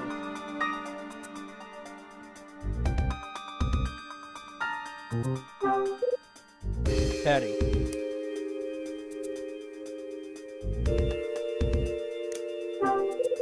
Did you borrow it for Rex? What? There's no use in trying to hide it. You borrowed the key because he asked you to, right? There's no fooling you, is there, Mr. Hyde? It's true. Rex asked me to borrow the key from Charles. He said he really wanted to use the room. Why the hell are you even giving the guy the time of day? You do know what Rex does for a living, don't you? Yes, I know. He investigates insurance claims. Investigate isn't the word I'd use. It's bad news. Did you know that too? Yes, I know. But it's okay. After all,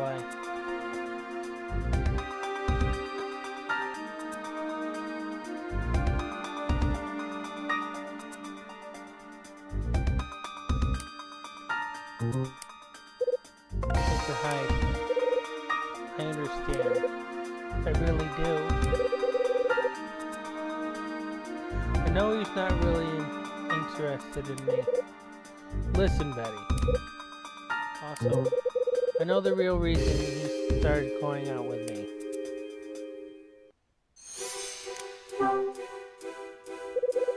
Do you know what he planned to do in room 205? I can't be 100% certain, but this is what he said. He told me that there was something he needed to check. Betty.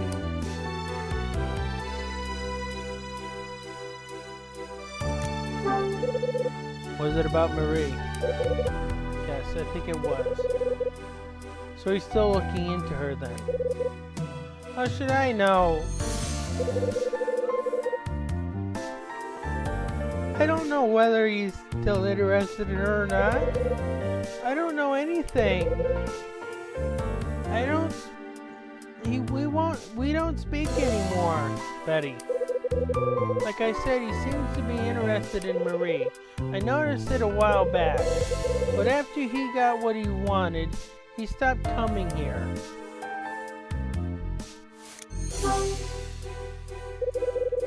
What was the real reason for going out with you? He started going out with me because he wanted to check the situation on the second floor. Betty, what interested him?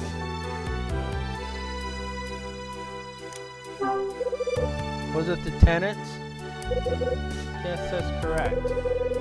He was keen on establishing who was friends with who and their relationships. That's what he came to find out. When I asked him why he was so interested in that, he said he was interested in putting a stop to Marie's accomplice.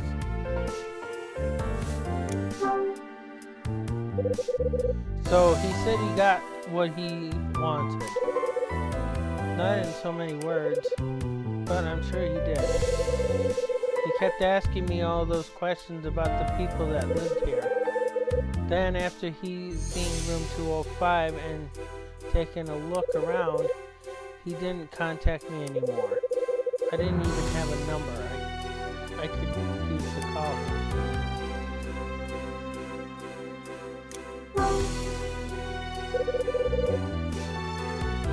What did Rex mean by Marie's accomplice? I have no idea. That was the first and last I ever heard on that subject. But he said he wanted to put a stop to them, right? That's what he said, but I have no idea what he meant. And why should I? After all he did was use me to get what he wanted. It's just like you said, Mr. Hyde. I did borrow the key from Charles just so Rex could get inside the room. But I just passed it on to him. I never went into the room myself.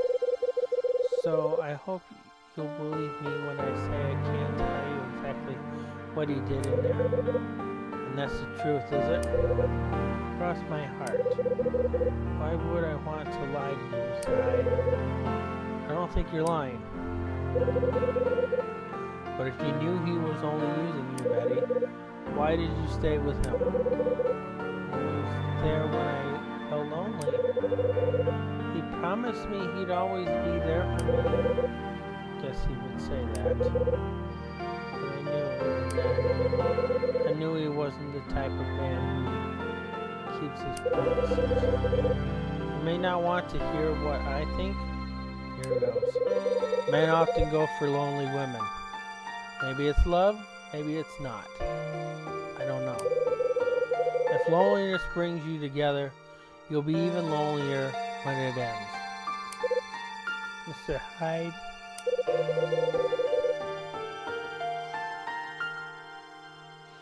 Come on, Betty. You can't go around wearing a face like that. Oh, really? I can't believe I'm getting a relationship advice from you. But it's true. You can't go moping around forever. And besides, smiling suits you. Can I ask you something, Mr. Hyde? Why is it that you're so interested in Rex? Is it because you spoke to Marie? Did you believe what she told you? There are a number of things about her insurance claim that interested me. I'm curious about the whole incident. Let me guess. You heard about me once being a detective from Rex, right? Yeah, he did mention it. Thought he might have. Did he say anything else? No, just that. Let's see. Betty, did you ever see Rex posting a letter to anyone here? A letter? I've never seen him with a letter. Okay. If I come up with any more questions about Rex later on, would you mind answering them for me? No, not at all. Right. I better be going. Of course. I leave Betty's room.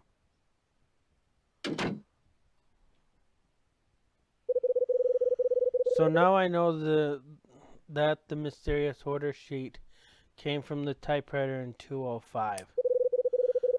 I also discovered that Rex is trying to uncover a possible accomplice to Marie. What's in Rex's connection to the order? Not only that, the engraved mark on Marie's ring and the one on the 4th floor. What do they mean? I think it's time I gathered my thoughts about all that's happened. You guys know what this means. This is the end of chapter 6.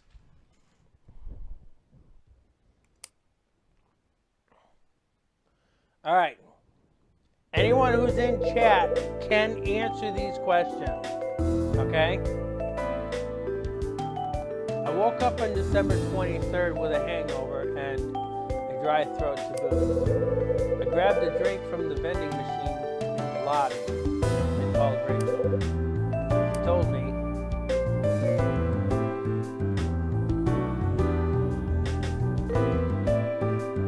these are kind of cut up. These ones are cut off. Tony's song, we have the radio, the elevator's been fixed. We're about the Hotel Cape West emblem, which one of these answers is definitely. Well, you're correct about that one, right? Right. Rachel told me about the emblem Cape West, Hotel Cape West used to do. It was an emblem in the shape of a condor.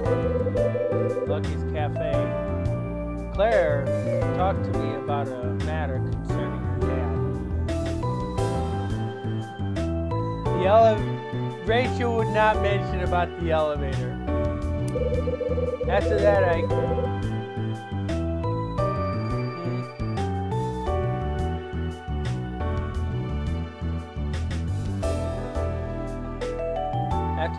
came across Marie in the 2nd floor hallway, coming out of Betty's room.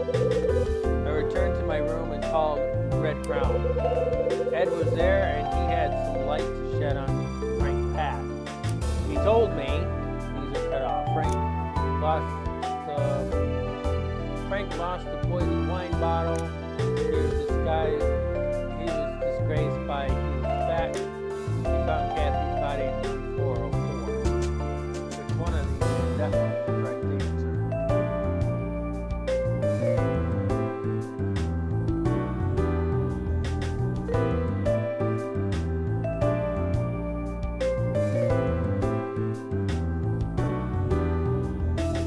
No? Well, Frank didn't lose the bottle.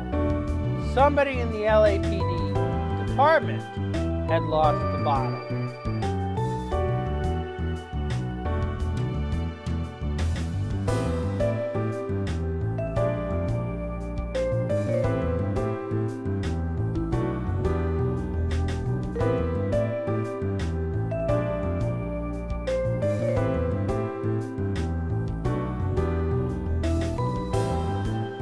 Frank Raver was demoted as lead.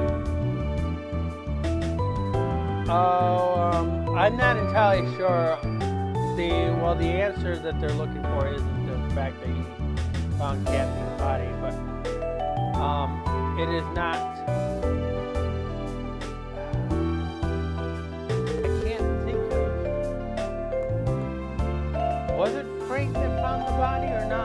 the answer that they're looking for is Frank got demoted. Right.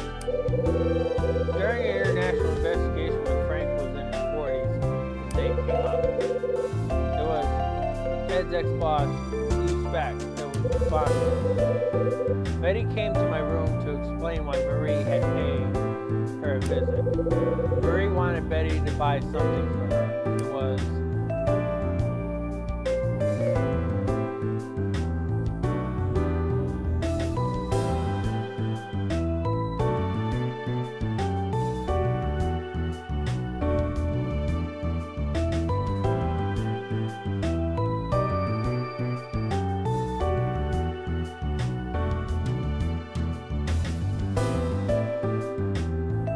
correct.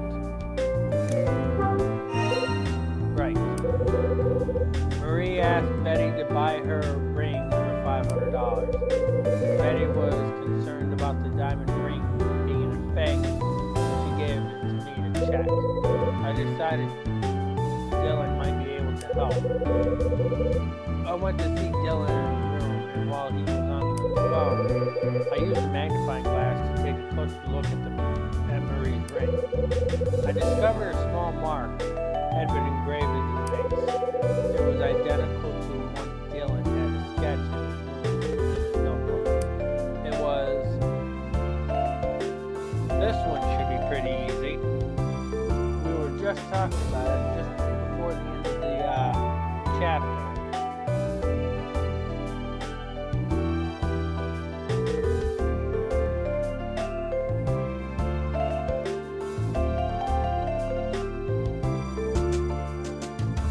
That's correct.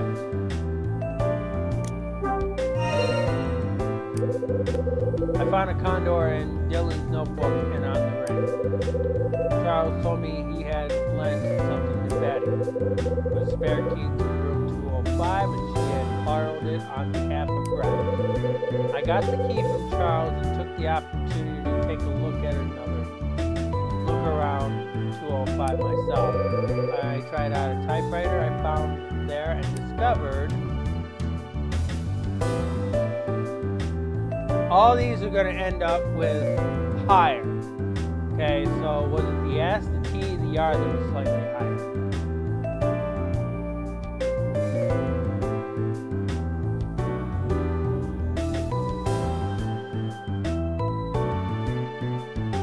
That's correct. Right.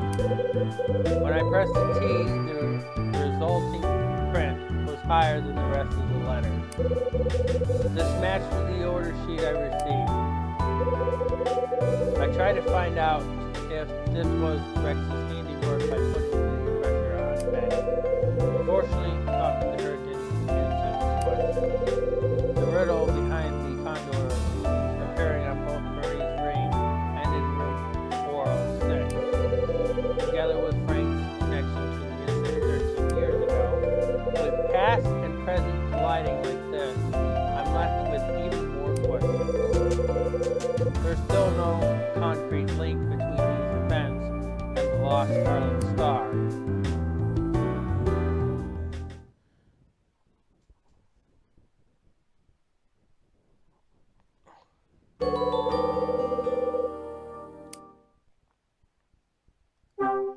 All right.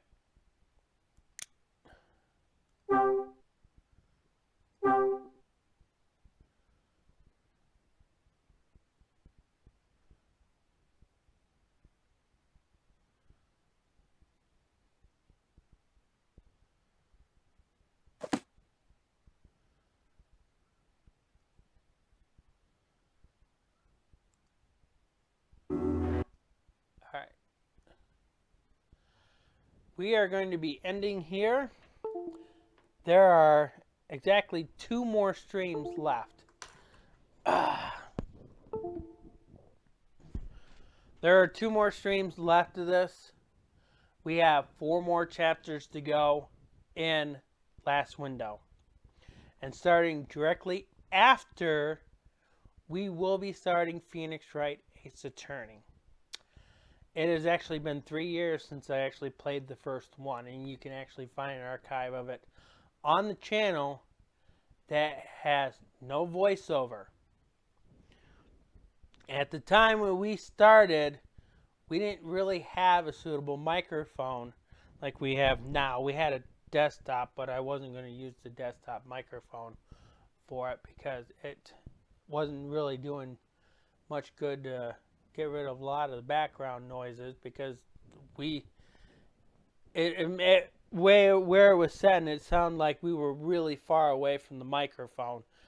And these lapel microphones actually does wonders to make us sound like we're on top of the stream. So this time around, I will do the voice acting for the characters on stream.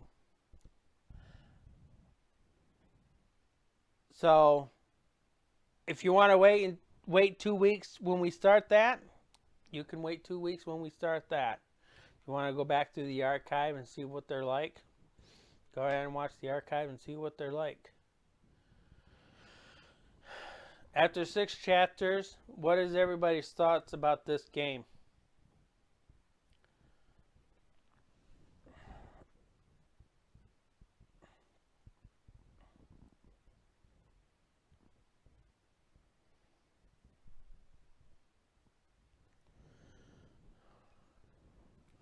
You like it?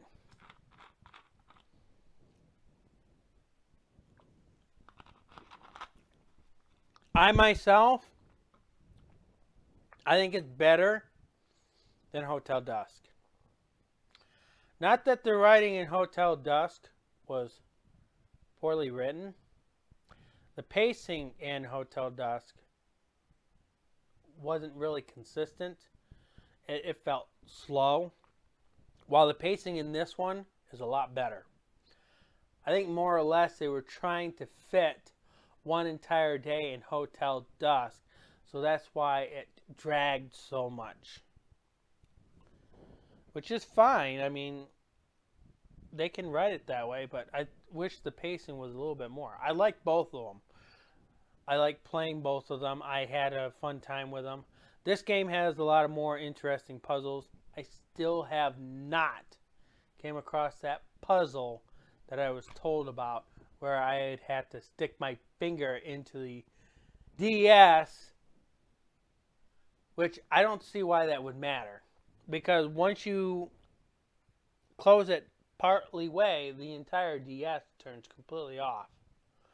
It doesn't matter if it's just part way or completely shut. The DS turns off until you open it back up and it turns on. Okay.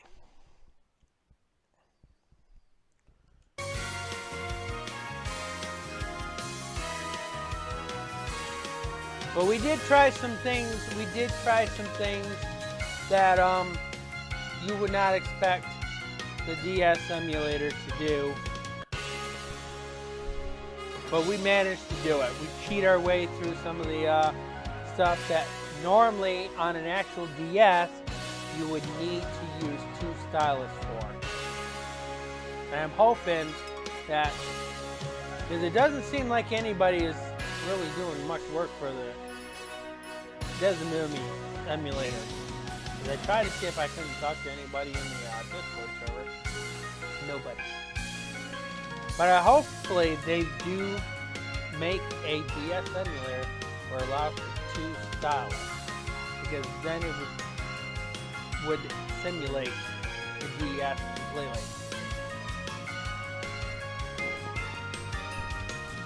Okay.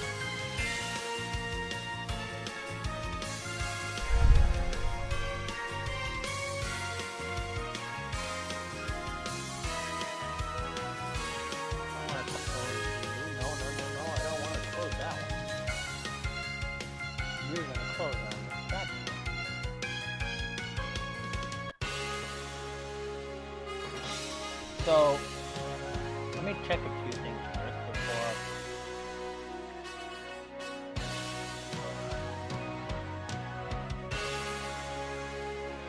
Alright. I want to check things out before I actually go out and raid. And it looks like my chat reset. You can put in the raid hashtag.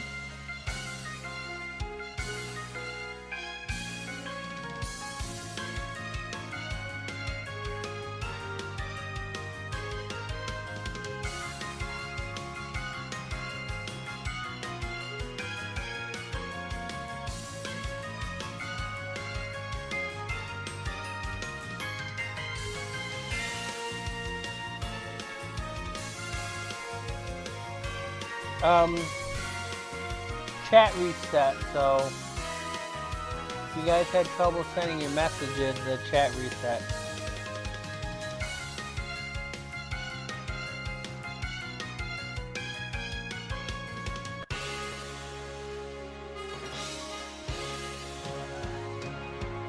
Okay, so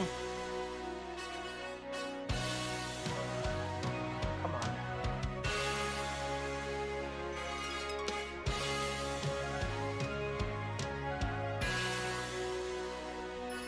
I think what we're going to do is we're actually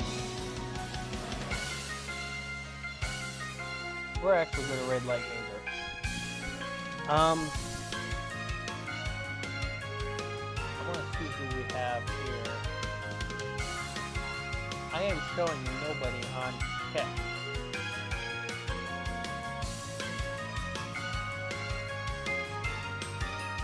Looks like we're only raiding on YouTube tonight, guys.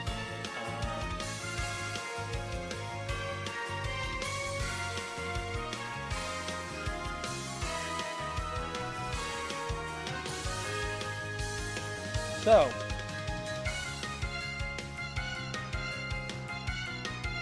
we're gonna raid Light Gazer. Minecraft.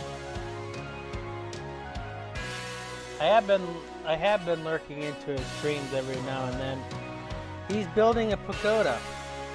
He's doing an event on Final Craft, and the pagoda is supposed to house the event. Everybody else is supposed to be building Japanese themed monuments or some sort. It can be buildings, it has to be Japanese related. And during the contest and stuff, everybody is going to be graded on their work and stuff like that. And that's their contest.